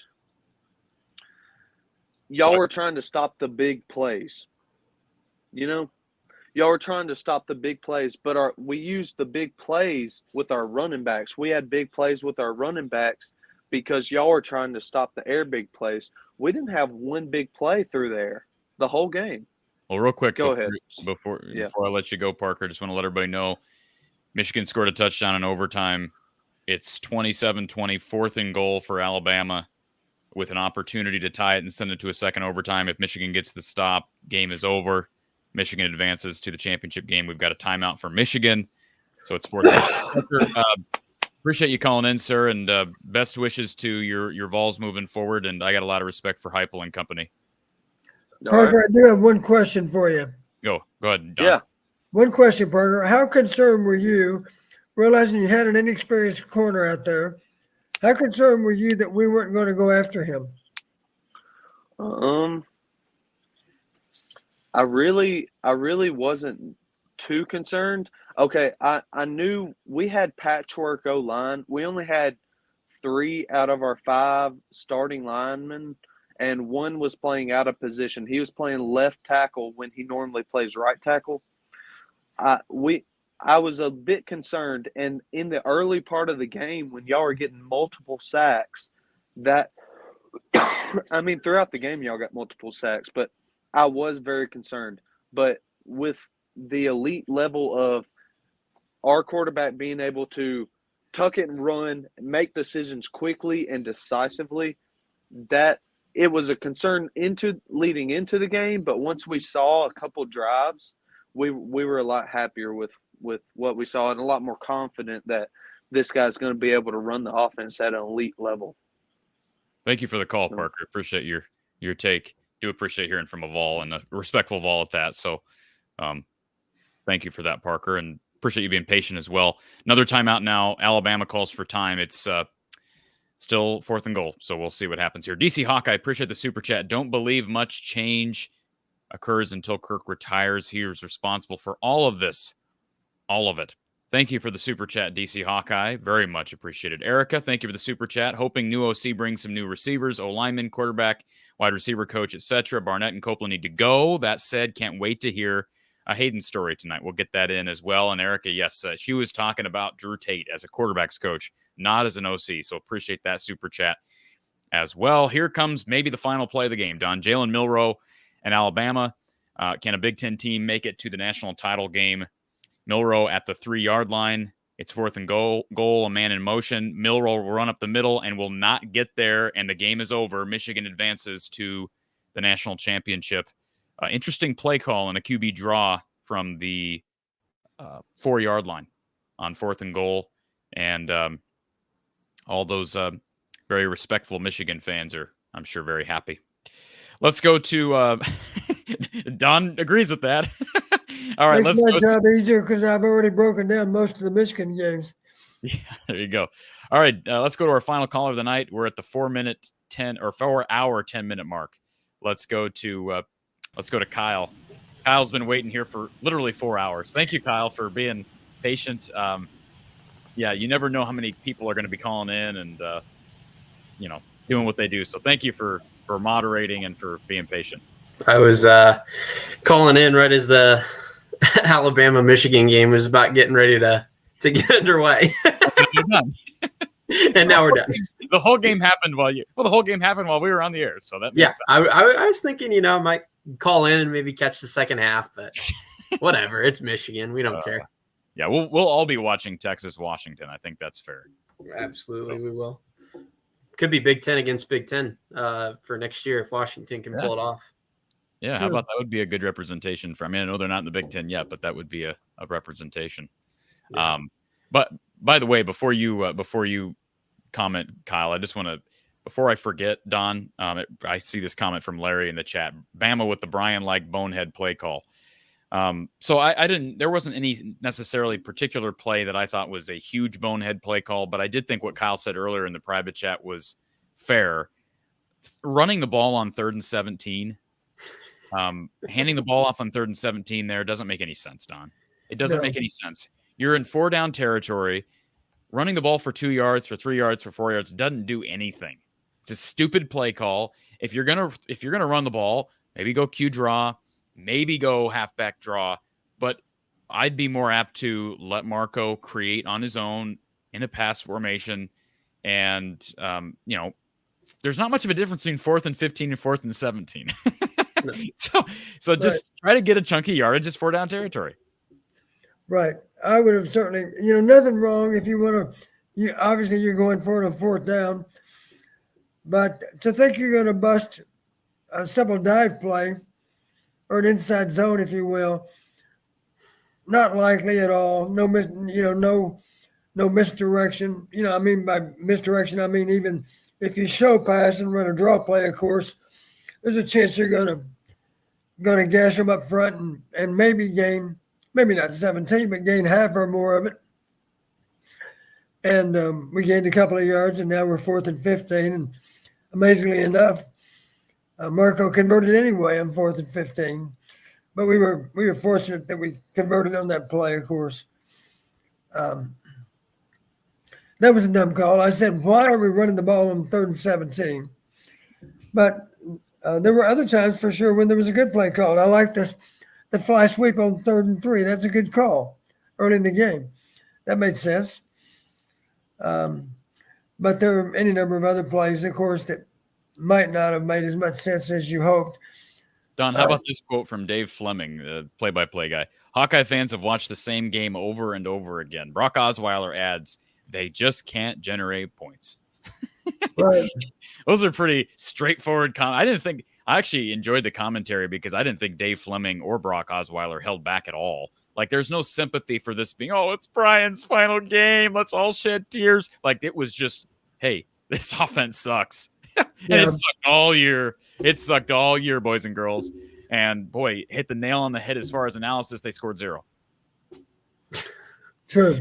Because I've got some stuff here I was just looking through while I was waiting to get on, but I think we need to make one edit to the show here, Corey. You've got a nice bottom ticker there. What I want you to do, because I'm going to be a little critical of Kirk Ferentz here, I want you to delete everything off of it and put, to be clear, Kirk is a great man, great father, great coach, just so that I have, people's, as a qualifier for if I'm critical of him, because, we can't attack him, right? So we might have to put some qualifiers in while I read this stuff off. Okay. I'm putting that on the bottom ticker right now. So there you go. I didn't think it'd be that quick. Great. And first thing I want to say too, that's just hilarious is this team is so wacky and weird that they were one like just pathetic, horrible, terrible officiating call from being 11-0 in games that they scored points. Well, yeah, that's one way to look at it. I get that, but they could have tacked on a field goal today. They could have easily scored 3 points on that Marco Lainez drive, but they could have. But it's just another, just another fun. They would have been 11-0 in games that they scored and 0-3 in games they didn't. Yeah. Can I just say real quick before you go on, because things flash out of my mind too quickly, Don, I actually was really I was happy when I saw Marco Lainez when he missed that throw on the run. It was a bad throw at his receiver's feet. I think it was at Addison Estringa's feet. You saw Marco. Yeah, I think he said something probably a little naughty to himself, but he was upset. You could see he was ticked at himself. Right. That's what you want to see out of a quarterback. You don't want to see, crap. Darn it. Crap. We'll move on. Go get him next time, Donnie. Yeah. Like, I feel like that's what we had to deal with for like 3 years. And it was just good to see emotion, frustration towards himself because, I don't think he's got a confidence issue, but I think that's part of being a leader, right? Is being frustrated. There's nothing wrong with being frustrated when you do something, when you fail in some way. And I think the fans need to see that too. Yeah, nothing wrong with being mad at yourself for what just happened. Absolutely. Go ahead, Kyle. So couple things that I thought was interesting. So talking about the end of the season here, just first of all, funny that Marshall Meter field goal was our last points of the year, but also it's been 15 quarters since Iowa had a touchdown drive longer than 60 yards. So they just can't drive the field. They can't, if they don't get the ball in basically opponent's territory, they can't score a touchdown. And I saw the stat earlier that you brought up, Corey, that was on Twitter that was 92-0 in the last 3 games against ranked opponents for this year. They also have 7 straight losses against ranked opponents, and the last win was that 21 Penn State team that went on to finish 7-6. That was their last ranked win. Yikes! That's a scary stat. It's pathetic. Yeah, 7 straight, and their last win was a team that more of a really testament to the weak. You can't really blame Iowa a ton for some of that, but that's more of a testament to the crap that has been the Big Ten West these last 2 seasons, because Iowa's won games throughout that stretch. Yeah, but they have not won the games against great opponents, but they haven't had as many opportunities as they should playing in this conference. Yeah. So those last 3 games that were kind of highlighted for this year, they had 404 total yards in those 3 games, and 404 yards, for reference, would barely crack the top 50 in total offense for 1 game. They would rank 404 yards would rank 49th in total offense in the country, and they got that in 3 games. And in those 3 games, they had 10 turnovers, They were 9 of 46 on critical downs, and they averaged 1.9 yards a carry. The offense actually didn't score 0 points. That's incorrect. The offense scored negative 34 points, in my opinion, because that's the number of points that the offense gave up either on defensive scores or on turnovers that resulted in a scoring drive of less than 10 yards by the opponent. 34 points were given up by drives of less than 10 yards after the turnover. So, which supports the idea of us just punting on early downs, I guess you're going to say. Well, that's why it's so pathetic that they lose by 35, but you could argue Deacon Hill cost them 21 points. At minimum, Absolutely. he cost them 17 because they had if you just throw the ball out of the back of the end zone, they have a chip shot field goal to get 3. He throws a pick 6, that ends up in 7, and he fumbles at his own 2-yard line. Right. I mean, you're just like, here you go. Here's points. Just gift wrapping points for the opponent. Yeah, there was some advanced analytical account, and I don't know how they do this, but they take the turnovers and the yards gained off the turnovers and all that stuff, and they factor all that in, and they come up with like an average yards per play for a quarterback. So while Deacon was in the game, Iowa, they factoring in the turnovers, they said that if they took the turnovers out, it would have been the equivalent of Iowa just taking like a 3.5-yard loss on each play. So according to their analytics, Iowa would have had a better chance to win the game just kneeling the ball literally every single down, which is just crazy. But this isn't all analytics for the game. There were 4 things I talked about, and I thought we had a good chance to do any number of those 4 things. We were 0 for 4. We didn't do any of them. Yeah. Is it any wonder it was one-sided? Not at all. Yeah. But they in Deacon's I think it was it 9 games that he played in? Michigan State was week 5, right? So first 4 games I guess he played 10 games. He started 9. He had 19 turnovers. I think that's been pretty widely talked about. He averaged 80 net yards per game with sacks included in that, I think. And in his possessions as quarterback, Iowa went 3 and out in over 60% of them, which is just nuts. They are over 40 total yards now behind the second worst offense in the country, which is Kent State. Per game. Per game, yep. Well, by the way, real quick, timeout. Did you know, heading into this game, Iowa had the 4th worst pass offense, in other words, total pass yards per game, 4th worst pass offense in the country. Don, do you want to take a stab at who the 3 teams below them are? I got it. Don? Army, Navy, not Air Force. Yeah. I saw that too. It was the 3 service academies. Isn't that interesting? And none of those teams took more than 200 attempts. Had more than 200 attempts. They run triple option. Iowa had well over 300 attempts. Can we honestly say we wouldn't have been better off running triple option with Caleb Brown and LaShawn Williams beside Marco Lainez today? There's lots of things we've been better off doing, Kyle. But yeah, I mean, again, those are a bunch of stats. They don't really matter at this point, just to show how bad it is. And I just don't. I mean, I'm on the get Brian out of here train. But I just don't think this is one person. Kirk's got to wear this. It's not one person, Kyle, but yeah. Can we agree that this is the biggest issue?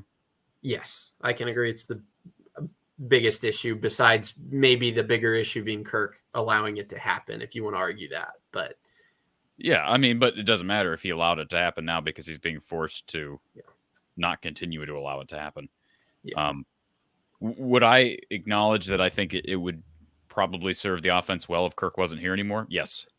But the problem is it would hurt the defense. It would hurt the special teams. It would hurt the team culture in general. He's really exceptional at what he does as a head coach, but you're right about the blind spot. And the hope now is if they get Paul Christ or if they get someone else that's a big name, that offensive coordinator will be allowed to work his system to an extent. And Don, you've made the comment, if a good offensive coordinator, an adept offensive coordinator could be given the personnel that Iowa has and just some leeway with play calling, you could do a lot better. It's possible to do a lot better than what we've seen here in the last 3 years. Is that fair? A lot better. Yes. There you go. It's going to require the right person to do it.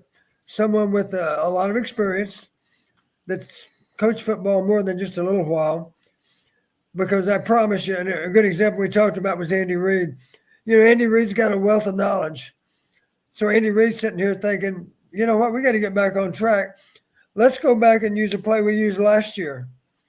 Hadn't run it this year at all. Put it in the game at a critical time, and it produced the winning points. That's what good coaches can do. And I don't doubt that Kirk's been contacted by some people that have very impressive resumes and that have coached long enough to operate within certain constraints, such as Kirk saying, I want this formation to be part of what we're doing. And oh, by the way, I want to run the ball more than half the time out of this formation. Can you help me with that? Yes, I can. We have difficulty versus this particular defensive alignment versus that formation. Can you help us to solve that? Yes, I can. Not to be talking any way other than honestly. Yes, I have a good idea of how to attack that defensive alignment. There have been things we've done to that particular alignment that'll work. And yes, I have an awareness that it also still fits your personnel. I think Kirk will find a guy that can do that. And it's not going to be a radical change. And all those fans that are worried about us making a radical change on offense, that's not going to happen. Kirk's not going to allow it to happen. Who's worried about a radical change, Don? I think Probably not a single soul out there. I think people are worried that there won't be a radical change. Right. Well, I can let them know right now it's not going to be radical. But can we make an improvement with what we're doing out of any and all formations? I think the point Yes, I needs to believe we be can. that the point needs to be that if there is somebody dynamic brought in or somebody that's really, really good at what they do, the compromise between their offensive system and Coach Kirk's philosophy, the compromise can't all be on the new offensive coordinator. Kirk has got to let go in some ways. Would I be right in that? Like the compromise can't all be on the new guy to just fit in. Kirk has also got to cater what he does to a new guy who's already proven. Yeah, there should be some give and take. Absolutely. Because when was the last time you think Iowa had a top 60 offense? I don't know. I can tell you it would have been 2005. 10. They had it once in 2010. They were 58th, and 2005 was the previous time, I believe, in total yards. 2010 they were 58. So that's weird because they didn't have a great year in 2010 either. That was the year that there was a lot of hype heading in. You got Adrian Claiborne back. You got DJK back. I'm just trying to figure out what happened. I know they had the close loss on the fake punt from Brett Bielema's Badgers, and I'm just trying to figure out what happened that year. They had some close losses and won their bowl game to finish the year, but didn't hit expectations. Yeah, but 14 or 13 consecutive years, I guess, without a top 60 offense, and 8 of the last 12 they've been out of the top 90. And we went through it last year too. I think if you remember, coordinator by coordinator last year, from the bottom 25 in the country in total offense, and 22. I went back and looked at it. 22 of the bottom 25 last year got fired. Of the bottom offensive coordinators in total yardage, 22 of those 25 got fired. So, and Brian survived 3 years in a row of being one of the 9 worst in the country in total offense. And he also survived being a bottom 20 offense in what? Not this year in total offense, this century in total offense. Out of the 3,000 teams that have been put forth in Division I or in FBS football, he was a bottom 20 offense this year out of 3,000, which is just astounding. And he's the other stat I saw that was interesting too is Iowa is almost 60 yards worse per game than the worst ranked team this century. I think it was an 05 team, maybe West Virginia 05 or something. Wow. They had like 290 something yards per game, and that's the worst total offense of a team that finished ranked in the AP poll this century. So if there's any good news that relates to all that, really what you're kind of suggesting, Kyle, if we could just be in the middle of the pack in terms of scoring offense, we should have a chance to really make our mark even next year. If we could just be Absolutely. 65th. How Which, many teams? 133 right now, I guess. Yeah. So 67 would be right in the middle, right? Yeah. Let me just share real quick. This is a tweet from Chad Leitstico, the Des Moines Register. I like this quote because I think it tells a lot. He says, Iowa linebacker Nick Jackson says that Marco Lainez has steadily improved since being on the scout team in August. Lainez only played the final 2 drives, but led Iowa in rushing today. He was cooking. He's a heck of a football player. His mobility is insane, and he just works on his craft a lot. He's always there working after practice. For him to go out and compete like he did as a true freshman, hats off to him. I'm really proud of him, and I'm excited for him. And let me just say this. I had a discussion. I won't drop a name, but I had a discussion with an Iowa football player who is a starter and starts on defense. And this was maybe a couple months ago. It was during the season. And this was off the air. I asked him the question. I said, hey, how's Marco Lainez looking? And he said, well, we don't get a great look at him during the season. But one thing he did say, Don, was, during fall camp, Marco Lainez was insane as far as making people run around, making linemen work their tails off. Like, he made the comment, he's different than any quarterback we've had here that I can remember, that I've been a part of since I've been here. And he's like, I don't know where he's at as far as his passing ability. And sure, he's going to continue to work on that. But boy, athletically, he's a different type of cat. Yeah, that's a lot of reason for optimism going forward. I was going to say, Corey, do you have any indication from those type of people that have said anything about his passing game? Because obviously we didn't get a great look at it today, but is there anything you've heard about that? No, I haven't really asked. I mean, that was the only thing that was said to me was, I don't really know where he's at as a passer, but I can tell you he's mobile as all get out. Again, Don, you looked at some high school film. You can only tell so much from high school film, but he showed to have a good arm on film. And I don't think Ken O'Keefe would have recruited him if he didn't have a good arm. Like we always talk about, Spencer Petras has a big arm and Deacon Hill has a big arm. Well, there's more than quarterback play than just having a big arm, right, Don? We talk about groove throwing motion, foot mechanics, just everything involved with being a Big Ten quarterback. Hard to evaluate Marco based on 7 passes and, a defensive unit that could tee off on him up 28-0. Right. So.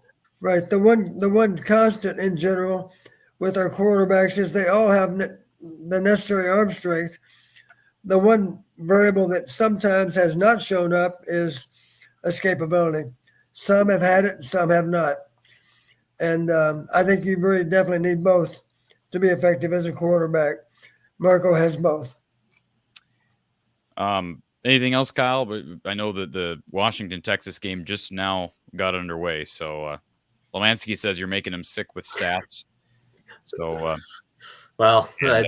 if you listen to it with your ears and it makes you sick, then it probably made you sick to watch it with your eyes, right? Yeah.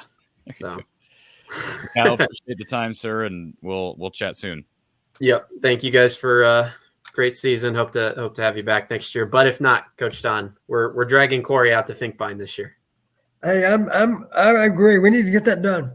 We do. I'll be there all year. Thanks, Kyle. Jason in the chat. Corey, any further info on the secret candidate that's been thrown out there in the last week or so? No, I don't have anything to share and won't have anything to share.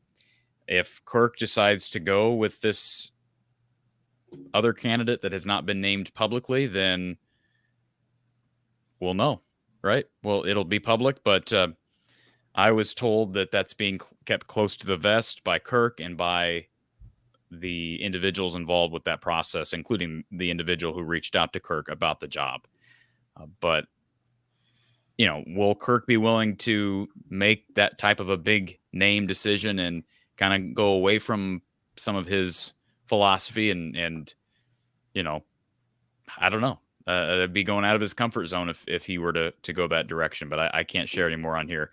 Let me suggest to you one reason maybe that he might be willing to do that is precisely how the game played out today. that might affect his thinking a little bit. You've always heard me use the expression drastic times call for drastic measures. Well, the fact that we were shut out in our last 2 games, maybe he's a little more inclined to think outside the box in terms of his comfort level, a little more inclined to consider someone maybe that he hadn't considered in the past. Lemansky, it says, my phone died. I have 3 Hayden stories that will hold for another day. So Lemansky was on hold, I think, for like over an hour. Thank you for being a trooper, Lemansky. I do appreciate that. I was trying to get to you and I saw you hung up, but thank you for your support, all your support, and we'll have you back for basketball, I'm sure, tomorrow. Chris Bacon with the super chat. Thank you, Chris, or super sticker, I should say. Thank you, Chris. Do appreciate that, and for being here, for your support, etc. Let's see. Jason wants to know if the secret candidate is college or NFL. I'm telling, I don't have any more information to share, Jason. I probably don't have any more information to share. I know everybody wants to know. I get it. I don't have any more to share, but just know there's a possibility that it's not someone that we've heard of or someone that has been out there publicly, that's been publicly named. Let's just say that. Jared, Don is the secret candidate. Not anymore. Not anymore. I'm not. Patrick says, pay defense and special teams coaches more, offensive coaches not so much. Thank you for being a premium subscriber, Patrick. Do appreciate that. Brandon, but Corey, he's good in practice. Give us a break, Kirk. Thank you, Brandon. David Bryan, what do you guys think about Bill Bryan as a potential OC? You know, I was impressed with him with what he did at Penn State. He went into a different. He was in some hot water this week because of some comments apparently that he made directed toward Jalen Milroe when he was the OC there. Apparently he was advocating for Milroe to change positions. Right. So, but I mean, I have no doubt that he'd be qualified for the job. I think Bill O'Brien knows a lot about football. Oh yeah. Yeah. Joey O, appreciate your outstanding insight. Thank you so much. Highlight of the season. Grateful. Thanks much. Thank you, Joey O. Thank you, Joey. Parker, thank you for the super chat, Parker, our Tennessee fan that was on with us a little bit ago. You're cool. Thanks for letting me on. Go Vols and Hawkeyes. Thank you, Parker. Do appreciate that. He says, fun fact, Michael Penix Jr. was actually committed to Tennessee. Jeremy Pruitt turned him away when he got hired as the OC, or as the head coach. Interesting. And Penix, of course, playing for national semifinalist Washington Huskies as we speak. T. Hank, Corey, do you think this year was a success? I don't think the offense. The offense was absolutely disgraceful. Didn't put up any fight in the games they were ranked. Went 92-0 this year. Got shut out in all 3 games. I wouldn't say this year was a success. You won the Big Ten West, but you didn't compete at all. I think the only way that I would have said with this level of offense that, hey, this year was a success is if you could have showed well against a really good SEC team in the bowl game and or went to the Big Ten championship game and at least competed. And the defense competed, but 26-0 was not competing. So That's what I'd say. Washington just scored a touchdown, Don. They're on the board 7-0. So we'll get off here so we can enjoy some football, Don. Tennessee defeating Iowa 35-0 in the Citrus Bowl. And just a quick rundown of some significant stats in this game. Deacon Hill really struggled. 7 of 18 through the air, 2 interceptions for Deacon, no touchdowns. One of those interceptions came in the end zone. The other one was a pick 6, also fumbled at his own goal line. 56 yards, took 4 sacks. Marco Lainez was just 2 of 7 through the air. He came in late, took just 1 sack, though, and actually ran for 51 yards on the ground. So a breath of fresh air for a young guy who's got tremendous upside as a true freshman. Caleb Johnson was held to 34 yards on 7 carries, did average just about 5 yards per carry. LeSean Williams struggled 17 yards on 6 carries. Terrell Washington Jr. 2 carries for 16 yards, and a little bit concerning that Jazz Patterson got just 2 carries, Don. I sure hope we don't see him enter the portal here in the next few days. I just think that is not a great sign for a young guy that I'm high on. Kamari Moulton actually got more carries than Jazz. Moulton 4 carries for just 2 yards. As far as receptions, Addison Estringa had just 2 catches for Addison, 14 yards. Caleb Brown, 3 receptions on 6 targets, had a couple drops, 39 total yards for Caleb Brown on the day. Steven Stilianos had a catch for 4 yards. LaShawn Williams had 1 catch, and that was it. No catches for, two catches for Nico as well. 3 yards total. No catches for Zach Ortworth, who did play, got a target. Jacob Bostic played, had a target. Kamari Moulton got a target. Caleb Johnson had a target as well. Nothing for Caden Weegan in the return game. That continues to be, he had, I think, 1 good return late in the game to like a 35-yard line, but it's been a struggle. The return game has been a struggle since Caden Weegan went down. Kickoff returns really are just a thing of the past. I wish more teams would advance the ball, but I understand why they don't. Tennessee outgained Iowa 25 first downs to 11. 232 rushing yards for the Vols to Iowa's 113. 60 pass yards for Iowa, 151 for Tennessee. Penalties were going to be a story heading into the game. 5 penalties against the Hawks for 41 total yards, just 3 against the Vols for 30 yards. Give Coach Heupel some credit for cleaning that up during bowl prep. And on critical downs, Iowa was actually 2 of 15 on third down, 4 of 19 in total. So horrendous numbers. Tennessee wasn't much better. They were 5 of 14, 3 of 12 on third downs. Certainly better, but not that much better. Didn't really matter because they didn't have as many critical downs, and they were given short fields and given points off turnovers, etc. So it is what it is there. No field goals today, Don. How about that? No field goal attempts for either team. So one of Iowa's best weapons, Drew Stevens, was not able to be used, and that hurts as well. Iowa's defense did not create any turnovers, especially with a true freshman at quarterback. You expected maybe a little bit better showing there. Jay Higgins had a tremendous day. 16 tackles. Get him back next year. That's huge news, including a sack. Nick Jackson had 11 tackles total, 9 of which were solo. We're awaiting a decision on his future. We're also waiting a decision from Sebastian Castro and Quinn Schulte. Those guys had 11 tackles combined. Ethan Herkett did not play today. Max Llewellyn filled in admirably. 5 tackles for Max. Deontay Craig, 3 tackles. Aaron Graves with 3. Jamari Harris with 3. Logan Lee with 3. And then Xavier Wampa, John Nestor, Deshaun Lee, Cohen Intringer, Jackson Rexroth, Devin Hilson, and Chris Reams all had a tackle. Chris got to see some time, I think, with Herkett being out. Remember, he missed some time earlier in the year due to suspension with the whole gambling thing. So I'm thinking this is his final game as a Hawkeye. So it was good to see him back out on the field. And our RTI Threads player of the game, Don, as we stated earlier, was none other than Joe Evans, the Ames native. 5 tackles, 4 sacks. Best wishes to Joe. I hope he gets a shot at the next level of whatever position that may be. I got nothing else, Don. It's been a pleasure. We still got just about 3. We actually went down to like 250 people watching for a while. And then when that first semifinal game ended, our numbers went back up by like 100. So we're at about 350 people watching right now between the 2 channels. So I don't know what to say. It's just been a pleasure. I'm honored to do this show with you, Don, and you are a great friend and a great co-host. So I just really appreciate this. As much as our fans appreciate you and your insight, and I'll be the first to say I hope we can do this again moving forward, and through spring practice and heading into fall camp, and we'll hope we have some good news via some announcements here in the coming weeks. And I'm sure you and I will talk about the OC hire that's coming. Yeah, if you want to do a show going forward about the OC hire, we can certainly do that too. Parker, one final super chat before I go. Would Iowa look at Alex Golesh for head coach? Does he mean OC? Who's Alex Golesh? Fill me in, Don. I forget. I'm not sure. I don't know him personally. He is according to Google, he is the head football coach at USF. He was previously the OC and tight ends coach at Tennessee. He does not have a history coaching quarterbacks based on what I'm seeing. He's a tight ends guy, it appears. And he is the head coach at South Florida. I don't, correct me if I'm wrong, Don, but he's probably not leaving South Florida as a head coach to be an OC at Iowa, right? Is that fair? I wouldn't think. And I don't know what his background is. I don't know that he would be very qualified to be the OC anyway. Well, he wasn't. So this is something I didn't realize. He was actually the tight ends coach at Iowa State from 2016 to 2019. I did not realize that.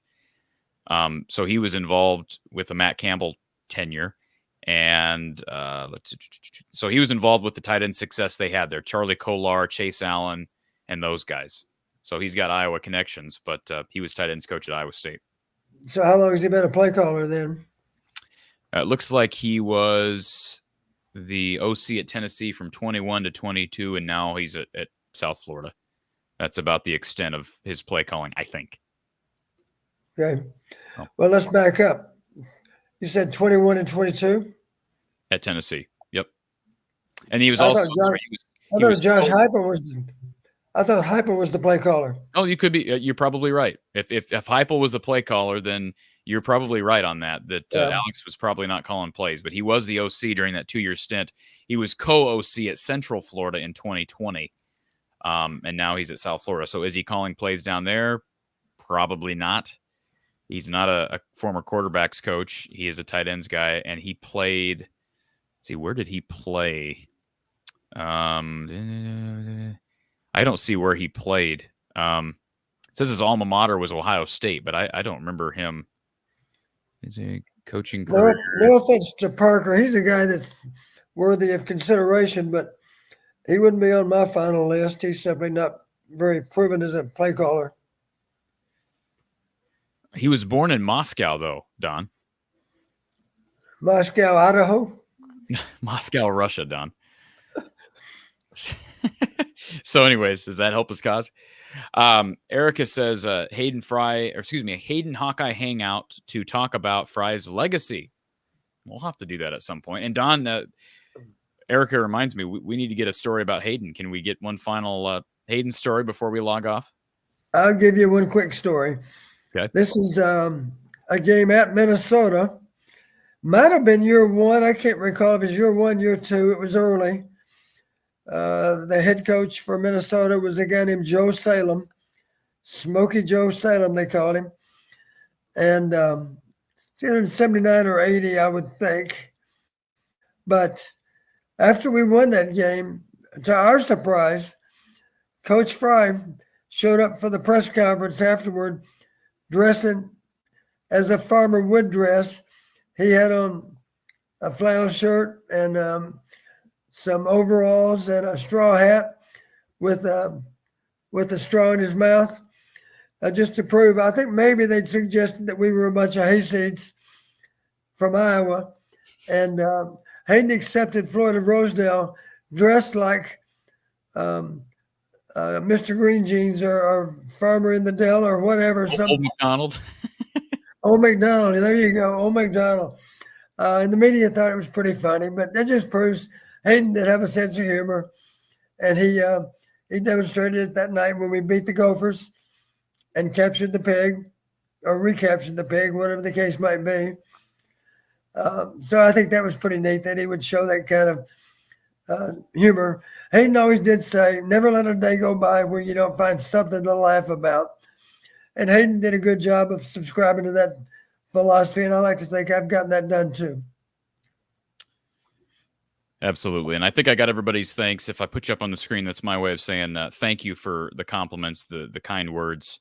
I know everybody really appreciative of you being here, Don, and I hope that I offer something to the show, but you are the star here. Parker adds he called plays for 20. He says he called plays 22 and 23 for USF, had the number one offense with Heupel's offense in 22, took USF from 1-11 to 7-6 in year one, using Heupel's offense as the playbook, I'm guessing. I mean, I wouldn't discount it. I just, Iowa does need somebody that can coach quarterbacks, I think. Yeah, I don't know. Again, like you say, if he's the head coach at South Florida, what are the odds we can attract him anyway? It sounds like he left Tennessee to be the he left Tennessee to be the head coach at USF. So he's making $2.5 million. He's not going to. I don't see him going to Iowa and being an OC, but whatever. Worth considering. Salu Kim, thank you for being here. Same thing with Fred. Fred ends this nicely for us. Thanks for being part of the From the Hawkeye of the Storm family, Coach P. See you next season. Don, thank you.